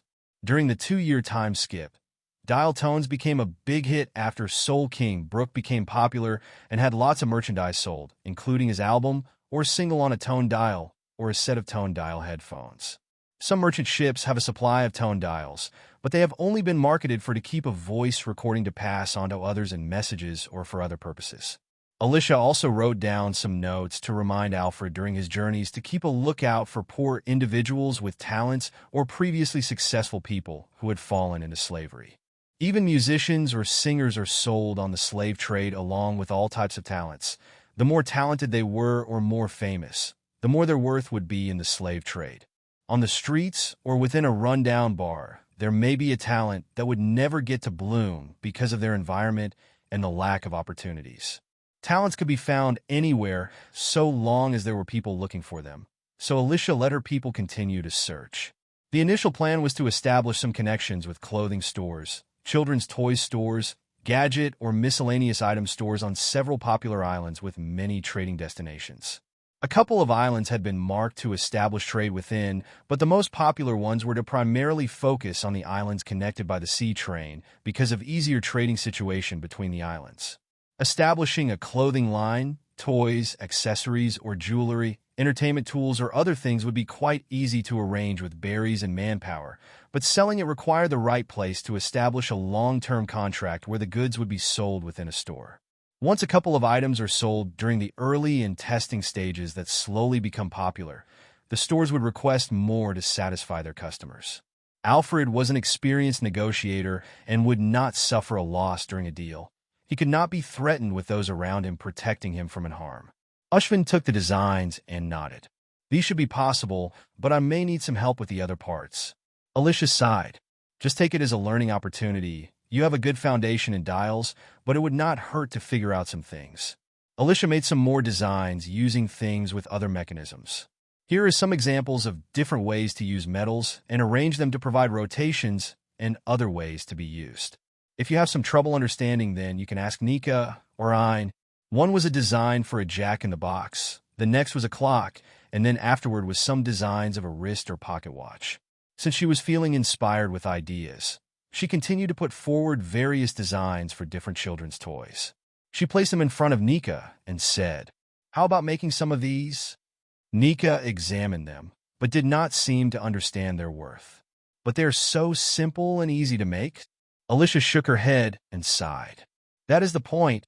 Easy to make and will be popular among the children." Among them was many different types of puzzle type of games or toys, including various metal shapes connected together and other different shaped toys.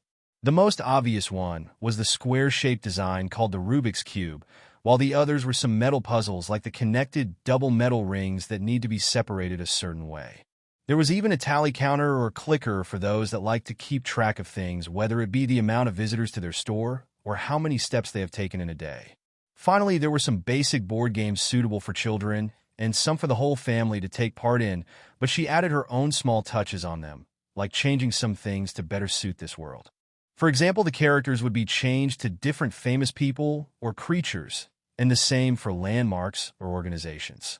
However, for small games like snakes and ladders, not much would need to be changed, but the snake designs could be altered to make them look like the snake belonging to Boa Hancock to make it more popular with this world's people. Many of the designs were very cheap to make and little physical labor was needed, so after making a quick cut of them, the blueprints could be collected along with the finished product along with the other prototypes or finished products when Alfred arrives. Nika sighed. "To be honest, I am more interested in the Thunder Dial and wish to see if it can be used with Electro. If it can, then it will be an excellent item to use along with our generator or work as an alternative power storage." Alicia replied, "It has very high potential if this is true, so work with Ashvin on this project. I will think about it and draw some possible designs with what I know as soon as possible, and you two can discuss and research it further. Right now, so long as she had a general idea of what she wished to make the system, could come up with something to match her current skill level based on her mastery over each of her skills. Even if what she could draw out was something basic, it would help Nika and Ashvin see a way to further the research. Since her mind was not too focused on dial technology during her research time, she could only look through what she had purchased from Ashvin and learn it while sleeping. Although it provided her with a quick speed to learn, there were far too many new skills that took priority at this time to completely master, so it was best to pass on what she had learned to those that had more of an interest in it. Ashvin nodded. "That is fine with me. If we work together, it should be easier to learn the other things you have given me." Since they were in agreement, she turned to Ein. "Do you have any suggestions?" Ein shook her head. "Not many of the things I make can be said to be popular among the kids, and I do not know how to market it exactly." Alicia reached out her hand. "Show me what you have." After looking over the designs of several metallic robots, she sighed.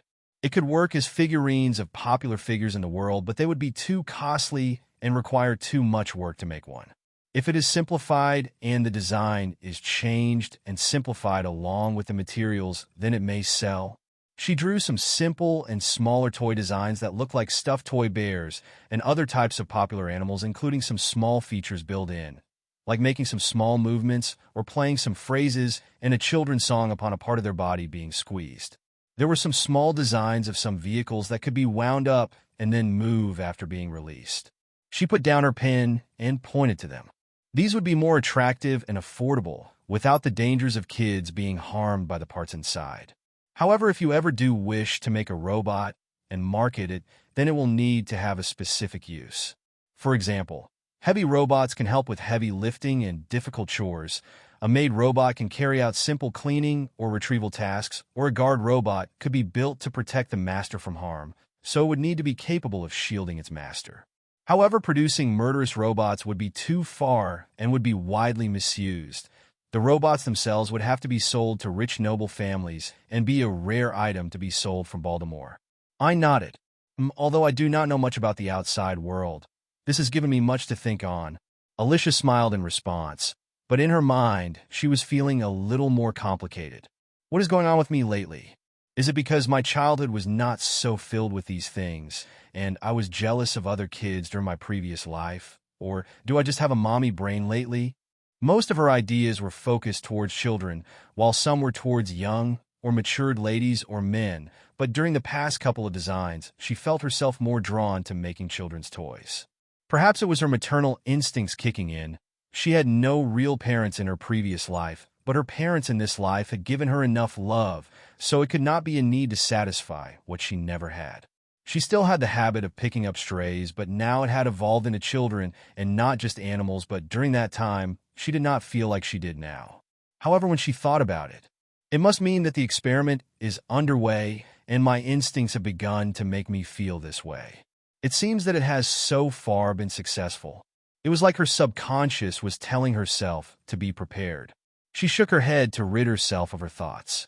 It is good to have your own research direction, but remember that sometimes you may have to produce something way below your skill level just so you can fund your research. Some people have too much pride and are unable to do so, resulting in their work being halted or getting in trouble from lending from others. Often, someone desperate to complete their research or whatever work they are working on may even take out loans and be unable to pay them back, resulting in a bad ending. I nodded as she understood. I have had Dr. Tsukimi to help me, so I have never really had that many setbacks, but I can imagine that others would run into these problems. Alicia looked at her calmly. Speaking of others, I have something important to bring up that involves those close to you. Alicia put on a serious face as she continued. I am sorry, but I took it upon myself to do some investigation into you and those connected to you for safety purposes. As you know, I have just founded Creation with you, so there are things that could be problematic to you or the organization in the future. I am sorry to say this, but you need to know that those you put your trust in may not feel the same way towards you. Ayn clenched her hand and shook her head. I cannot believe you. You are just a new arrival here, so how could you possibly know our relationships? Alicia replied calmly. Sometimes it takes an outsider to see things that you had not noticed because you were too close to the matter. There may even be times that you may have seen or heard something suspicious, but pushed it to the back of your mind because you wanted to believe in those around you. She activated the tone dial, and the conversation that had been recorded began to play. As the contents of it moved on to talking about herself, she clenched her hands tighter. As the words of love were exchanged, she lowered her head and began to tremble. As the plans to move against herself and Alicia and others to create a division between them, her face went pale and her breathing became more hurried. As it ended, she sat in silence and placed her hand over her mouth to block the sound of her sobs. The previous lazy appearance of Ayn now looked very fragile and broken by what had been revealed. Is this true? Alicia nodded. I am sorry, but I am sure that you recognize the voices of most of them. I noticed something wrong on the first day in the way the man was acting around you. He was being possessive and putting on a show of affection in front of me and the others to exclude you and keep you within their group. I did not know the details, so I could only investigate secretly before bringing it up. If I came to you with no form of proof, then I am sure that this would have created a rift between us, and they would only continue to make use of you. She could not imagine the pain Ayn was in, but now that she knew the truth, she could start living for herself and pursue her own goals rather than living according to the needs of others around her. If she was strong enough and could survive this, then she may have a chance to move past it or get some revenge on those who have wronged her. Since she was a skilled scientist and trusted person with great achievements, her own voice within the scientific union would be heard by those who would respect her. Ayn stood up from her chair and walked out of the room. I need some time to think about this. Alicia gently spoke. Take all the time you need, but remember my warnings from before. We are on a limited time frame if we wish to make a big move. After the doors shut, Nika turned to her and asked, Are you sure what you did was right? It was not our place to interfere. Alicia shook her head. Maybe it just suits my own goals, so it is my selfishness that made me tell her the truth. On the other hand, it could be that I wish to awaken her from the illusion that she has been living within and let her see the reality for her own sake. Whatever made me act, it is done now, and now she has to decide whether she wishes to deny this truth she has been ignoring or failed to notice, or will she accept the evidence provided and make a positive or negative response afterwards. I am hoping on the positive, but it would be best to keep watch over her during this time. Those that have suffered a great shock or betrayal and have unstable emotions may act out in ways that may harm themselves or others, so it was unwise to leave her on her own during the time when she is at her worst. Although she did ask for some time to think, occasional trips to check on her and provide her with her daily needs would be enough to check up on her. Alicia continued to speak. Even if it is my own reasoning to act this way, I still owe Dr. Tsukimi, and we are on a time limit, so I had to quickly resolve it instead of taking a slower approach. I cannot just leave his prize student to continue to be used and get caught up with the troubles of the scientific union. It would be very naive for them to believe what they were up to was not being monitored by someone. Nika nodded. So there is a spy among them, like you said? What are the dangers? Alicia placed her hand on her chin while thinking. They are part of the world government for sure, but their goals are either to monitor the activity in the country or stop any type of troubling group or an uprising. Since they are loyal, and some even have come with their own life and death being uncertain, they may take drastic action alone and do something to eliminate many people at once. If they call for backup, then that is even more troublesome to deal with. So it is best that I keep watch over them for now. When Ayn returns, then we can move on to the next stage of the plan and deal with the group's plot against us. Now that the plot was exposed and Ayn was aware, they could use this to their advantage. The next day, Ayn returned with even darker circles around her eyes, while her eyes were slightly bloodshot. I could not rest for too long since they planned to act, so give me something good to give me enough energy to face whatever you have planned next. Alicia nodded. First, I will be needing all of your blueprints and designs from what have been requested to be made by you in the past. If used correctly, then we can make a big move, but make sure that you leave your current work in your workplace as usual. The leader of the union was strict on the members to keep the things they were making confidential, so taking blueprints home was banned, but that did not mean that some would not be kept after a task had been completed. In fact, many put those designs in their safe or desk within the underground laboratory where they continue their work. Not everyone was so quick to destroy the blueprints and use them as study materials. I was not someone who would carelessly dispose of them, so the next plan would go ahead and create a great disturbance within the union. Ayn replied, When we arrive, I will hand them over to you, but I already have some idea of what you wish to do. Just so you know, there are only around 20 to 30 people inside that work under the leader, but some of them would be difficult to convince. You may have to be prepared to save some and abandon the rest. Alicia lead the way.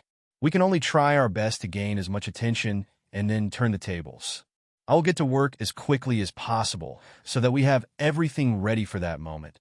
They both walked towards the entrance of the underground laboratory and knocked on the large metal door, and then entered as it opened. They were quickly identified and gained entry without much hassle and headed to Ayn's room. Ayn took out many old and crumpled pieces of paper and handed them to Alicia.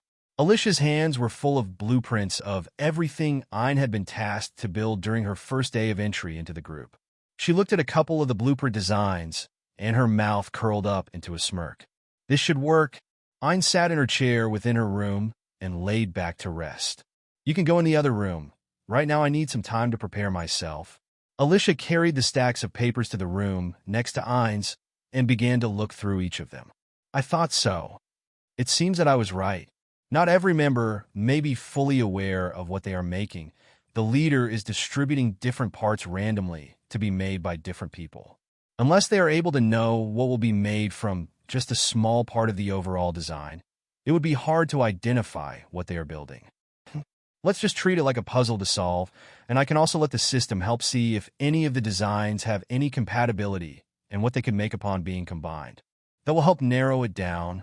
She continued studying each one, memorizing and understanding each part until the scientific union's underground laboratory became more busy as more people entered to begin working on their daily tasks.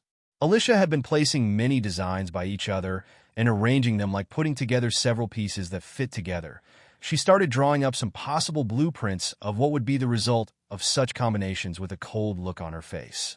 After finishing several drawings, she heard a commotion. At the door was the group of friends and the handsome man who had been using Ein. They had raised their voices as if in great distress. The handsome man raised his voice, but made himself sound affectionate towards her. Ein, how could you doubt our words? I even saw for myself last night that the people you brought in had stolen some of your documents. Don't you care? They are outsiders and cannot be trusted. A slightly more glamorous-looking lady stepped forward. She crossed her arms, concealing her hatred towards Ein, and spoke softly. Ein, please listen. We just care about you and do not wish for you to suffer any injustice. Ein lay back in her chair and massaged between her eyebrows. The more I listen, the more I want to vomit. She lay back and continued to restrain the anger and disgust in her heart. You were too noisy. I did not sleep well last night. You were bothering me and creating problems so early already, Sai.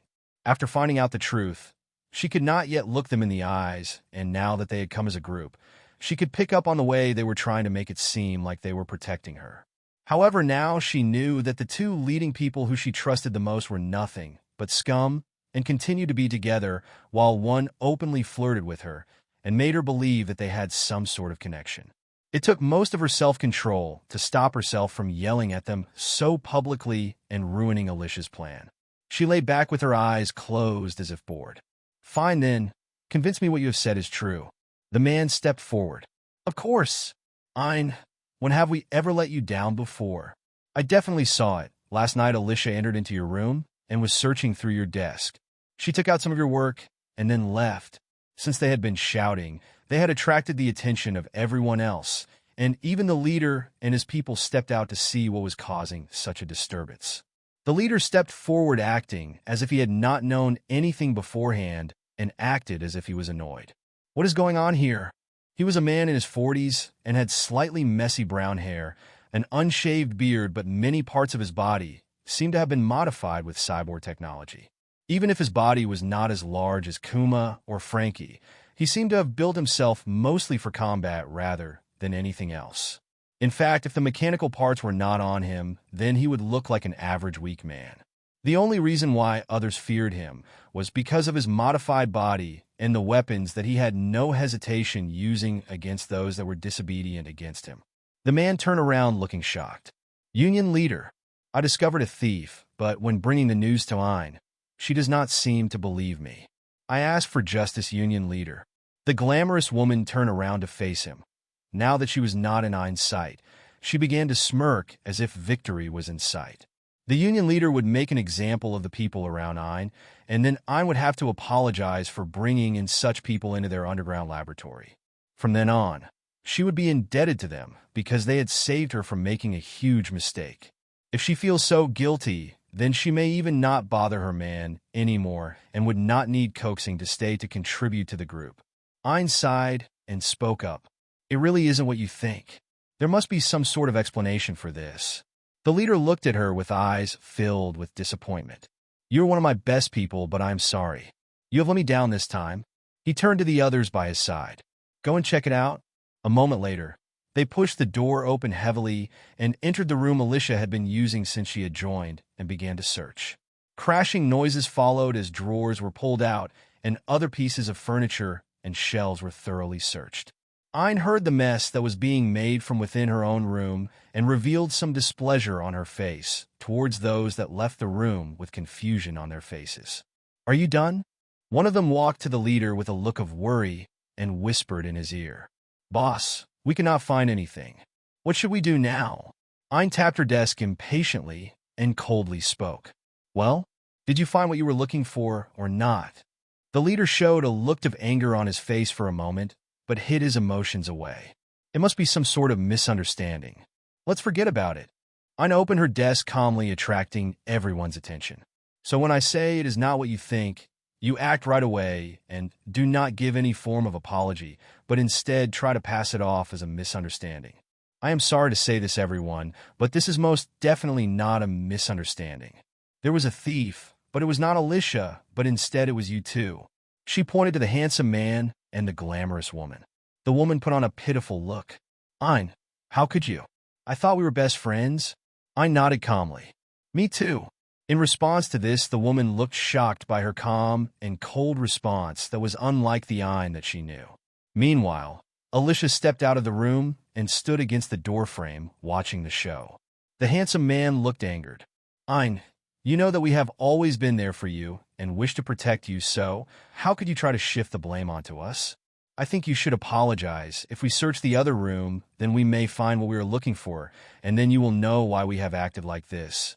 The leader's eyes lit up, and just as he was about to give the order to push Alicia aside and enter the room, Ayn yawned and spoke. "There is no need to, because it is here." There was no way that she was going to let them mess up the work Alicia had been doing during this time. She took out some documents and placed them on the desk, and then looked towards the man and woman, then towards the several friends in the crowd. It is more obvious who knows about this beforehand and who does not. Although I am sad about the betrayal, I guess that some could still be saved. However, first this needs to be solved. She spoke coldly to the man and woman. "I'm sure you recognize these, right? After all, you were the ones that removed them from my desk in the first place." The leader raised his voice in anger. "You should know not to accuse someone without evidence." Ayn coldly looked towards the crowd and replied, "Did you have evidence when you so casually overturned my people's workplace? You did not have evidence, you listened to them, and then took action right away while not even listening to me. To me it seems as if you are a group, and this has already been prearranged. So in response to this attack, I will respond." The leader grit his teeth and then yelled in a warning tone, "Ayn!" Ayn took out the tone dial and made it play the conversation from the previous day. As it continued, many of those involved went visibly paler and began to show signs of panicking. Ayn let out a lazy chuckle and spoke. "How is this evidence?" The leader looked like he was about to explode. "Then how did you get your stuff back if they took it and did so?" Alicia calmly replied from the side, "Of course, I found it and gave it back to her." The leader grit his teeth and glared at her. "Fine then, I guess someone was acting without my knowledge and set up such a horrible scheme. I will punish them severely." The men by his side paled and looked fearful. "Boss? Leader?" He turned to them and quietly spoke. "So useless. Can't you do anything discreetly and not get caught? Not even I can save you. An example needs to be set to appease those involved." He needed to keep Ayn happy and punish those involved so that she could help him complete the important parts of his final designs and push his plans forward ahead of schedule. Without Ayn, the rest of the team would struggle to meet the deadline, and he would have to delay his plans. He had no choice but to put away his anger for now and put on an apologetic face. "I am sorry that you had to suffer this injustice at this time. Let me know how you want me to deal with those involved." Ayn looked as if she could not care about any of it and lay back in her seat. "Now that the first issue is resolved and I no longer have to put up with this, you may as well stick around to listen to my and Alicia's response to this." Alicia wheeled out a large board full of blueprints that had been connected together by pins and string. "Does anyone recognize these by any chance?" One 20-year-old lady stepped forward to examine them. "The Union's blueprints?" Everyone could tell from the way the leader marked all of his works with his logo that looked like a combination of cogs and a spanner. Alicia nodded and praised. "Good eyes. Now why do you think that they are arranged this way? Have any of you, by any chance, heard of the rumors surrounding creation and destruction lately? I believe that this will have some importance later.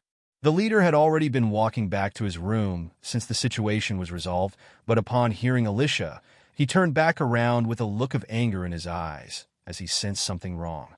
"You! Stop! Shut up!" Alicia ignored him and explained, not giving others a chance to answer since she would be interrupted soon. After analyzing the blueprints thoroughly and putting some together, I was able to come up with the completed designs for what would be made.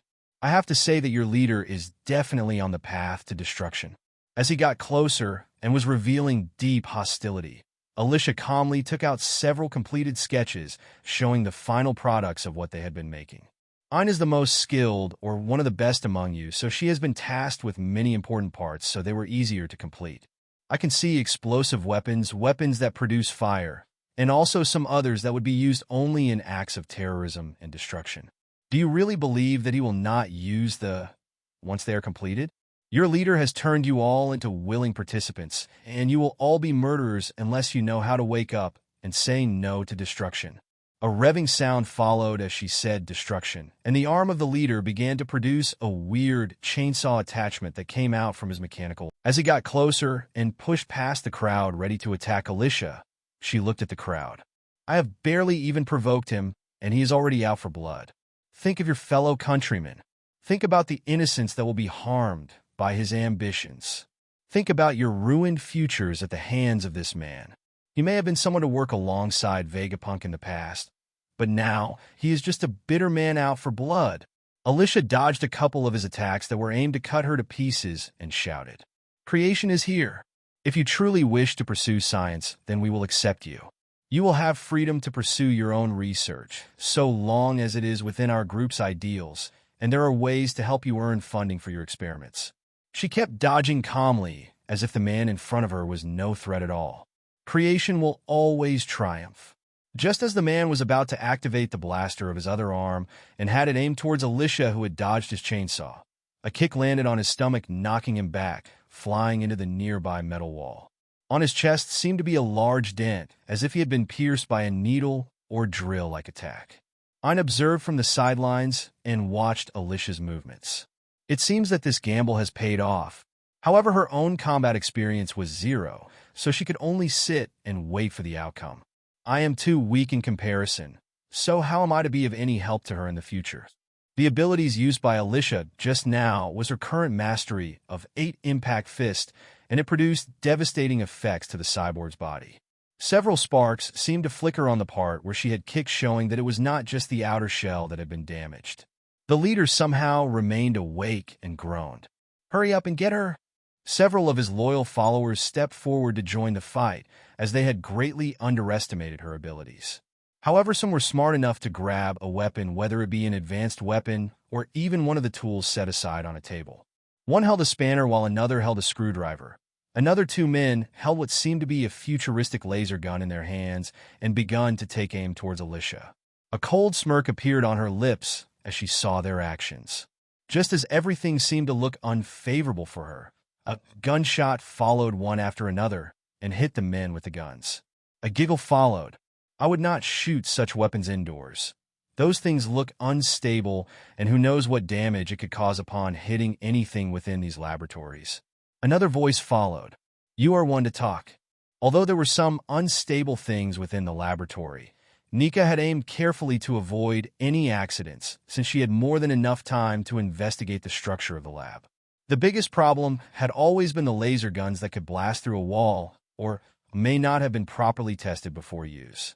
If it hit something unstable, then many would die in an explosion, and if the gun itself was unstable, then upon being fired, it may even blow up in the hands of the user and cause damage around the lab.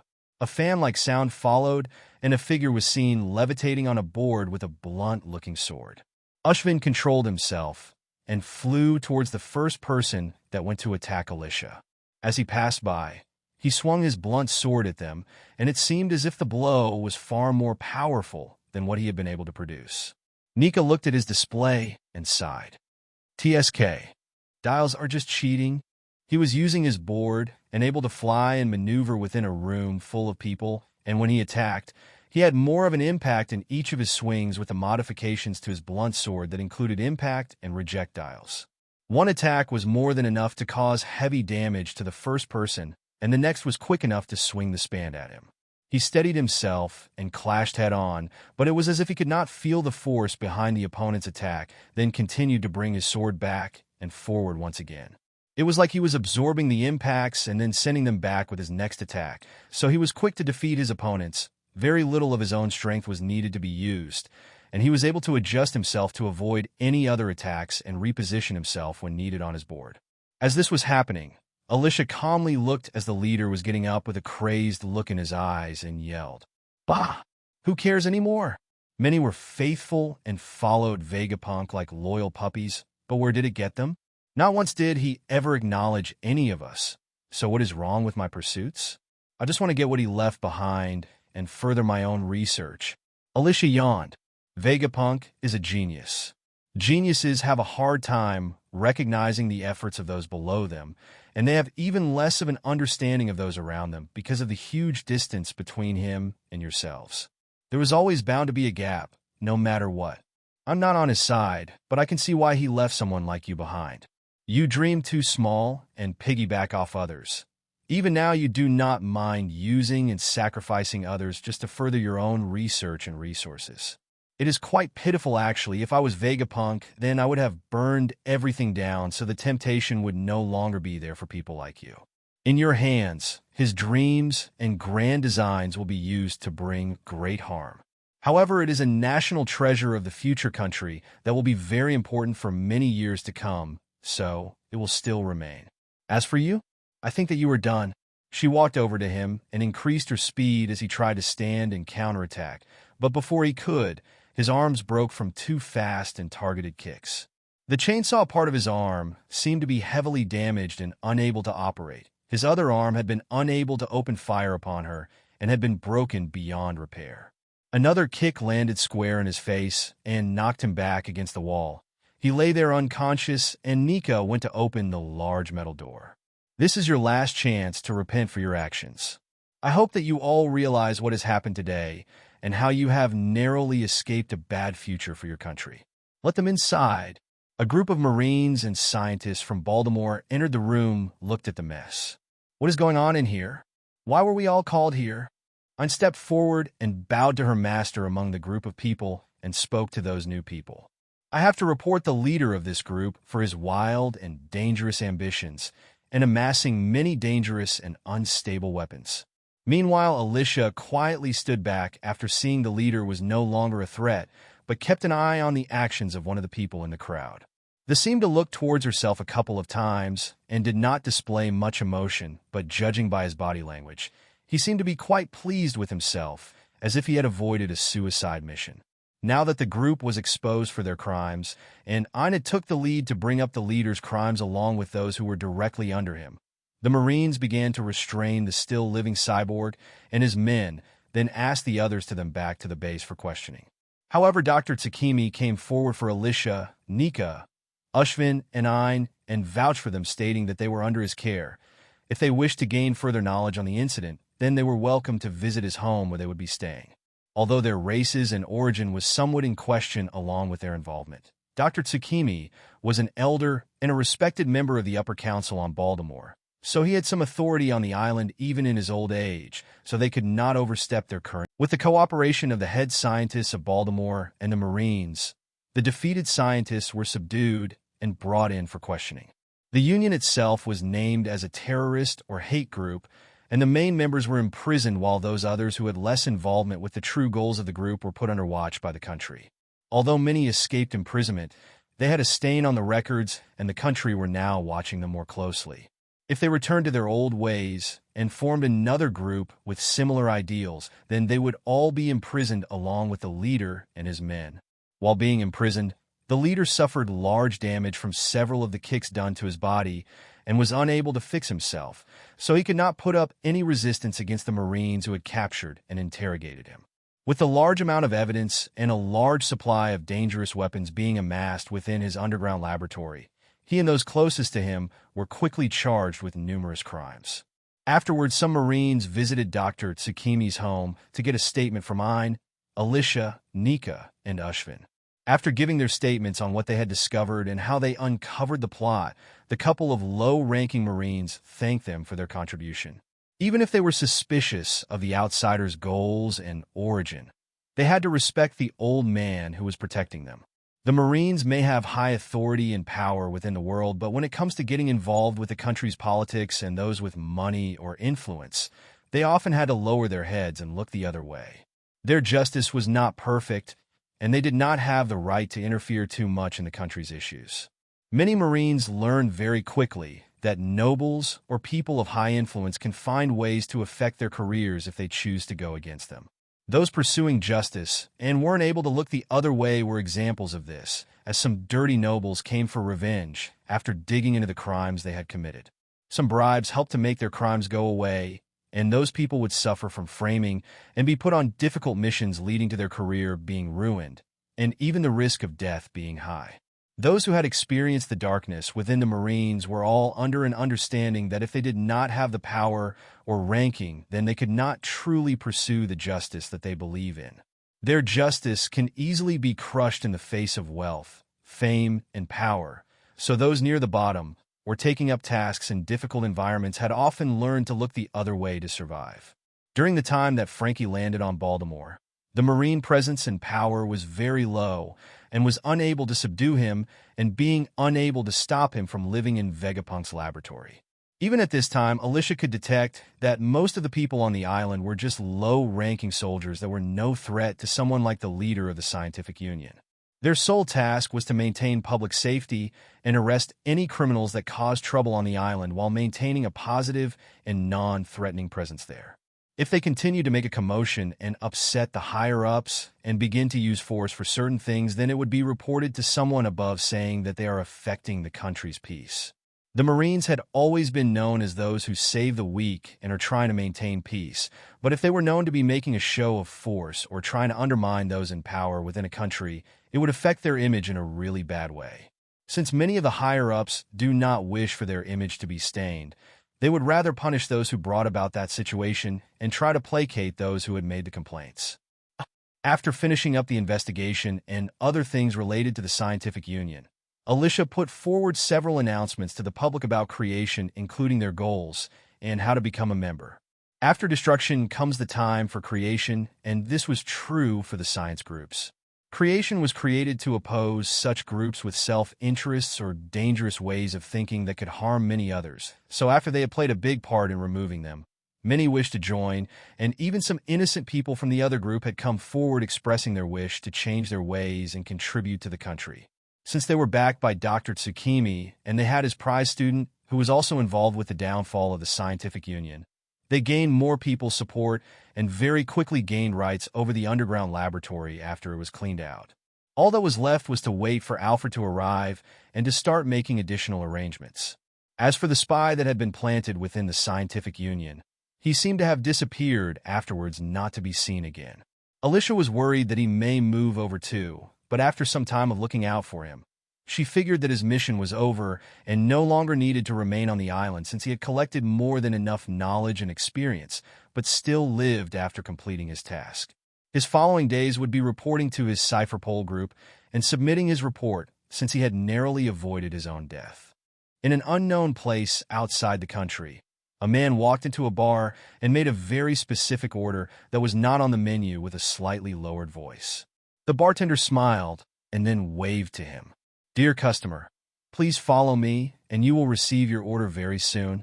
The man nodded and followed behind through to the back of the bar that was more secluded and then down a trap door leading beneath the bar. The bartender said as he closed the door, "Follow the passage and you will arrive, dear customer." The man continued down the underground passageway until he found himself in front of a ladder, and after climbing up and opening the way, he was inside another building which was boarded up from the outside and was probably abandoned. As he entered, he found that there was nobody around, but he could still guess that there were people inside somewhere. So he spoke up. Task 7741, codename Flintlock Password Shield. Reporting in for the finished assignment and ready to follow the next assignment. Suddenly, two figures walked out from the shadows where they had been concealed and looked at him behind their masks, displaying no emotion in their eyes. One was a woman with a petite body, while the other was a tall and thin man. The woman stepped forward and pointed toward the desk where pens and paper were without a word. The man stood back and did not say a word too. If it was someone else outside of the organization, they may have found their actions weird, but for the man who had arrived, he seemed to be used to it and did not seem to bothered. He began to write down his long report about all he had seen, heard, and learned on Baltimore, along with the ongoing information about the political situation there, the actions of the Scientific Union, and their downfall following the establishment of a new group named Creation. He also made sure to mention that 2 Mink tribe and an Angel Wing tribe members were the co-founders of the group, along with Dr. Tsukimi's student. His orders were to find a chance to cause an explosion within the laboratory when everyone involved was there too, after assessing the situation, but the interference of the Creation Union lead to a change of plans and an interruption of his suicide mission. His report detailed that Alicia was able to defeat a cyborg with technique and strength alone, while her other members were skilled in shooting and other types of technology, allowing flight or gliding. Due to the interference of the Marines and the Baltimore high officials, all evidence and other materials or blueprints were confiscated, while some more dangerous things were to be destroyed. The only things gained through this mission was what he had learned during his time there, but that enough was quite valuable and could earn him some more value even if it did not go according to his superior's orders. He just hoped that they would understand that it was not his disloyalty that kept him from sacrificing himself, but that he could not follow through with the order because of the laboratory being exposed before he could act. The woman stepped forward silently and handed over several documents and a set of identification papers and took the completed report. She bowed slightly and then left while the other man in the mask continued to observe the man who read the new mission documents silently. A slight look of anxiety appeared on his face as he read it, but he quickly concealed his emotions. Another dangerous mission again. It seems that the superiors are not happy that everything did not go their way. He left after being guided towards the exit passage and took his identification papers with him. It would be unknown if he would live through this mission, but he had no choice but to follow the will of those above him. The report landed on the desk of one of the Cypherpol Group's information network, and several things were brought up. First was the fall of the Scientific Union, that was a hate group that was on the verge of becoming a terrorist organization. Second was the birth of the Creation Union and the possibility of Baltimore being more involved in the world's trade if outsiders are able to establish strong enough ties. Third was the key figure in all of the events, a kangaroo mink/animal human race that seemed to be below 20 years old, but was able to defeat a cyborg alone without any weapons or tools. Fourth was the status of the criminals along with the political situation within Baltimore.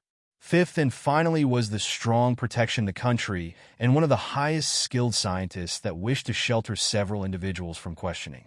However, there was no picture of those involved, so none of this led to further investigation and could connect this event to the previous Ghost AL incident.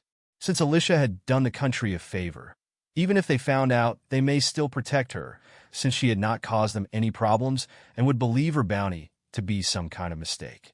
However, to Cypherpol, they had to remain professional and store or make use of every piece of information that they had gained. Since there were not enough clues to accurately identify her with something like the Ghost incident, they had to mark her as someone with high brute strength that is to be watched out for if she creates more. Right now, she is young and strong, so her potential may be great enough as a candidate to be used in some way by the Marines or world government. However, if she turns out to be a problematic person, she can be dealt with by the higher rank agents. The power displayed may have been strong, but it was not yet enough to put her on their radar, considering that the cyborg was quite weak compared to the standards that they have set for cyborgs after witnessing the modifications made to Kuma. Since the overall incident passed with little loss from themselves, the information was passed on to the people above, but it was not concerning enough to reach the ears of the 5 stars. It was finally decided that it was up to the Marines to handle the rest and report on any changes, but after some time there would be another person sent to Baltimore to observe the changes created by the presence of Creation and the group of outsiders that are believed to be an exploration group. Meanwhile, inside Dr. Tsukimi's home, Alicia was busy drawing up some blueprints for to remodel her ship's lab and the underground laboratory. By her side sat Nice, who sneered. "You said that this one would be done in a delicate manner. So what was delicate about that?" Seriously, I am starting to lose my trust in you lately. You say one thing, but do another. Sigh. Alicia looked at her helplessly and spoke in a weak tone of voice. I hoped it would be solved by words too and attract others out of the scientific union, but he attacked first and my instincts kicked in. I still managed to hold back and stop myself from killing him, otherwise I would be in bigger trouble. How was I supposed to know he was quick to anger and violence? I thought scientists are supposed to be calm and composed, being unaffected by the slightest change. So was I wrong? Ayn lazily leaned back with her eyes closed and let out a yawn.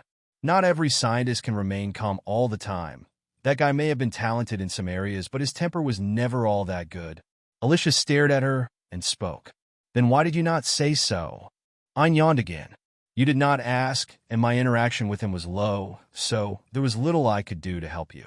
Previously, the others handled the social interactions for me, so I rarely got to meet him, but I did occasionally hear them talk about him. Alicia crossed her arms, looking a little upset. I'm fine, whatever. What is done is done. There is no going back now, and all that is left is to focus on the future. By the way, how much longer do we have to remain here? Ayn still looked as if she had not been bothered to move or open her eyes as she replied. Just a couple more days, but do not worry. You may make some trips to your ship, so long as you do not have plans to leave. Master is talking the Baltimore Council of Elders and will help you gain more of a voice through him within the country. Alicia looked towards Ayn and smirked. By the way, if you wish to remain in your seat and protect yourself in the future, you will either need to train your body or find a way to better protect yourself. Just a suggestion. If you wish for any advice on how to achieve that, I will be happy to help you work on some designs. Ayn finally opened her eyes and glared at her. I would not say that I am weak since I am healthy and exercise enough to remain fit, but compared to your standards that I have witnessed, Sigh, I guess I can accept your help. It sounds like fun. Do you have any ideas already? Alicia examined her and calmly asked. Fighting experience? Shooting experience? Weapon training? Anything? No. All you have going for you is your science, but if used well, it can be used to assist you. She closed her eyes and several ideas came to mind. Then the combined scientific skills within her current mastery began to produce several blueprints within the range of what she wished to make. Several robotic designs, along with some outer body exoskeleton suit parts, began to be drawn onto paper. How about taking the more tactical approach and using mechanical robots to defeat your enemies while within the protection of an armored suit?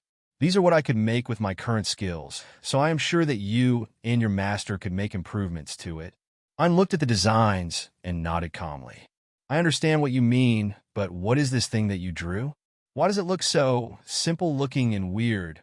Nika nodded as she agreed. It is ugly, Ushvin added. Too simple-looking. Alicia coughed, looking embarrassed. It is called K9, a loyal companion dog robot that can accompany and protect you. She immediately looked away, nervously hoping that Ayn would accept her explanation and not ask further. How was I supposed to know that my thought process would also help bringing up some additional blueprints? When you start thinking about science and science fiction, you tend to drift off to your favorite shows. Of course, Doctor Who would be one of them. If I had not stopped myself, then perhaps designs of Daleks and Cybermen would be on the table too. K9 is cute, so making one for a travel companion does not sound too bad, so long as it has been built to operate safely.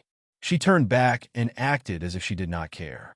You can make what you like, but if you do begin to work on anything, do not forget to let me be involved since I still much to learn. Just remember that these designs will only be available to the people in the room and Dr. Tsukimi, who may assist you during the making of them. It would be very bad if they leaked out, and these tools or weapons may only be used by yourself to avoid them falling into the wrong hands and being misused. I'm already taking a big risk by presenting such weapons for you to use yourself. With her current skill level, those blueprints were the best she could produce, but they would give Ayn and Dr. Tsukimi many ideas on how to make improvements. Working on something above her own skill level and gaining more experience would be very helpful with her growth, and she could be a part of the new creations. I now had a serious look on her face. They should be fine, so long as we only use certain modifications based on our union's guidelines. We could use a laser or other things for one of the designs, but the rest I would like control and subduing base weapons. Nika added. Do not forget that me and Alicia have electro-powered technology, and Ushvin has his dials that could add to those possibilities. Alicia agreed. Indeed, the possibilities are endless.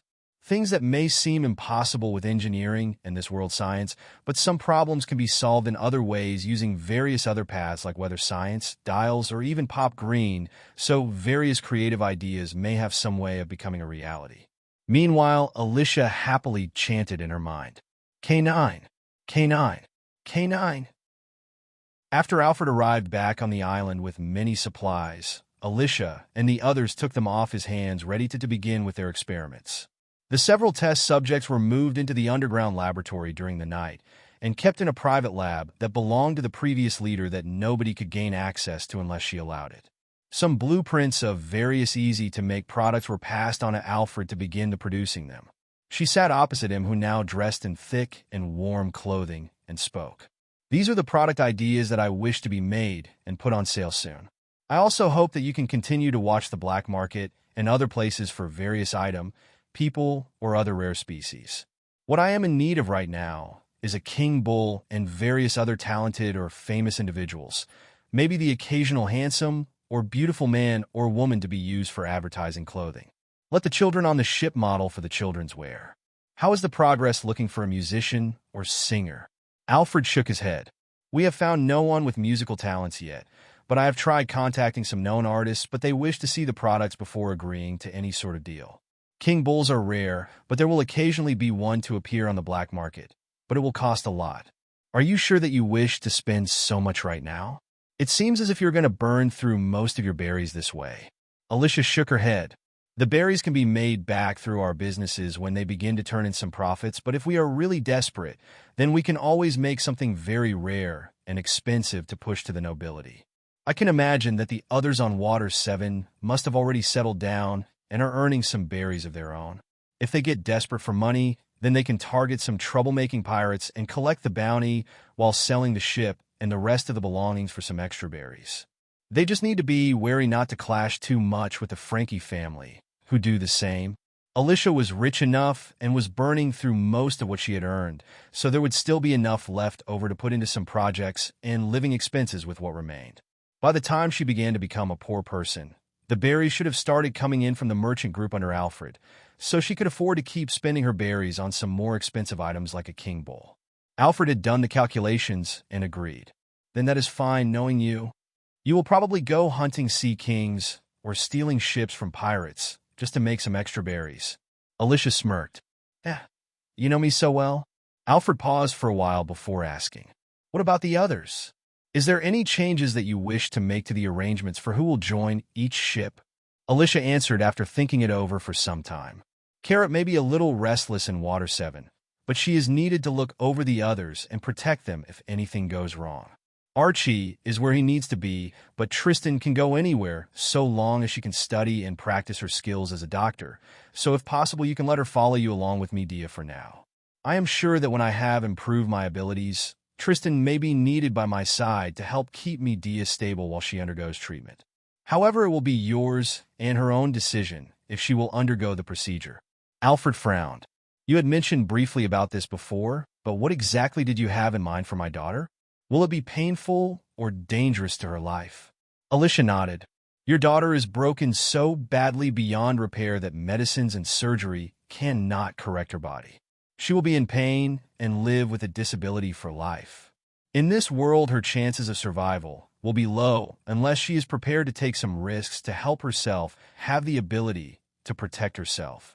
She passed on a blueprint that showed a rough outline of Alicia's current abilities, showing what looked like a metal skeleton model inside a human body shape, and several other things that formed an outer body shell, and some hidden tools and weaponry built in. This is what should be possible now, but if I focus on the inner parts as a priority, then replacing the outer parts and changing various attachments later as my skill increases will be possible. This is why I need Tristan by my side to assist, since she knows Media's condition better than anyone. Alfred looked at the designs and paled. Will the final outcome even be my daughter in the end?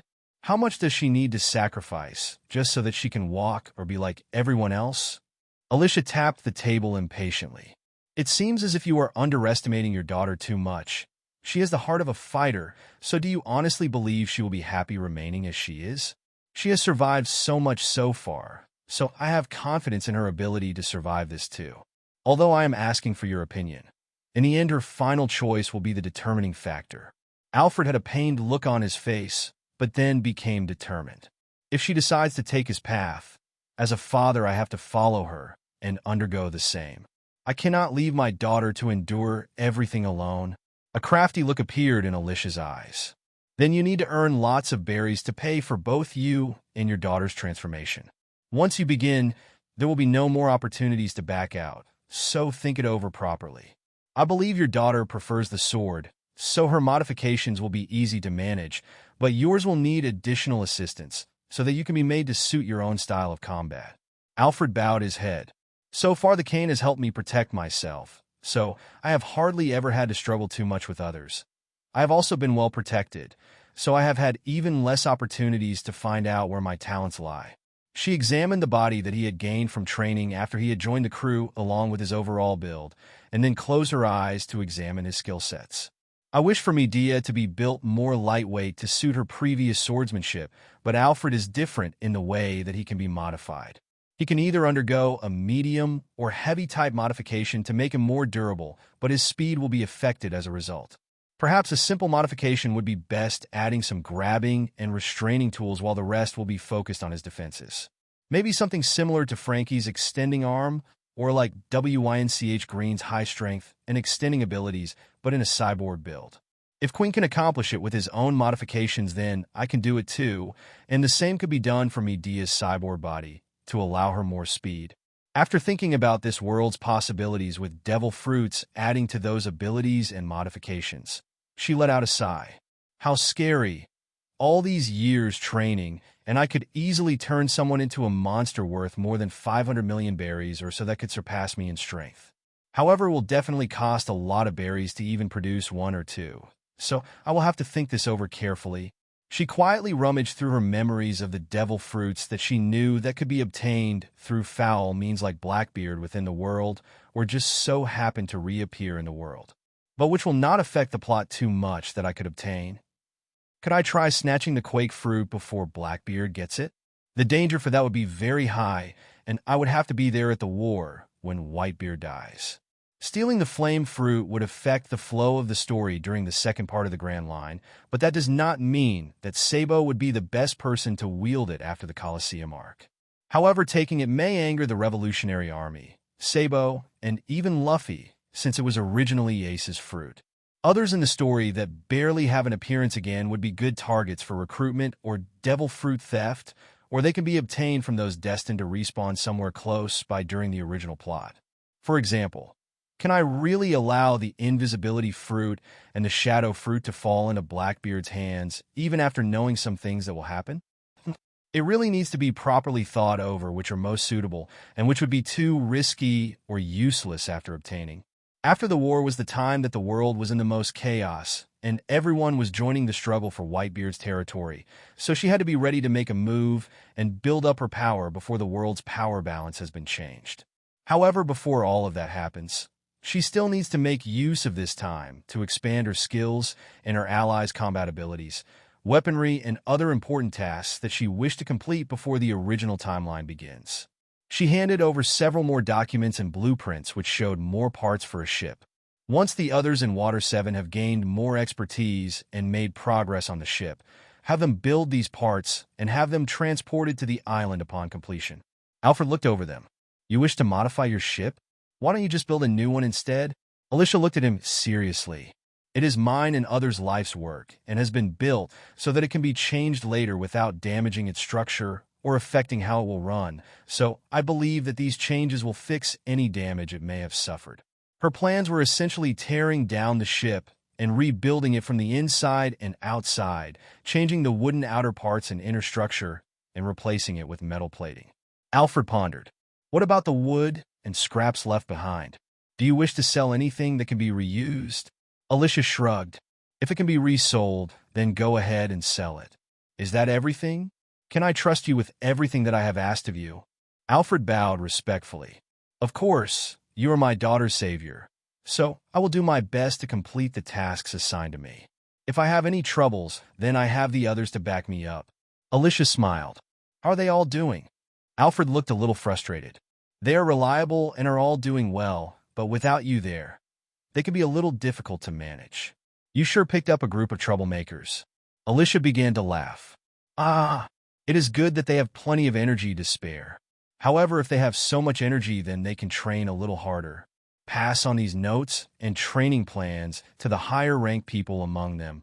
Alfred skimmed through them and noticed several key words that made him look at her in shock. "Hockey." Alicia stretched her body that was becoming stiff from sitting down for too long. Indeed, Jester has observation hockey, and although she may not realize it, Isa has it too. It would be best to pass on to them how to train it further and pass on some training plans to help others try to unlock their own hockey and train in it. With her own experiences and the system's collected information on the various types of hockey, she was able to draw up a more detailed plan to help them one day reach that stage. Although not everyone had the chance to unlock hockey like herself and others, if given enough of a push, they may be able to ready themselves for the new world, but for those that were unable to do so, there was always other ways for them to survive and fight. Alfred packed up the documents and any of the sample products that had been completed to provide him examples, and stood up to leave the room. "By the way, what is it that you wish the merchant group or the connected products to be named?" Alicia replied. "It would be best to keep things simple, so just call it White Storm." Alfred stopped before asking, "Any particular reason for this name?" Alicia shook her head. "Not really. It is just using the electro characteristics and making a simple name from it. Most of her names that had been used have been kept simple and used white in it following the color of her electro, and when adding the 6 powers to her martial arts skills. She had also named the new skill as White Storm Leg Style after it used both electro and wind in various attacks." Alfred nodded and left the room to finish checking the ship and unloading any materials with the rest of the crew before leaving. After everything had been finalized, Alfred left the island and began to use the berries provided by Alicia to start up the many business ventures. The samples of the headphones were taken with him to meet with several potential buyers that would need them, and through his networks he was able to find a couple of up-and-coming musicians. Those that were in the process of writing a new single or album wished to do business with him right away so that they could be the ones to first release their music with the release of the finished product and have them transported to many different islands, further increasing their fame. Alfred laid back in his chair with a tired look on his face, and many documents were laid out orderly in front of him. He reached out and picked up a sea snail and began to talk after hearing the gotcha noise. "Alicia, you have really made it hard for me recently, but I have been successful and made some connections. If you hold up on your end of the deal, then we should have a successful partnership which will bring us a lot of berries." The voice on the other side sounded pleased but turned serious as she asked, "Good job, I knew that I could leave it to you. Did you find any up-and-coming musicians?" He had a list of several different names in front of himself, so as he looked through them along with the portraits, he replied, "I have found a couple, but among the singers, there are 2 that are new to the scene but have no manager or supporter yet. One seems to be putting off accepting any offers until she finds the right opportunities to rise and gain more fame and wealth, but the other has a kind and ditzy personality, but is a newcomer who is yet to be given a chance. They are both quite young, but talented individuals that may be worth approaching." Alicia's voice was silent as she listened, then she replied, "Names? Appearance? How is their reputation?" Alfred read out from the information and explained what he saw from the portrait. "The first is called Karina. She is a slim woman with light purple hair and blue eyes. She works as a songstress and is very popular, and her fans love her, but her current actions suggest that she is very greedy. It may be difficult to approach her unless we are prepared to pay a lot. Her past is also a mystery, so it is difficult to guess if she can be trusted." Alicia on the other side heard the name and description of the person and thought to herself, if this person really exists, then it means that non-canon characters also exist, and some filler or movie plots may or may not happen depending on how they fit in with the structure of the world. If that is the case, then the world is a lot more complex than I had initially thought. Since she had been secluded on Zoe for the first 16 years of her life, information about the world had been cut off for her, and she was unable to understand the power structure of the world. If the Neo Navy and other people like Gil Tesoro and Douglas Bullet were also a part of this world, then things may not be so predictable as she had first thought. She went silent in thought for a while, then spoke. We can offer her opportunities and support along with extra benefits from promoting her with the Tone Dial products, but we cannot offer her any signing bonuses up front. It needs to be a monthly contract or paid after every performance or appearance to avoid any issues with her taking the berries and disappearing. Karina was a thief that was as good as Nami, or even better. In the future, she may even find herself going after Guild Tesoro's berries if given the opportunity, so it was risky to employ her. However, someone with high potential usually have their own risks and quirks involved, so she could not say no completely. Someone like Karina needed to be given a chance to fulfill her greed, but not be given any chances to disappear with the berries without performing her duties. She would also not have contact with Alicia or other parts of the business, so she would have a hard time stealing anything of value from Alicia or those on her crew. Alicia calmly asked, "What about the other one?" Alfred's voice sounded a little more positive as he read out the other person's details. "Her name is Anne. She is a young girl who is still in her teens. She has very curly light green hair, purple eyes, and freckles. She is known for being a nice and ditzy girl, but is known to be very bright and full of energy by those that are her fans. Most of her popularity has been gained because she is in possession of a devil fruit and uses it to liven up her performances. The main problem that she has is her age and inexperience." Alicia smiled upon hearing the description. "Do not let this one slip through our fingers and find a way to approach her and sign her up to a long-term contract. Provide her with a manager and a bodyguard too. Put in the contract that we will not restrict her creative freedom, but if we have some suggestions or songs that we wish her to perform, we will ask her opinion first. Mention that we will also provide extra shelter from nobles and the slave trade so that she will never have to experience any trouble should we be approached by someone wishing to take advantage of her after she has gained some fame. And had a lot of potential as an idol/diva and announcer, but she also had a devil fruit that could produce illusions from pictures, so her overall worth was very high. Although she was in her teens and was very inexperienced right now, Alicia knew that in the future she would be very popular and even appear at big events.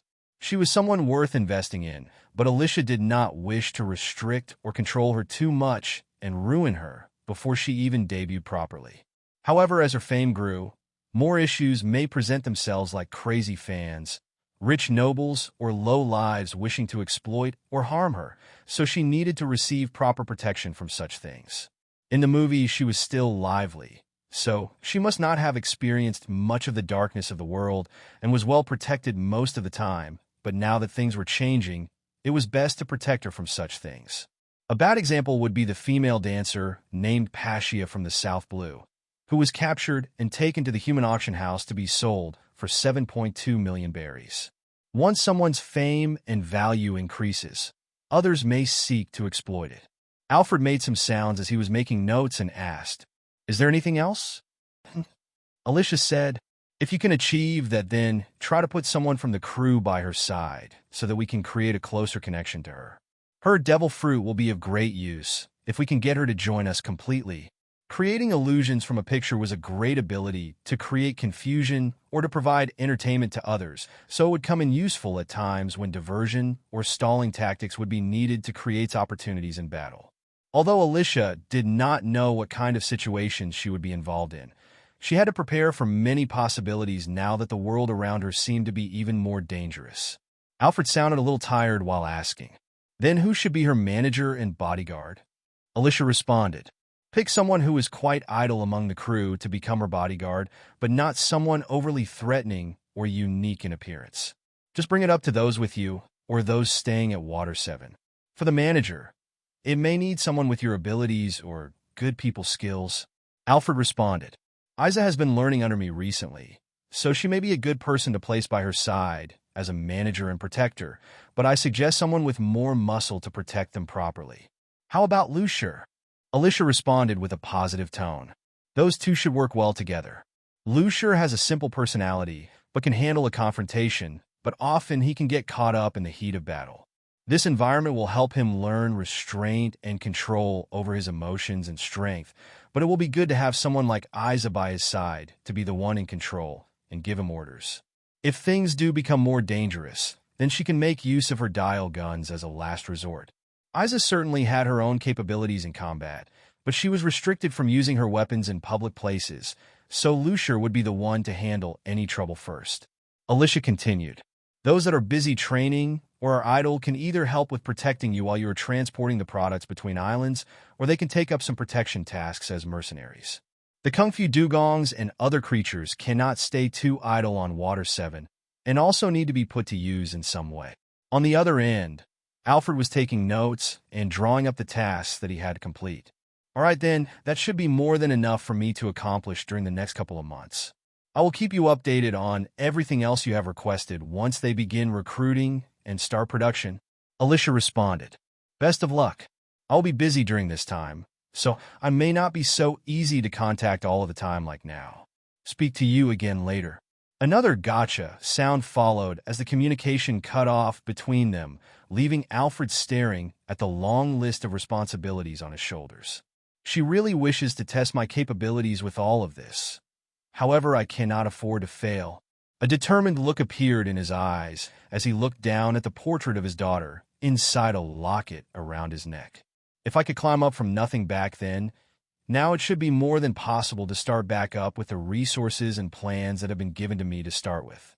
I'd be a fool if I failed her expectations for me. The pressure on his shoulders was heavy, but since he had the trust of Alicia and the desire to see his daughter smile, he had no choice but to put to use all of his talents and experiences towards achieving success. As things were progressing on many parts of the Grand Line, as the crew had split up to undergo a form of training, build up their skills, or to gain more experience while building up their power patiently, a month had passed by, and some had begun to be moved to new places already as planned. Various supplies were dropped off at Baltimore along with Tristan and Midia, who were able to be transported there by Alfred. Under the water, underneath the ship that dropped them off, there was many Kungfu dugongs practicing fighting poses and punching. Each of their punches carried a similarity to Tristan's punches that had been trained to have the effects of the 8-impact fist, but they did not nearly have as much mastery as herself. However, one at the front of the group had shown its talents early and established its place as the leader of the group. Each of their punches were evolving underwater as they continued to experiment with the effects the 8-impact fist created underwater. Far away, there was a figure not too far away that continued to look at their movements with a look of realization in her eyes. Nearby Alicia was Tristan, who stayed underneath the water and watched their movements carefully. The Kungfu dugong were honing their techniques and using the water to hone and adapt to another environment. As they created a shockwave in the water would act as if it was being pushed aside as the force created from each punch pushed forward. As the force disappeared, the location where the gap had been created was filled up with water again, like it was desperately trying to fill up that void, creating a small whirlpool-like movement towards the center. The spiral continued to move until the space was filled with water again, but as the second punch was delivered, it broke apart again to repeat. The punches became faster, and each of the Kungfu dugong followed the same rhythm, creating a small distortion in the sea underneath the boat. Each punch would add more power to the shockwave, as if granting it more power to push a nail further into a wall with a second or third hit without wasting any movements and hitting in exactly the same place each time. As she watched them gaining this mastery, Alicia closed her eyes and bought their unique skill that they had been developing named Sea Impact Fist. When she swam up and climbed onto the ship, Tristan joined her and asked, "I kind of understand a little more why you suggested this, but what is your true goal?" Alicia shrugged. Of course, it was to let you see that martial arts are not just limited to land and normal conditions. They can be developed to be used in different environments and to counter different kinds of enemies. When faced with certain devil fruits, your strength may be reduced, or underwater, you may be weak against fishmen or sea creatures. Each race or tribe has its own advantages that they can exploit. We have our higher agility, reflexes, and battle sense with the addition of Electro and Sulong, but if you put us in the water or in a hot environment, we will not be able to do our best because of various restrictions. For now, just join me underweighted, and you will understand. Most of the mink tribe would be at a disadvantage underwater, just like humans against fishmen and sea creatures, so if they one day lose their ship or fall into the sea, they would have a difficult time fighting any enemy. Moonwalk or Jeppo would help to avoid such things, but not everyone would be able to master it unless they had very strong leg strength already and could get enough time to slowly grasp the technique. It also did not help that the mink tribe were full of fur, and when it became wet, their bodies would become heavier underwater. Their overall speed would be greatly reduced no matter how good swimmers they may be, because their fur would absorb the water and the overall body mass would increase after being submerged for some time. Alicia dived back into the water after briefly scanning through the movements that the system had been adjusting to better suit her own body and began to slowly adjust her body after finding a space to practice. She started with some simple movements that focused on punches, but as she continued, she found herself adding some kicks, knee and elbow strikes while adjusting her swimming movements. The longer she stayed under the water, the more difficult and exhausting her movements would become.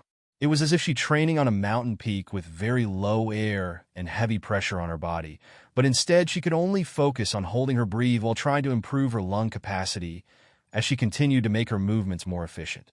All of her experiences had led her closer and closer to mastering her own style of martial arts, and this was just another step to help her do so. Whether it was water, ice, fire or heat, thunder and lightning, wind, or any of the other elements like darkness and light, she wished to overcome them one by one, and only then could she be able to truly say that she is the strongest or most invincible being in this world. Each devil fruit has weird powers, and even an awakening would make things worse to deal with, so it did not hurt to prepare her own body and martial arts to the extreme to combat everything. One of her biggest fears right now was passing through Fishman Island because of its current troubles with Hody Jones and the Fishman District. She did not fear him or their followers at all as they were right now, but they were still in the possession of the energy steroids and could burst the coating done to her ship, resulting in her being crushed by the pressure from being deep under the sea.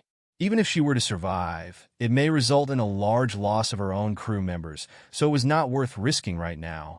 And it was difficult to determine if she could defeat Hody as she was especially underwater, since Zoro had to defeat him with his single sword strike after his 2 years of training. After practicing underwater for some time with Tristan, they both came up for some air before continuing to practice each of their movements. Each of Alicia's kicks were improving at a fast rate and becoming much smoother with every movement, reducing the burden on her body, and she slowly started to incorporate her own mastery over the 8 impact fist and the C impact fist. Although she lacked the experience from Fishman Karate, there would always be some opportunities to grasp some secrets to it in her own way using her own skills. She began to wonder what her movements would become like once the restraints and burden on her body had been removed and would become light and free to move as she pleased. It would be like undergoing weight training, wearing a weighted training suit, and then removing it. As Tristan found her own place to train alone, she continued to watch both the Kungfu dugongs and Alicia's movements, and she began to slowly adjust how she kicked her legs to keep her body positioned well enough to allow her to follow through with her punch, just like how she had been watching the others practice. One gave examples on how to punch, but was a sea creature, so it had more ease moving underwater, but the other was the opposite, and was using their legs to move and adjust their body while also attacking in various ways with her feet, so she had many examples to follow. However, after a little practice, she found that it was very difficult to grasp, and it was something that required practice and training to overcome. Silently in her mind, she looked over at Alicia's quick progress and thought, "Freak of nature." However, she could not just put such labels on her friend so easily and dismiss her efforts since she had been by her side the longest. She had witnessed the many times that Alicia came back beaten up and exhausted after many training exercises and battles against stronger opponents, so she could only steadily work on herself so that she could catch up to her friend, who continued forging a path ahead and leaving everyone further behind. The friendship and bonds that they had built over the years were not so weak that she would give up so easily to catch up and help her friend with her goals no matter what they may be.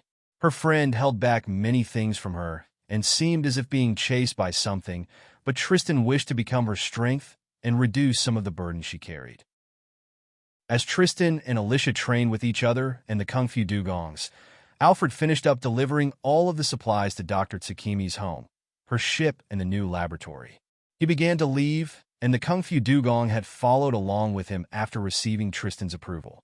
The island was much too cold and not too suitable for the Kungfu dugong, so they could not remain for long. Midia was spending some time at Dr. Tsukimi's home and prepared herself to undergo her operation and modifications over a long period of time, so she needed to be in her best health and state of mind before it began. A long time would pass like this as the underground lab would be rebuilt. Various projects begun to be worked on by those within the Creation Union, and as Tristan and Alicia trained within the icy cold and snowy lands of Baltimore and the cold sea surrounding it. In a small bar, a young woman's cheerful and lively voice spread across the room, infecting the emotions of those that listened to it. Many began to turn their heads to watch the young teenage girl with green hair who was on the stage singing, dancing, and putting on a performance with her illusions. The people enjoying a meeting, drinking with friends, or eating began to be infected by the atmosphere of the young girl and followed her movements as she pumped her fist into the air again and again. The performer was and who had been contracted by Alfred and had received a gift package from Alicia that had lots of ideas for simple dance styles, catchy songs, dress styles, and other things that would help her to build her image as a diva or an idol. Even a diet and training schedule was prepared to allow her to increase her body's flexibility and stamina to allow her to put on longer performances on stage. Many of the things included were from her skills that she had collected, but there were also some songs, dances, and images from various popular pop singers and idols from her previous life, which she thought might suit her. However, there were not many demands on how she should decide or choose, so it all was left to Anne. After taking the information into consideration, she began to work on her image and her own songs and dances after being inspired by what she had read. The biggest issue that Alicia had was that many popular songs had contained hidden meanings and stories within, but also some things that may not be understood by this world's people. So she left it to someone more experienced to make their own adjustments to them, so they would be more accepted by the general public. Although her hair was still kept the same, and her clothing mostly featured the color green, she wore many different styles of frilly tops with a time match with large skirts, long socks, high heels, and a bow in her hair to make her look very eye-catching to others. Each of her dance moves were simple but very eye-catching, making the audience keep their eyes on her and unable to stop themselves from joining in. As she finished several songs for the evening, she bowed excitedly and spoke. "Thank you, everyone. If you enjoyed the show and wish to share it with family or friends, we have some products coming on sale in a local store near you very soon, so that you can listen whenever you wish to. They will come in the form of a device that can be placed on your ears, and only you can hear it while walking or sitting within a crow's, or there is the option to get one that can play it openly in a small or large room. Please keep an eye out for any related White Storm products that will be appearing in your local stores soon and support them. Many of their products have been designed by the people of Baltimore and others working with them, so expect them to be very useful. It is the future country, after all. Bye, everyone. Mwah. She began to leave the stage as people were beginning to get up to crowd her and ask for an autograph. But before they could do so, an angel-winged, red-headed young lady helped him down from the stage and handed her the schedule. "You have a short time to greet your fans and leave them an autograph. I will give you 15 minutes, so make each one quick. Then we will have to leave. We have to prepare for travel to the next city and prepare for your next performance." And nodded happily. "Isa, you are so good. Do not worry, I will be quick about it." Isa stepped forward and calmly spoke.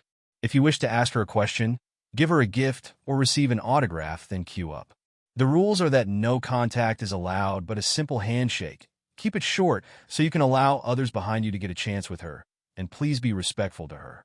Isa was wearing a smart and simple woman's work suit, skirt, tie, black shades, and high heels that made her look very professional, but her white wings, pretty appearance, and red hair were the things that drew the most attention to her when she stepped forward. "Whoa, is this another performer? Wow, mommy! Look, it is an angel. So cool." Isa rolled her eyes as if she had experienced this numerous times upon coming down from Sky Island. She then stepped back and positioned herself behind and to let her gain the spotlight once more. Lucier's large and bulky figure was also dressed in a black professional bodyguard suit and a pair of black shades as he stood by the desk that had been set up for the fan meeting, allowing him enough room to stop others from approaching the targets and stop any bad behavior. Everything was proceeding as it would as the fans lines up at a fan meeting booth, and the line was quickly growing smaller as the 15 minutes were about to come to an end. A skinny, sickly, and pale man who had a snot hanging from his nose was next to greet Anne. "Hi, Anne.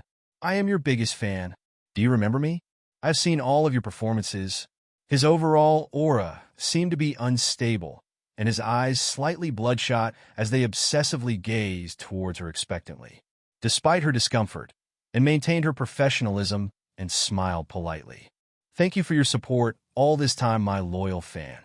However, the man did not seem so happy, as if he had been forgotten or ignored by her. "How dare you? How could you do this to me? You are my light, my hope, my love. How could you treat me this way?" And looked a little troubled and softly said, "Sir, I do not know what you could mean by your words, but I am grateful for your support, so please calm down." He was raising his voice and acting hysterical in a closed space where many others were and causing a disturbance, so she tried to calm him down but also warn him at the same time. However, he seemed to take more offense to this. "Why should I? Ever since you joined up with this group, you have forgot the fans that supported you when you had nothing. You should not be with these people and do as you had been. You are changing too much. Even that fake angel by your side is trouble. Look at her stealing the limelight from you. I hate them." And was becoming visibly paler the more aggressive the man became, so Isa stepped forward calmly. "Sir, your time is up. If you have a problem with our performer, then you do not need to support her anymore or come to her shows. All you have succeeded in doing today was show yourself up and create a disturbance. All people change and evolve over time, and when they meet others, nothing is fixed or eternal, so please do not push your own fantasies onto. And this is your second warning since you have already ignored Anne's kind warning.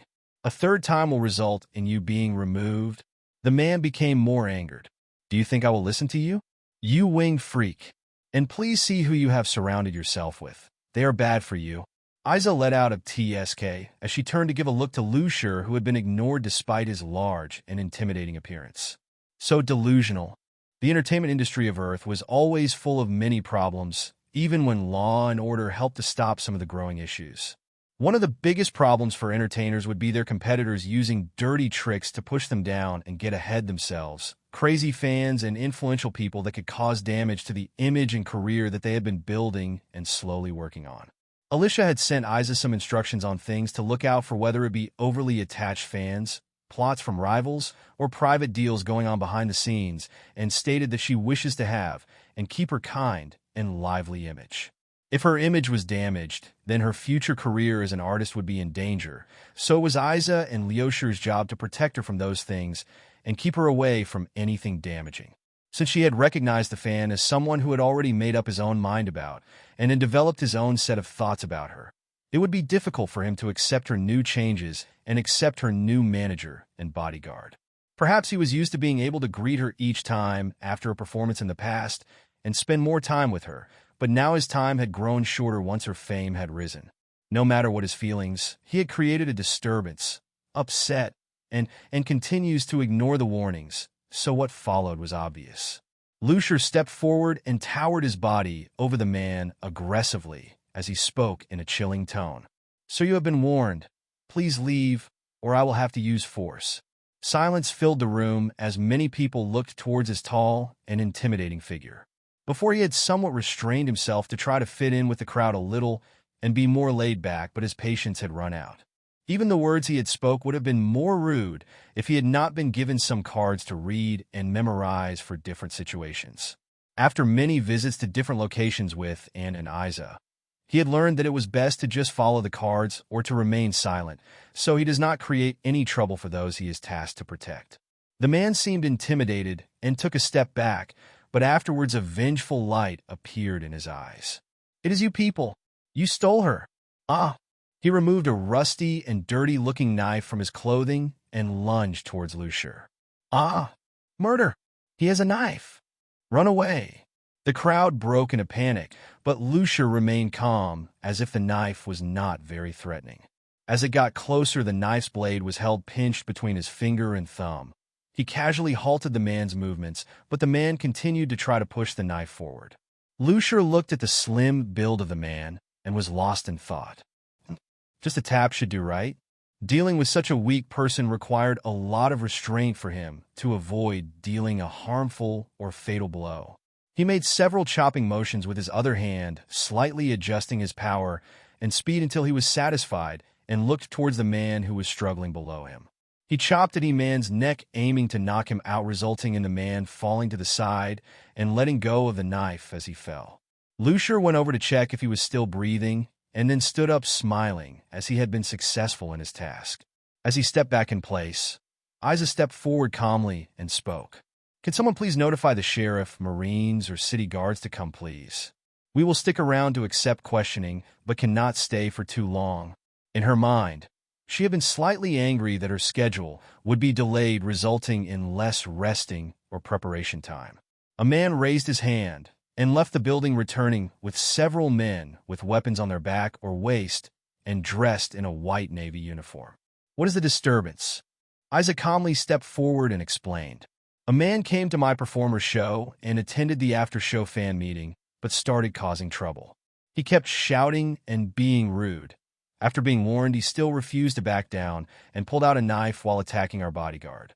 Our bodyguard subdued him quickly and unarmed him. That is when we asked for someone to be called to capture him.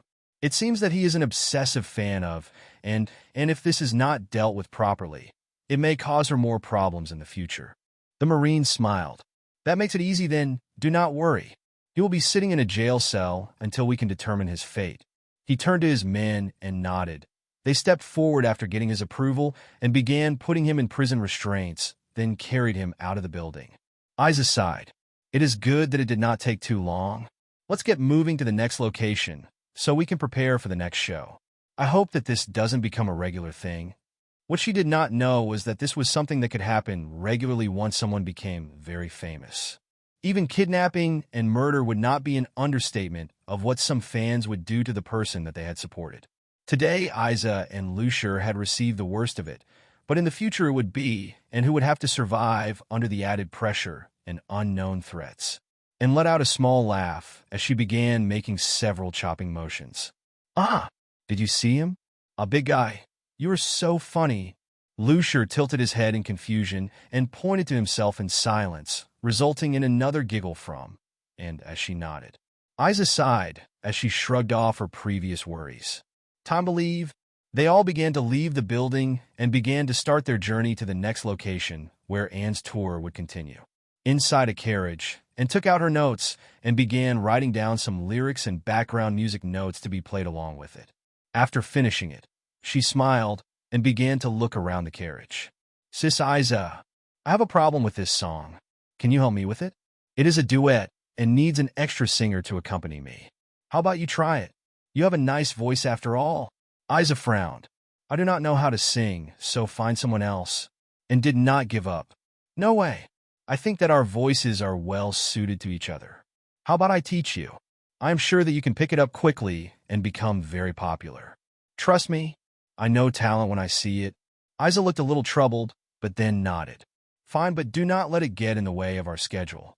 Isa had the makings of a star, but she did not yet know it. She was very attractive with long black hair and unique antennae hairstyle, but most of all was her unique wings. When her voice was added to that, she would become very popular. She may even one day surpass, and if she works hard at it, and was not overly wary of having another rival, and instead looked forward to having a fellow musician friend and collaborator in her performances. Several months later for them, they were both on a live stage together singing and dancing in front of a large crowd, and was dressed in green and black frilly clothing, while Isa was dressed in a red and white fairy dress that had several alterations to it to make it more idol-like, and at each of their waists was a gun holster with a unique shape's gun inside. As they finished their song together, they mirrored each other's movements as they removed the gun from their waist and raised it to the sky facing slightly forward. The guns were like a sawn-off single-barrel shotgun, and upon firing, they released a large amount of green and red confetti into the air that fell down upon themselves and those at the front of the stage. As the lights died down and the confetti disappeared, their figures had disappeared from the stage. "Diva and Angel AI. So cool." Their newest song together was so beautiful. I think my ears have become pregnant. Idiot. Who said that? Hurry. The fan meeting will begin soon. The big guy will be there again, won't he? He looks scary, but he is actually quite a simple man and nice man once you get to know him. Bah, who cares? I just want to see my angels. The effect of Alicia's long-term calculation was beginning to show fruits, and their fame was on the rise as a solo performer and a duo. Upon meeting Isa, she had already known that she had hidden talent, so she had suggested her to be paired with, and so that she could have someone to learn from if she ever became interested in pursuing that kind of lifestyle. After a little time, their professional relationship turned to friendship and evolved into recognizing each other as sworn sisters as they began to tackle one problem and performance at a time. After several months, they had gained enough recognition to perform live on a proper stage together and had become widely known as their music had been sold widely within the Grand Line. Meanwhile, a certain thief was feeling regretful about her mischance after declining the White Storm's invitation as Isa and several other artists began to rise under their support. Just as the two singers were gaining popularity fast, they were constantly promoting products from the White Storm Merchant Group, who sponsored them both and allowed them the opportunity to grow as big as they had so quickly. As they started gaining more popularity, the sales for different types of products were increasing, resulting in a higher demand for them to be produced. More jobs were provided to more people to handle the increased workload, and the White Storm Merchant Group continued its rapid growth. Competitors began to take action against Alfred using various tactics, but he was well protected, so they attempted to target others. Many accidents followed as parts of the stage would fall down upon the two singers, but as they fell upon them, Lucier was fast enough to get onto the stage and save them each time. Assassination, kidnapping, and other attempts followed, which were stopped by Lucier, who had slowly built a name for himself as a reliable bodyguard. The culprits involved were discovered after investigation, and it was found that some merchant groups had been trying to attack the weak link of the White Storm Merchant Group and the source of their promotion and growth. Many groups were further investigated, and many bad deeds that they had done in the past and covered up with bribes and threats were brought to light, resulting in a complete collapse of their businesses, along with the imprisonment of the leaders of the groups and their closest people.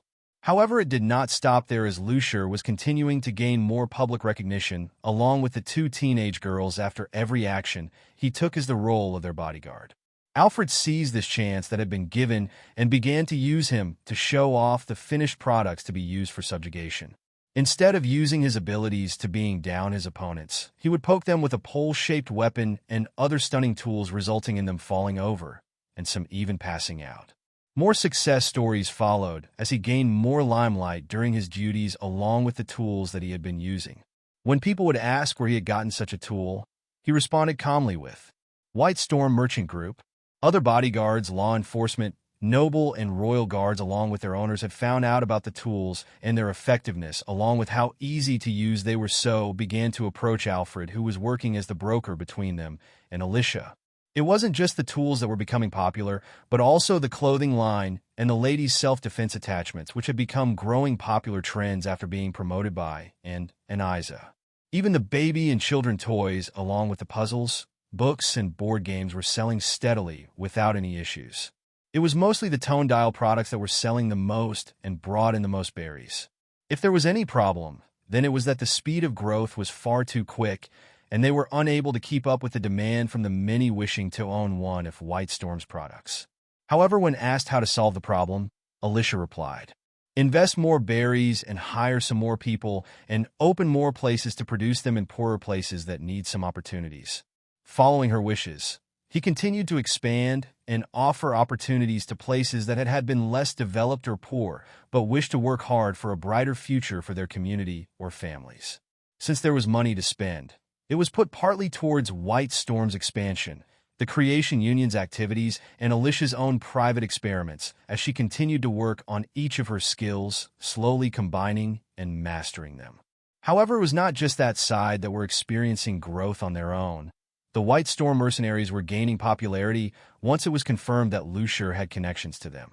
They began to receive many protection jobs protecting cargo, people, or locations, and some talents began to flourish under the high pressure of their jobs. The most promising people among the mercenary group were those that continued to keep up with their training, but there was even the occasional dropout who could not handle that kind of life or had grown homesick. While there was growth, there were some losses from time to time for various reasons since Alicia was not there to hold them together, and some wished to continue with the group exploration, not knowing their captain's true goal for halting where they were. When Alicia heard the news, she merely nodded and expressed her best wishes to those people who chose to leave to go home or continue their journey on their own without her. Those that did not have enough patience and doubted her were no longer needed by her, but she would not fault them for it. If they were prepared to take the risks to venture out and take on the dangers ahead without her, then she could not stop them. She had already warned them of the dangers ahead anyways. If it was their confidence or overconfidence that led them to that decision, then time would tell. The Kungfu dugong were the ones that experienced the biggest expansion during their journeys, protecting the growing number of merchant ships of the White Storm Merchant Group from under the water. Their strength was increasing with their increased training and mastery over their sea impact fist, and so was their numbers as they continued to fight against many sea creatures and recruit them into their ranks. As if tied by fate, a group of many different types of martial arts fanatical sea creatures had begun to form their own following and only kept growing. The sea animal pirates were beginning to form under the name of White Storm, just in a slightly different image, and forming after being influenced by Tristan instead of Luffy. Many creatures joined one after another like black belt penguins, sumo capybaras, octopus boxers, and sea lapons.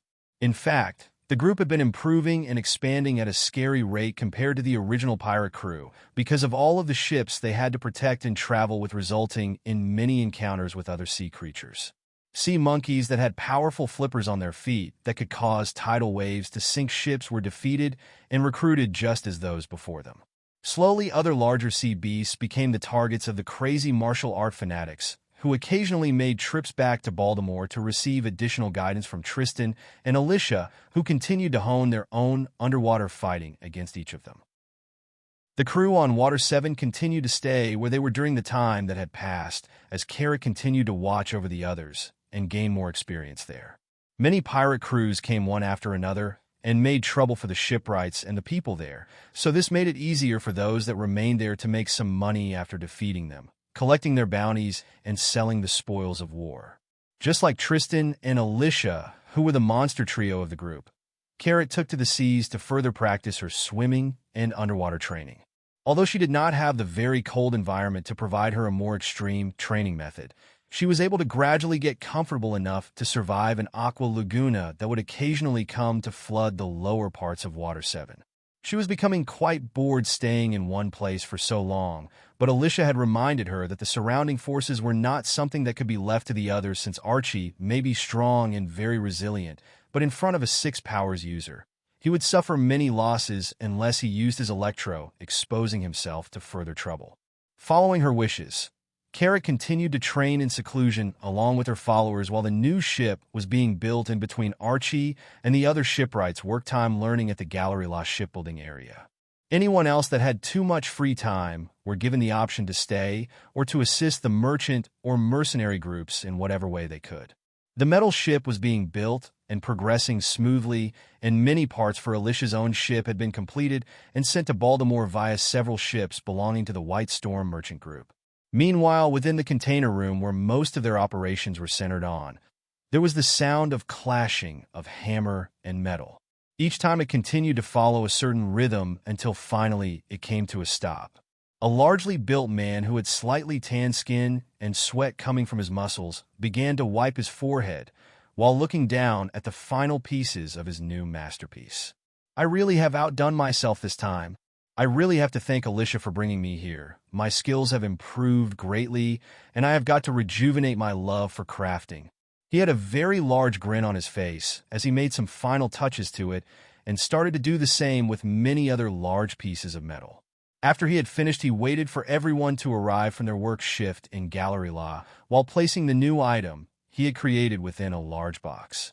As the door opened, the room became lively once again, but the room became silent as the large box was kicked in front of Archie. He looked at the blacksmith with a look of confusion. "What is the meaning of this?" The blacksmith smiled calmly and replied, It is something that Alicia requested for you. It took some time, but it was finally completed according to her specifications. Try it on? After opening the box, Archie's eyes sparkled as he gazed down at the contents. I will be right back. He escaped with the box to an empty room to get dressed, and after leaving the room, he looked much more intimidating. He wore a large helmet that protected the top of his head and the back of his neck, a chest and back plate, shoulder guards, wrist guards, and leg armor that formed a domineering presence on his large body. Armored bear! So cool.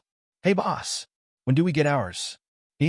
The blacksmith went by his side and added quietly.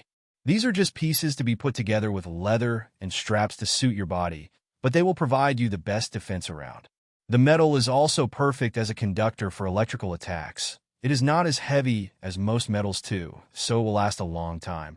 Archie placed his large bare paw on his shoulders and smiled.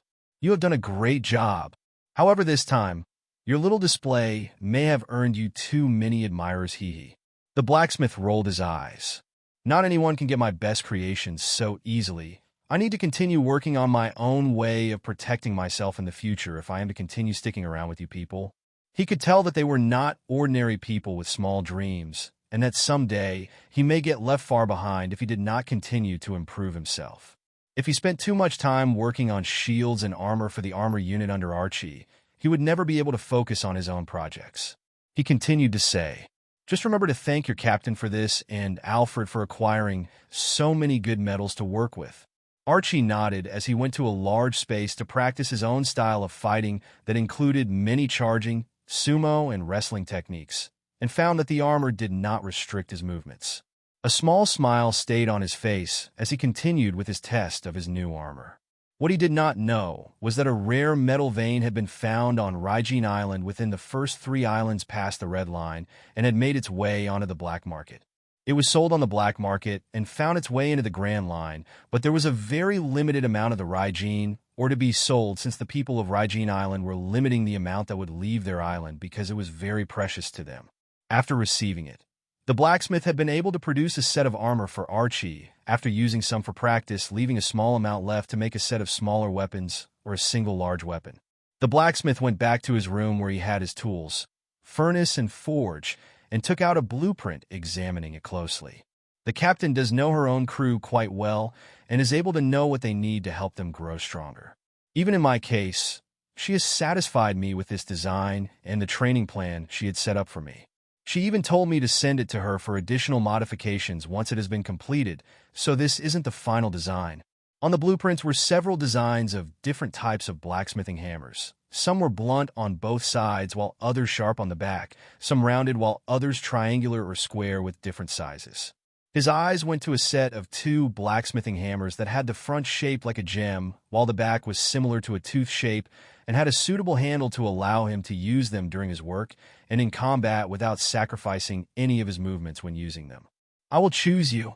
During his spars with the others, he had gained a lot of experience to improve his own fighting style, but he still lacked a real weapon that was strong enough to hurt strong opponents.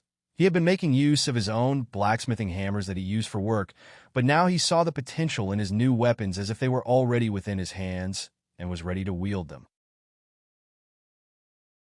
In between protection jobs and other things, there was a certain part of the crew that loved adventure more than most and could not wait for the others. Many children ranging from 8 to 15 years old could not stay still, so Ivy and Clifford occasionally took trips around the Grand Line, collecting all sorts of things and experiencing many scenes during their free time. They occasionally revisited near Boyne archipelagos, but without Alicia to provide them with better protection and a way to escape, they left the job to Clifford each time to collect new food supplies, allowing him many opportunities to hone his swordsmanship. After several visits, there was still no discovery of the previous traders of the crew, so they were either eaten by the island or one of the many creatures or plants on the island. Electro flashed as he jumped from tree to tree with a large backpack on his back. Just as he was approaching the outer parts of the island, a large plant appeared before him, trying to swallow him whole. Despite the danger he faced, he continued to move unhindered as he removed the sword from the sheath at a fast speed and struck upward as the sword was charged with electro. Single sword style, crescent rising. He brought the sword striking upwards, stretched his back and head upwards as if he was howling or barking towards the sky. The sword cut through the large plant at a high speed as he continued to pass through the opening that he had created, but another beast appeared in his path. Growing accustomed to many types of battles and enemies, he had grown greatly during journey, so when faced with unexpected situations, he remained calm as he adjusted the grip on his sword and brought it back down upon the new arrival without a shred of hesitation. Single sword style, crescent descent. After completing his attack, he removed the sword from his waist with his other hand. Another beast was appearing on his path, and he began to show a look of impatience as he detected many more in the area. Clifford flipped the swords in his grip so that they were both held to face downward and began to raise one sword up quickly, and as it descended, the other passed by it, rising up over his head, then lowered as the other passed by. Two-sword style, flying crescent moon barrage. This continued at a very high speed, and many flying sword winds flew forward ahead of him, one after another, sending sharp slashing attacks flying at the creature ahead of him. Just as he finished many attacks, he landed and adjusted his stance and spun around in a circle quickly on the spot. Two-sword style, double moon. Those creatures that thought to have caught him off guard were sliced up as both of his swords produced large and powerful sword winds around him that were sent outward towards the man-creatures, cutting them up. Clifford did not choose to stop there anymore and flickered forward past the dead creatures he had killed, only to end up near the edge of the island, where he found a secured, strong rope tied to one of the trees. He removed it and began to attach it to something on his waist, and began to tug at it many times until his body was pulled through the air quickly, but before he could reach wherever he was being pulled, it stopped once he arrived over the sea and began to fall. However, he seemed to be within range of the ship, so he removed the bag from his back and threw it on board before he fell downwards. It was as if he had done this many times before, but his expression told another story. He had a tired look on his face as the many children raised the backpack over their heads cheering. He fell further down and hit the water below.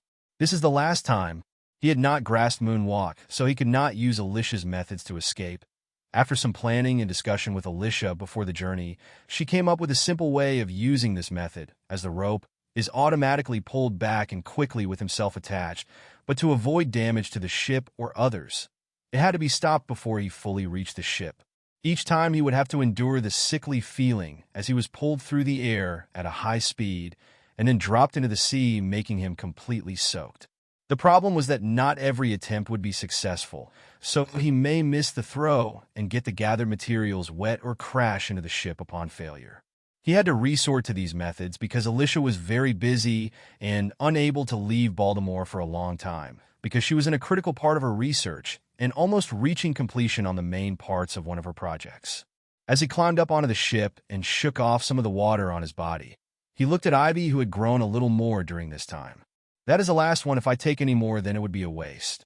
I also do not wish to do that again. Ivy shrugged. Fine, you got enough, but I do not know if I can keep the others from trying to eat it all if they get their hands into them. Her black hair had grown slightly longer as it, and her white skin seemed shinier and healthier. Her body was a little taller and curvy, but she was still dressed in the same kangaroo one-piece, as she placed her hands into the front pocket habitually, as if always ready to pull out her slingshot. Her strength and abilities had grown as she continued to explore new places and experience real battles, while she continued to train and eat food made from special recipes and ingredients upon visiting Alicia from time to time or eating the Boyne Archipelago's food. Clifford looked down at her and teased. Right. But you still must love your captain, huh? Look at you wearing this thing all the time. Ivy began to pout. It is none of your business. Do you wish to get a metal bead in the face? Clifford shrugged. You cannot catch me anyway. By the way, now that you are growing, do you not wish to graduate from using that small thing? I know it is easy to carry and conceal, but I am sure that your growing strength will be wasted if you continue like this. You should take a look inside the ship. The captain sent you a reward for your efforts. She ran towards where he had pointed and found herself before a wooden box, so as she opened it, her eyes lit up with joy. It is perfect. In her hands was a larger slingshot, but was adjusted to the size of her body, Although it could not match the one belonging to Usopp during the Water 7 arc in size and shooting power, it was tailor-made for Ivy and her estimated growth at this time. Inside the box was also mini balls and other shaped projectiles to be used with it, and a bag to carry them on her back. In a room that was neatly organized with many kinds of documents and timetables laid out on the desk, Alfred calmly continued his work and looked towards the many sea snails on the shelf. He saw that one had begun to make some noise, so he picked it up, followed with a gotcha sound. "What is it?" The voice on the other side responded. "Boss, we have begun recruitment and signed more dancers, musicians, and actors like you have requested. With the growing popularity of Miss and Miss Isa, we could rapidly increase the amount of people signed to us." Alfred already had the documents in front of himself, so he looked over them. "Some of them are good, but others are not suitable for signing. What we are looking for right now is talent, or those that are hardworking that have a good image and no big personality flaws. Look further into their background and pass first, then get back to me before making any final decisions." "Got it, boss." "Gotcha." Alfred put the sea snail back in place, and then put on his suit jacket as he left the room. Upon walking out of the building, a man came running in his direction, looking as if he was in a hurry or escaping from someone, but as he reached Alfred, he reached into his clothing to grab something. Noticing his unusual movements, Alfred moved his body away defensively and observed the person who had a confused look on their face, but then charged towards Alfred with their hands in the air, aiming to grasp Alfred's throat. Before he could get close enough, something was pressed against his body, and a surge of electricity went through his body, leaving him stunned and falling to the ground. Alfred coldly looked at the man and took back the cane in his hands that had been used to subdue him, then called out, "I know that you are there, so come out." He was very calm even after facing an assassination attempt, and acted quickly to protect himself, as if used to these types of situations as if they happen often. "Sigh, it is another one." Just as he finished speaking, a figure jumped down from the roof while catching hold of a pipe and sliding down and displaying their acrobatic and climbing abilities to the fullest potential, leaving him completely unharmed after landing. Jester had appeared before Alfred and displayed his usual cheerful smile, but there was two things that had changed about him. The first was that his body had grown more and added more muscle, but his overall build was very balanced and compact, allowing more agile movements, while the second was his face. His facial features had grown a little more masculine, but still retained some of its cuteness, and the scars on his face had been tattooed over, leaving black markings in the shape of his scars. Alfred was used to Jester's way of protecting him and sighed. How many more, and what did they use this time? Just one this time? Jester laughed as he took out a pistol and twirled it around in his hand. It seems that they will even resort to putting guns in the hands of civilians now and letting them do the dirty work. Although he was laughing and smiling, his eyes were not, as they became very cold and murderous. It may be best to investigate this person's background, who they have met with recently, and their family situation. Someone will be here soon, so you do not need to call anyone. Alfred smiled. Efficient as always. Jester did not show any changes in his emotions and continued twirling the gun in his hand. He continued to remember the days of the past by the princess side as he dealt with many assassination attempts.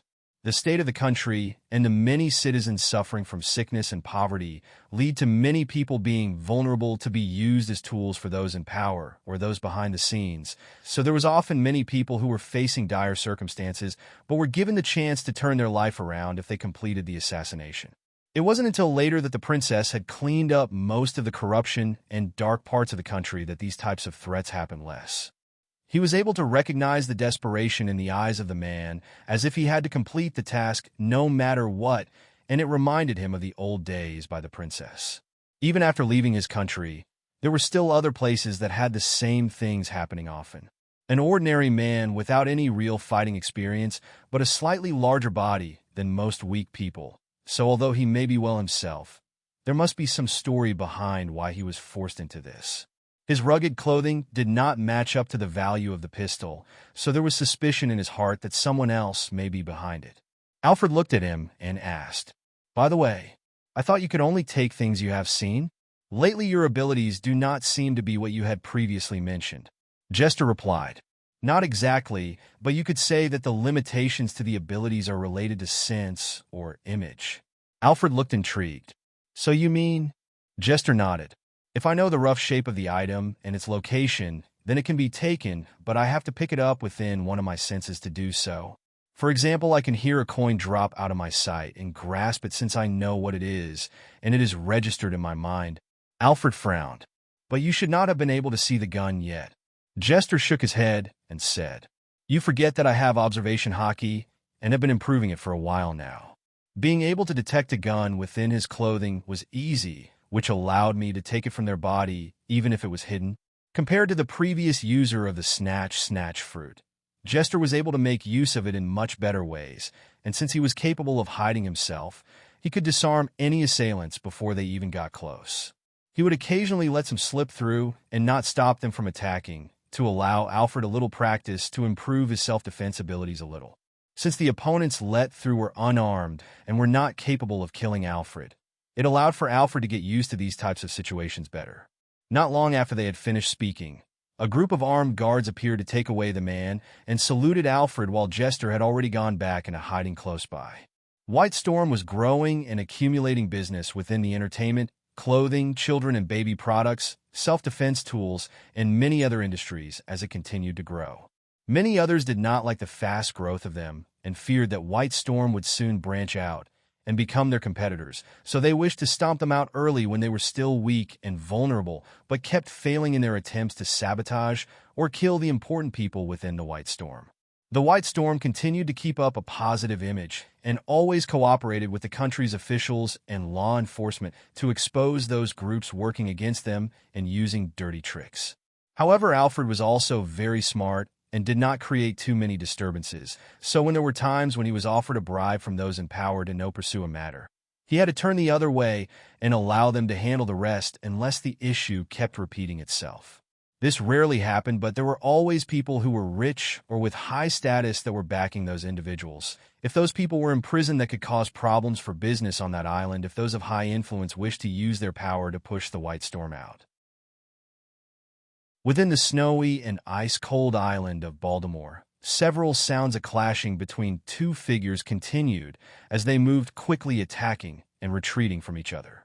Tristan continued to gain momentum as her footsteps were very controlled and quick, allowing her more room to dodge and follow up with a series of powerful punches, but each one was met with an equally powerful kick or her strikes missed, landing on nothing.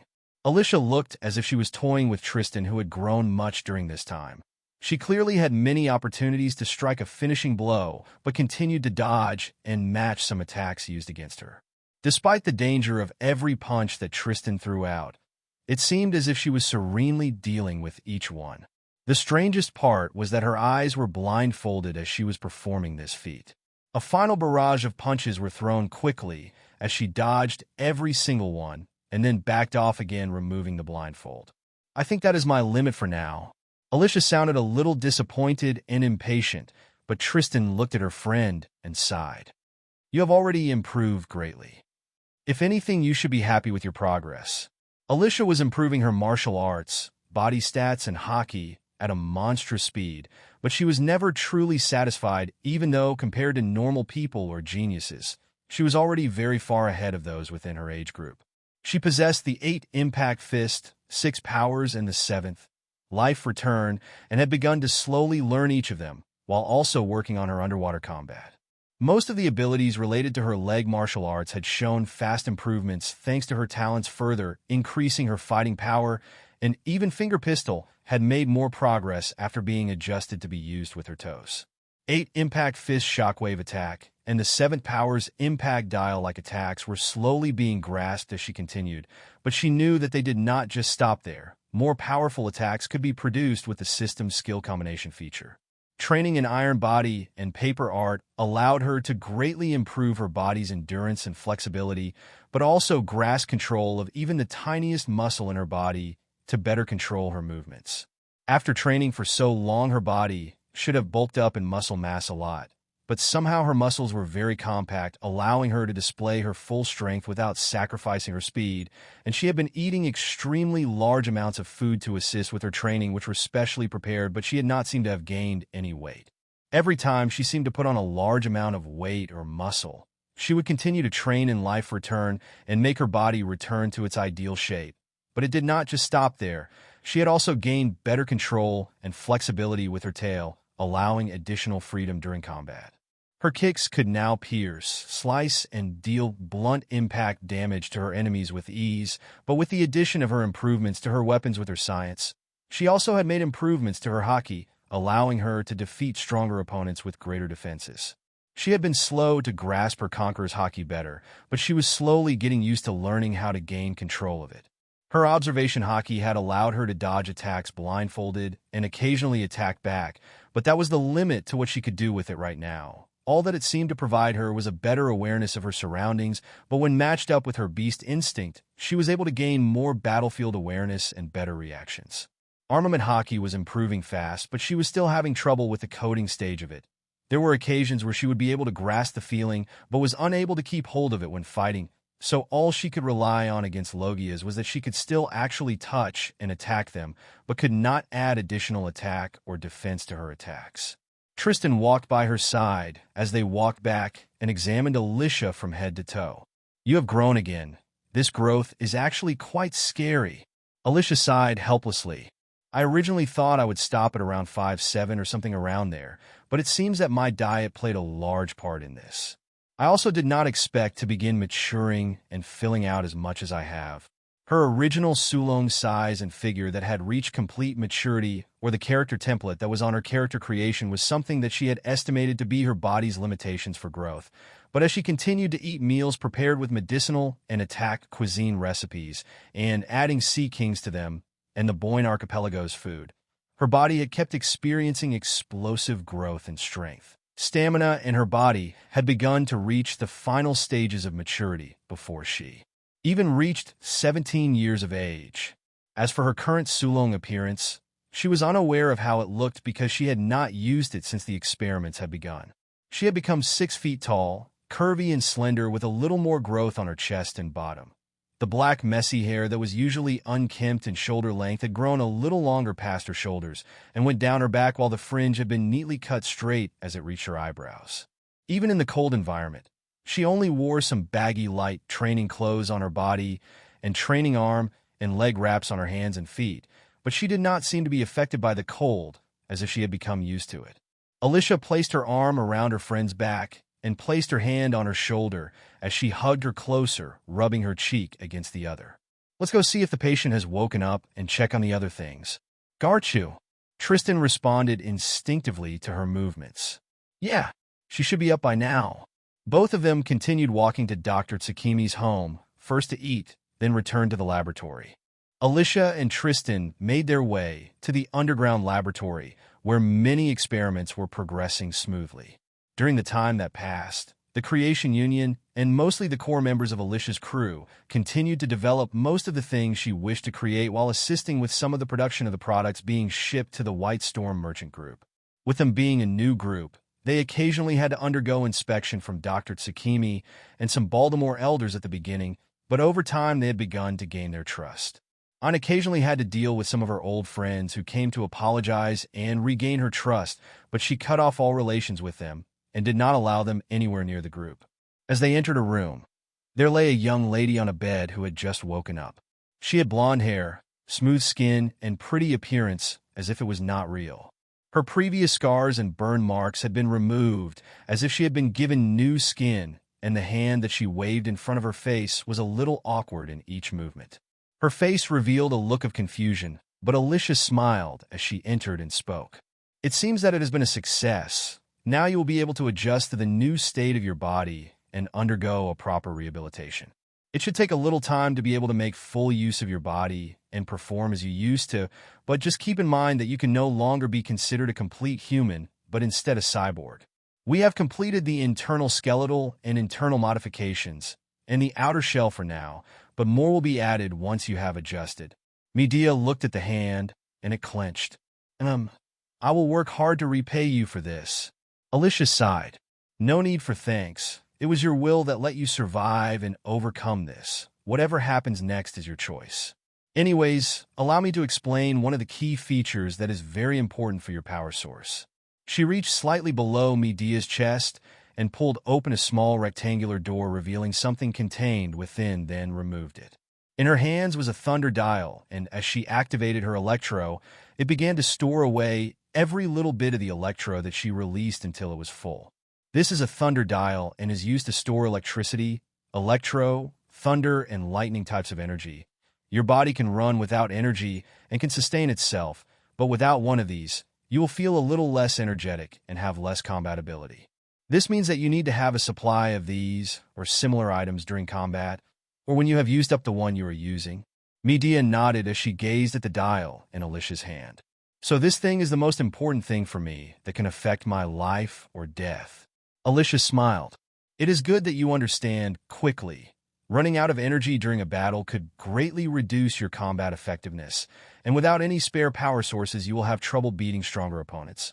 It was like Frankie's need for cola as a power source that allowed him to regain his fighting spirit and use his other more powerful weapons. Without his cola, he struggled to beat some strong opponents, but once he found some, he was able to deal a decisive finishing blow.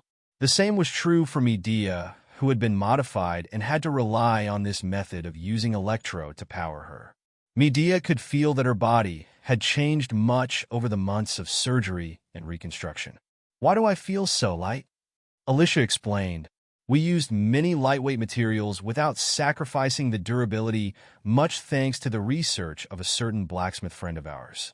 We made sure to make the modifications to best suit your past abilities and experience so that they do not go to waste.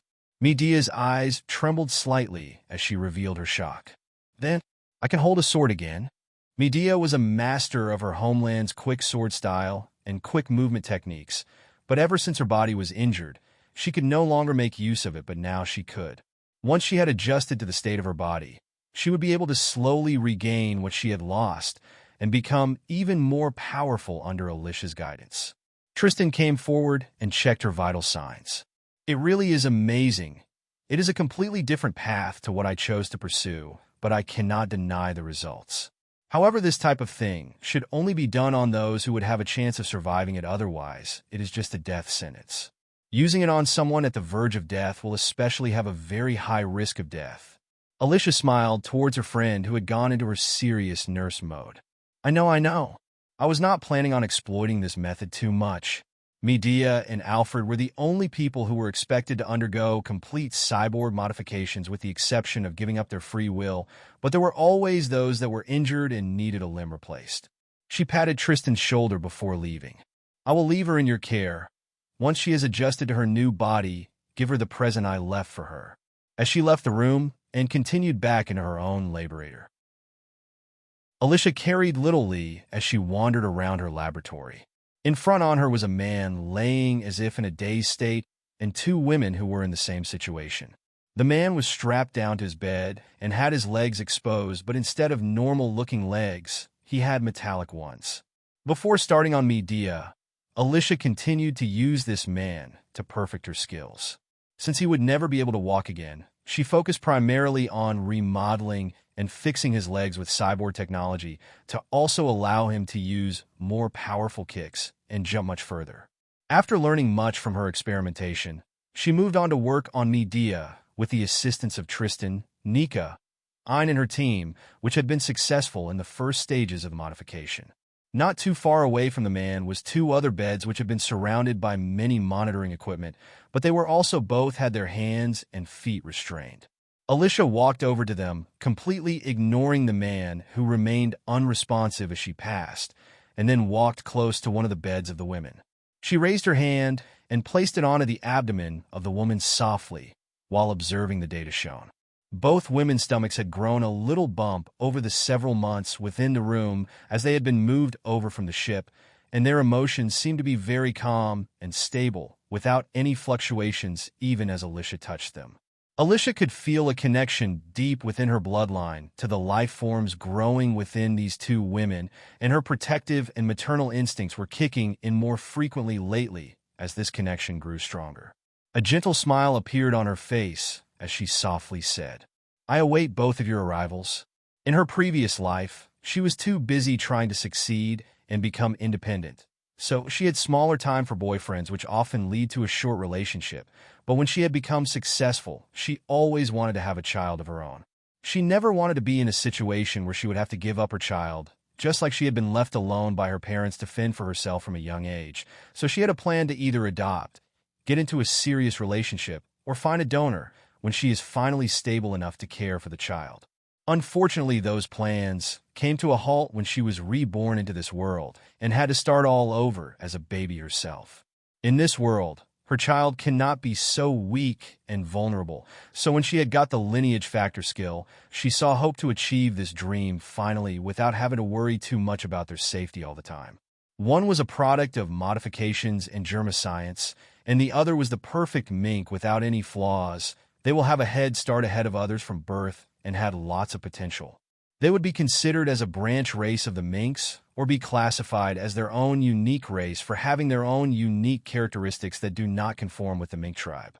Even as a separate race, they are still capable of breeding with humans or the minks to produce children, grandchildren, or someone else further down the family lineage to pass down the same race and traits belonging to the original with some slight differences in the type of animal they would inherit their strength from. Just like how the fishmen and mermaids create 4 different outcomes, making either a boy or girl mermaid or a boy or girl fishman. The same would happen in this case, and if the new life forms race is skipped in this generation, there is a chance of it reappearing later. Just like how Shirahoshi is the sole person of her own form and abilities that have not been inherited for a long time.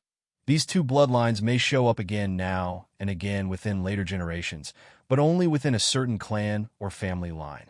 After checking everything over and seeing the development of the experiments, she looked at a large armored suit in the corner of the room, which looked very sturdy and heavy.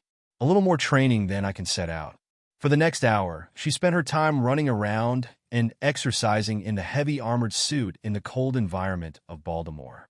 Each time she took a step, she would sink deep into the snow beneath her and have difficulty moving if she was any weaker than she was. The suit had been made from an ore that was one of the heaviest and was often used for body training weights. Even a small armband or pair of shoes made from them was more than enough for the average person to use, but Alicia had created a suit of it to increase the intensity of her training to a new level.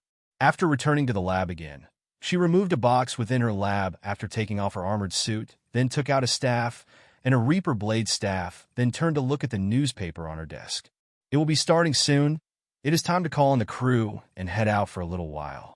Many of the crew had been developing in their own way and had faced new challenges every so often.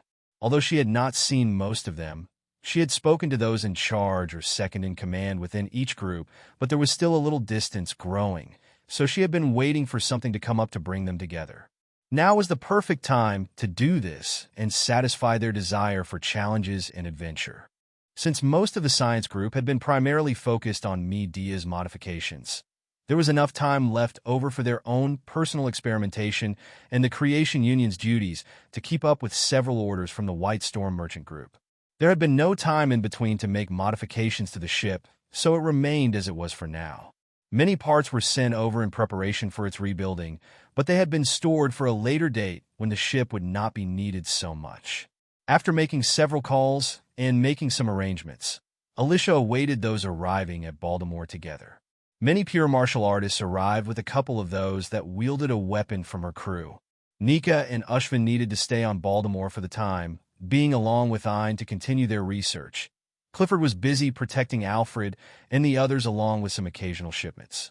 Archie wished to remain on Water 7, and Jester was kept busy with his duties, so the only people from the main members of the crew that had joined this time were Ivy, Isa, and Lucier, Tristan, Midia, Little Lee, and many others beneath them with the addition of a couple of Kungfu dugongs. After checking that everyone was in attendance, Alicia smiled, and then spoke to everyone. This time we will do a little traveling, and towards the end there will be an event to take part in. Those that wish to take part are welcome to come forward to prove themselves, but if you wish to just watch, I will not hold it against you. Of course, non-martial artists do not have to participate, but you may have some roles to fulfill. There had been a couple of promising talents bloom within her crew from those weaker over the break, but they still lack some guidance or a chance to prove themselves. Although they may not be capable of reaching the ranks that she, Tristan and Kara could reach, they would be somewhere behind the likes of one of the group leaders if they continued to receive support, kept working hard, built up experience, and had some potential. Physically, some of the current leaders are still lacking even after training and receiving Alicia's personal care, and would struggle to defeat someone like Arlong or someone as powerful with a bounty below 50 million berries. However, those of them had made up for their weakness with their own way of fighting that could defeat many strong opponents. And had her illusions and her training that she had received from Isa, as they became friends, allowing her to make use of her illusions to distract her enemies and shoot them if she needed to. Isa pairing up with her made a devastating combo, as she had a better shot and had a range of different types of things to be fired from her own gun. Ivy could be said to be the weakest among them after recovering from severe malnourishment, but she possessed Pop Green to take down more powerful enemies far above her own strength. Many others within the crew were currently in the same situation, and if confronted with a person with high abilities or a special devil fruit like a Logia, they may be unable to defeat them. However, with the rarity of hockey users, this was not something to be overly worried about, and they would rarely need to directly fight such people unless Alicia was not around. The strongest people Alicia had recruited came from Kano or brought from Zoe. The only exception to this was Jester, but even they had their limits to what they could accomplish within a couple of short years as the story begins. She spent some time on Kano, traveled around afterwards, only to end up within Baltimore for several months, so the start of the story would begin in around 6 months' time from now. It was enough time to build up her crew and set some plans in motion before then, so a journey like this was important for their growth. Alicia set sail and looked towards the sea that stretched out before herself with a look of anticipation. Midia had been moved to a comfortable room to rest along with Tristan to care for her within the ship, as they had been instructed to follow along. While everyone was undergoing strict training under Alicia, Midia was undergoing her own rehabilitation and slowly grasping how to use her body effectively. She got up from her bed and slowly moved towards a box that was within her room and opened the lid carefully. A thin and long sharp sword lay within the box. As she removed it, she could see her reflection on the new blade. Although her appearance was how she previously looked, on many parts of her body, there were more obvious stitch-like markings that showed in some places, which showed that a lot of her old damaged skin had been replaced during the operation, and what was on the outside could be seen as just a layer of fake skin to cover up the metallic body beneath. She almost did not recognize herself for a moment, but did not dwell too much on her changes for too long, as she had long accepted that she was no longer the pitiful and weak slave of the past. As she looked towards the sword while gripping onto the hilt, her eyes became determined. If the path is cut off, then I can find another way. Now that I have been given the opportunity to begin again, I cannot slack. Although she had been given instructions to do some light movements first, she instead picked up her sword and began to perform slow sword movements, which were the basics of the swordsmanship she learned from her mother and practiced diligently. Each movement was slow and flowed smoothly one after another, but sometimes she would stop and begin contemplating. As a genius with the sword, she was able to pick up the restrictions that this body brought her along with its strengths. Although she had lost some flexibility and lightness after her change, she had gained more speed, durability, strength, and the sword in her hand seemed very light in her hands. As she practiced, she began to remove some movements that were impossible to achieve in her new body and started simplifying her swordsmanship to better suit her cyborg body. While everyone was busy with their own things, many days passed, and the ship arrived at the first destination. Once more the crew found themselves on the comm belt, traveling along and trying to avoid direct combat with the many sea kings that remained there. However, the more they wished to avoid such things, the more likely they were to appear and cause problems. Many manned the cannons and begun to fire upon the small to medium-sized sea kings that were getting close, but they remained stubborn as they continued their pursuit. One small sea king had come almost in the direct path of the ship, but as it got closer, the cannon fire pushed it aside slightly. As the ship was passing it, several people took this chance to attack its body. An image of a larger sea king manifested and began to overlook the smaller one, making it become intimidated and distracted enough to stop it from attacking the ship. Shortly afterwards, One gunshot was fired from the side of the ship that pierced through its hard scales, and looked at the gun in her hands with surprise. The shotgun-shaped gun was a modified type of weapon that increased the speed and power of whatever is fired with the assistance of a breathed dial, but it also had another dial built within which had more power called the jet dial. Usually she and Isa would load cartridges filled with confetti and glitter to use in their concerts with the breathed dial, but when using live rounds with the jet dial, it was much more destructive and was easily able to penetrate through the scales of the Sea King. Isa jumped up and began to use her skates to glide on the clouds created beneath her feet as she made her way around the Sea King under the cover of the illusions created by Anne. She appeared by the head of it and fired towards the eye accurately, destroying its eyes and making the bullet penetrate deep enough to be called a fatal wound. The Sea King was knocked to the side and fell towards the ship, but suddenly several small projectiles flew towards the side of the ship where it was falling. Ivy shot several pop greens that formed into a circular trampoline plants, and as the Sea King fell, its body was cushioned and began to bounce off it and fall away from the ship. Before it could escape further damage, several seeds flew out towards its other eye and transformed into shuriken as they began to cut deeply into its eye and the side of its head, severely wounding it further. As it lay motionless as the ship passed by the body, the illusion began to dissipate, and Isa landed back on the ship. The sound of clapping followed as a cheerful voice entered their ears. "Excellent job. It seems that your progress has not been slow during the time you have been away from me." Alicia stepped forward and praised them, but she still kept up her vigilance as she looked at the sea around herself. "However, it is too early to celebrate. We still have some that are still on our tails." The ship continued forward without delay, but further up in their journey, two medium-sized Sea Kings were approaching from the both sides very quickly. Everyone watched as Alicia walked towards the front of the ship and jumped into the air with a staff in her hands and her newly modified boots and suit that wrapped around her body. She had her hair tied back, the lower half of her face was blocked by a white scarf. Her arms and legs were dressed in white leg warmers, each secured by bands which slightly covered the metallic arm guard and greaves underneath. On her body was a black sleeveless undershirt with a dark red overshirt along with a white sash on her waist and black stretch pants.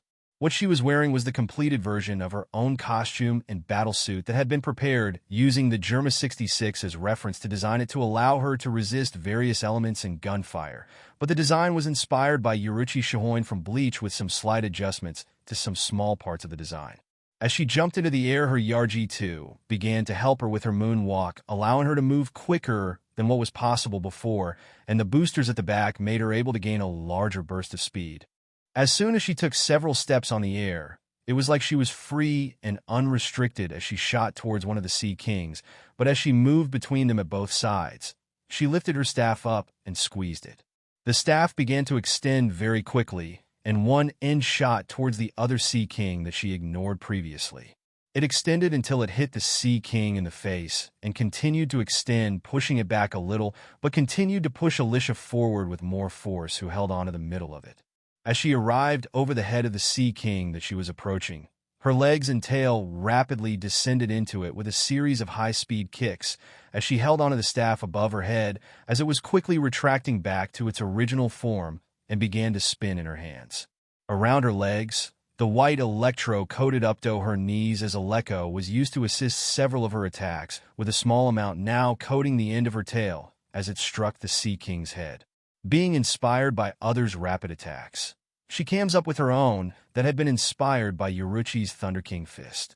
Each kick carried the power and speed of thunder like those punches, but they also incorporated the 6 powers and 8 impact fist, which allowed those kicks to produce a lot of power as they continued to strike at a rapid speed targeted at one point. Even the strongest of defenses may be powerless against such a destructive technique, with a couple of exceptions that she could not yet face with confidence. Constant training of her martial arts, body training, energy training, meditation, electro-muscle stimulation with the addition of other factors had allowed her to reach this level, in which she was able to easily conquer a type of opponent she had faced before with ease. In fact, the Sea King was slightly tougher looking than the one she had defeated, but after several kicks, it collapsed very quickly without resistance. As it fell, Its mouth was open and facing towards the ship, so Alicia was quick to act as she positioned the staff towards its mouth as it fell and squeezed it again. She was pushed through the air at a high speed as she held on as the staff extended towards the throat of the Sea King and stopped. As it continued to extend, she found herself getting closer to the ship where the other Sea King had gotten closer.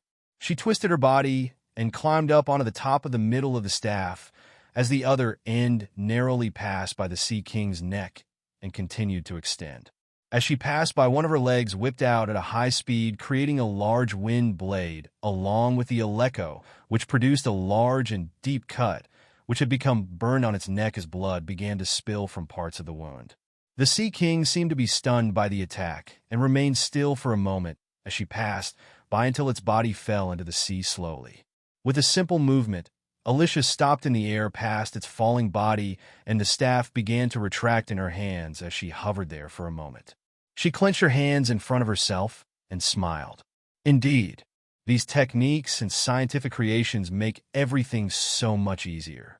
I did not have to waste any movements or energy just to allow myself to adjust my stance or get close to an enemy in a difficult place, so my time spent during this time has not been wasted. This was only a small test of the abilities and arsenal that she possessed, but not everything had yet been revealed completely, as it would simply be overkill if she used her hidden trump cards. She hovered there for a moment, then made her way back to the ship. Many Sea Kings were still in pursuit of her ship, but the moment she landed, she sent a death glare towards them. The combination of her abilities shown just now and the overwhelming force created by her conqueror's haki made them stop their chase, and they began to retreat. Lucier looked in awe at the power she had displayed. Captain, teach me some more." Most of her moves seemed even more inhuman since they last met, and the gap they had between them was growing even more. Among the most fervent supporters of Alicia, Lucier was at the top because he greatly admired her martial prowess and how easily she had removed his deceased family's enemies. Without a goal like revenge to push him forward anymore, he had decided to repay that person who achieved his wish for him and assist them if he was allowed to. Alicia's strength was something which was far ahead of him, so he set his new goal to try to catch up the best that he could and assist her in some way. However, looking at the scene in front of him and watching the children taking part in the battles leaving him out of it and completely helpless, he decided to ask for stricter personal training. He could only handle close combat and would struggle while at sea against beasts or in other situations where he was unable to get close to an enemy, so he wished to find a way to overcome this weakness. Although Alicia did not know his thoughts, she patted his shoulder as she passed him. Continue to train hard and improve your family's martial arts to perfection. Do not dwell on other things for now, and just focus on your strengths. If you wish to gain assistance, then use some of your berries to purchase some support gear or look into finding a suitable devil fruit to make up for your weaknesses. However, these options have their faults too. Relying on equipment will make you reliant on such things and be helpless without them. Meanwhile, devil fruits give you power, but at the cost of being weak to sea prism and being unable to swim. Well, it is up to you in the end. The amount of pure martial artists or swordsmen at the top of the world or from the past may be low, but those at the very top are proud figures like Garp, Hawkeye, Shanks, Z, Kazuki Odin, and possibly even GOLD Roger, who have had to battle devil fruit users and faced many types of environments during their travels. Judging from Z's backstory, he suffered losses and damaged his arm from a battle with some devil fruit user and lost many of his students in the battle too. So while it was a good idea to improve one's martial arts, having a few tricks up one's sleeve was the best way to survive on the seas. Even a haki user can suffer losses if they are not careful enough or happen to be facing a difficult opponent. Certain techniques could help make up for some weaknesses or mobility issues, but they are not perfect in every way. Moonwalk is an example of this as it allowed air movement, but if not mastered to a high level, the movements may be slow and make the user become an easy target for gunfire. In fact, Alicia had a couple of devil fruits in mind for Lucier to use to increase his abilities, but acquiring them was very difficult, as some may respawn anywhere in the world, and Zoans are often difficult to acquire. If he had to get a devil fruit, then he would have to settle for a Paramecia type that may suit his style of combat, and only one seemed to be suitable from the ones she knew that would have their user die in the future. However, the chances of acquiring it was low, since it could be reborn anywhere within the world, and even if he did get it, although it would boost his power, the effects would be limited once he had begun to master other abilities, leaving him with a weakness to water and sea prism. In the end, the final choice was up to Lucier, so she did not push him towards making a specific decision. The calm sea ahead continued to remain still as the ship continued unobstructed.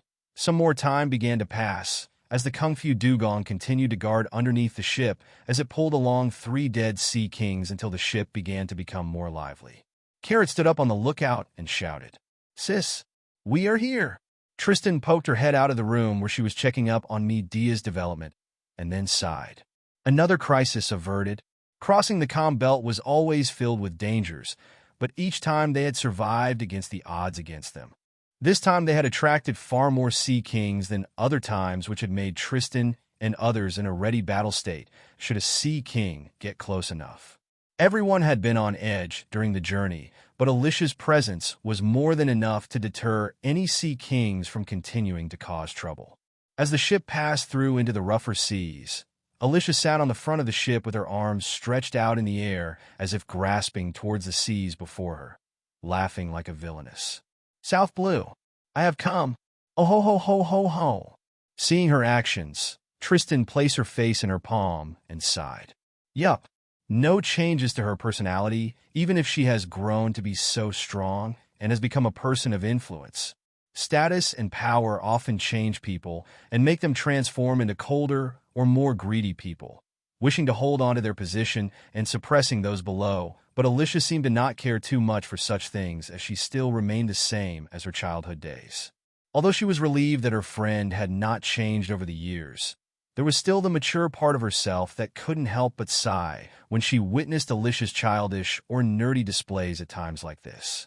Suddenly, she heard someone doing the same as Carrot stood on the top of the lookout and crossed her arms while laughing, copying Alicia. "Fu-fu-fu-fu. So childish." Tristan closed the door, blocking out the noise, and continued to assist Midia with her movements.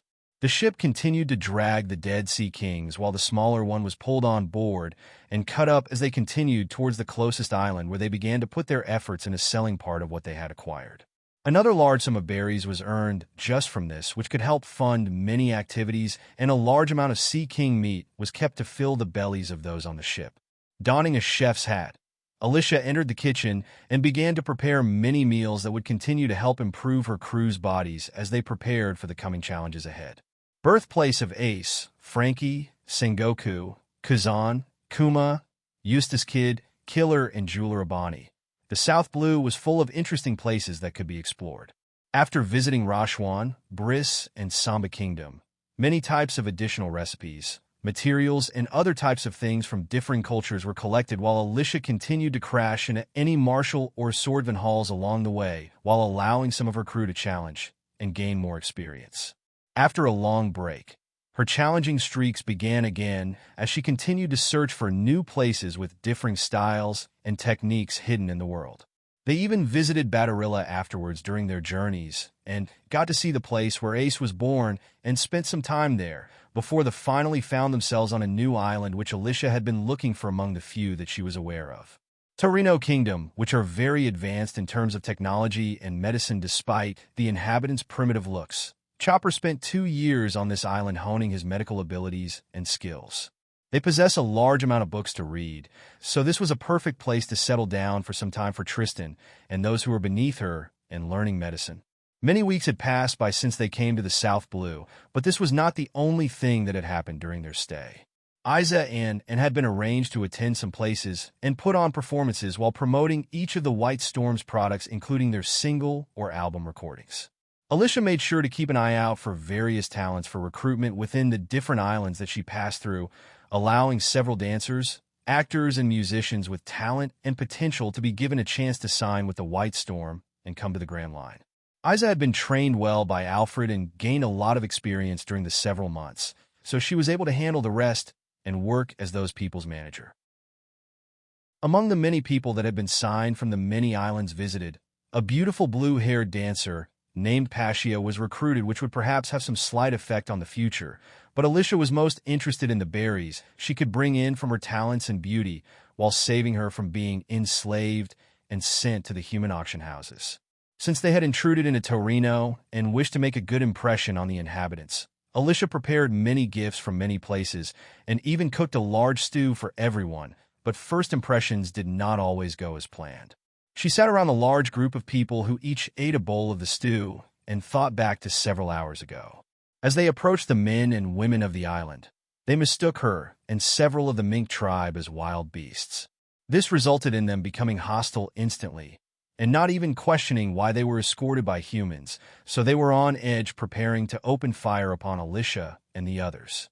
That was until she spoke and calmly explained that they were explorers who were seeking adventure and to improve their knowledge and abilities.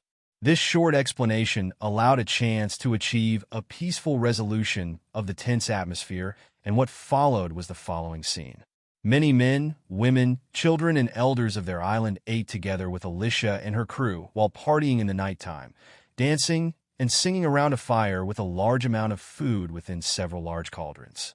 After a week, they were able to integrate with the people and gain their trust, allowing them to access the many books within the library they possess. However, they were warned strictly over and over again to not take or damage any of the books. If they did, then they would be denied further access and be asked to leave the island. They may look primitive in appearance, but they greatly valued the wealth of knowledge that they had in their possession and were very protective over it. Tristan and many other aspiring doctors or nurses under her began to carefully read the medical books, while others began to read some other books on history, battle tactics, navigation, science, engineering, and many other topics. While everyone was keeping themselves busy, Alicia sat with a large pile of books around herself and was speed reading through many of them at a fast speed, but lifted her head. "We have a week until we should leave.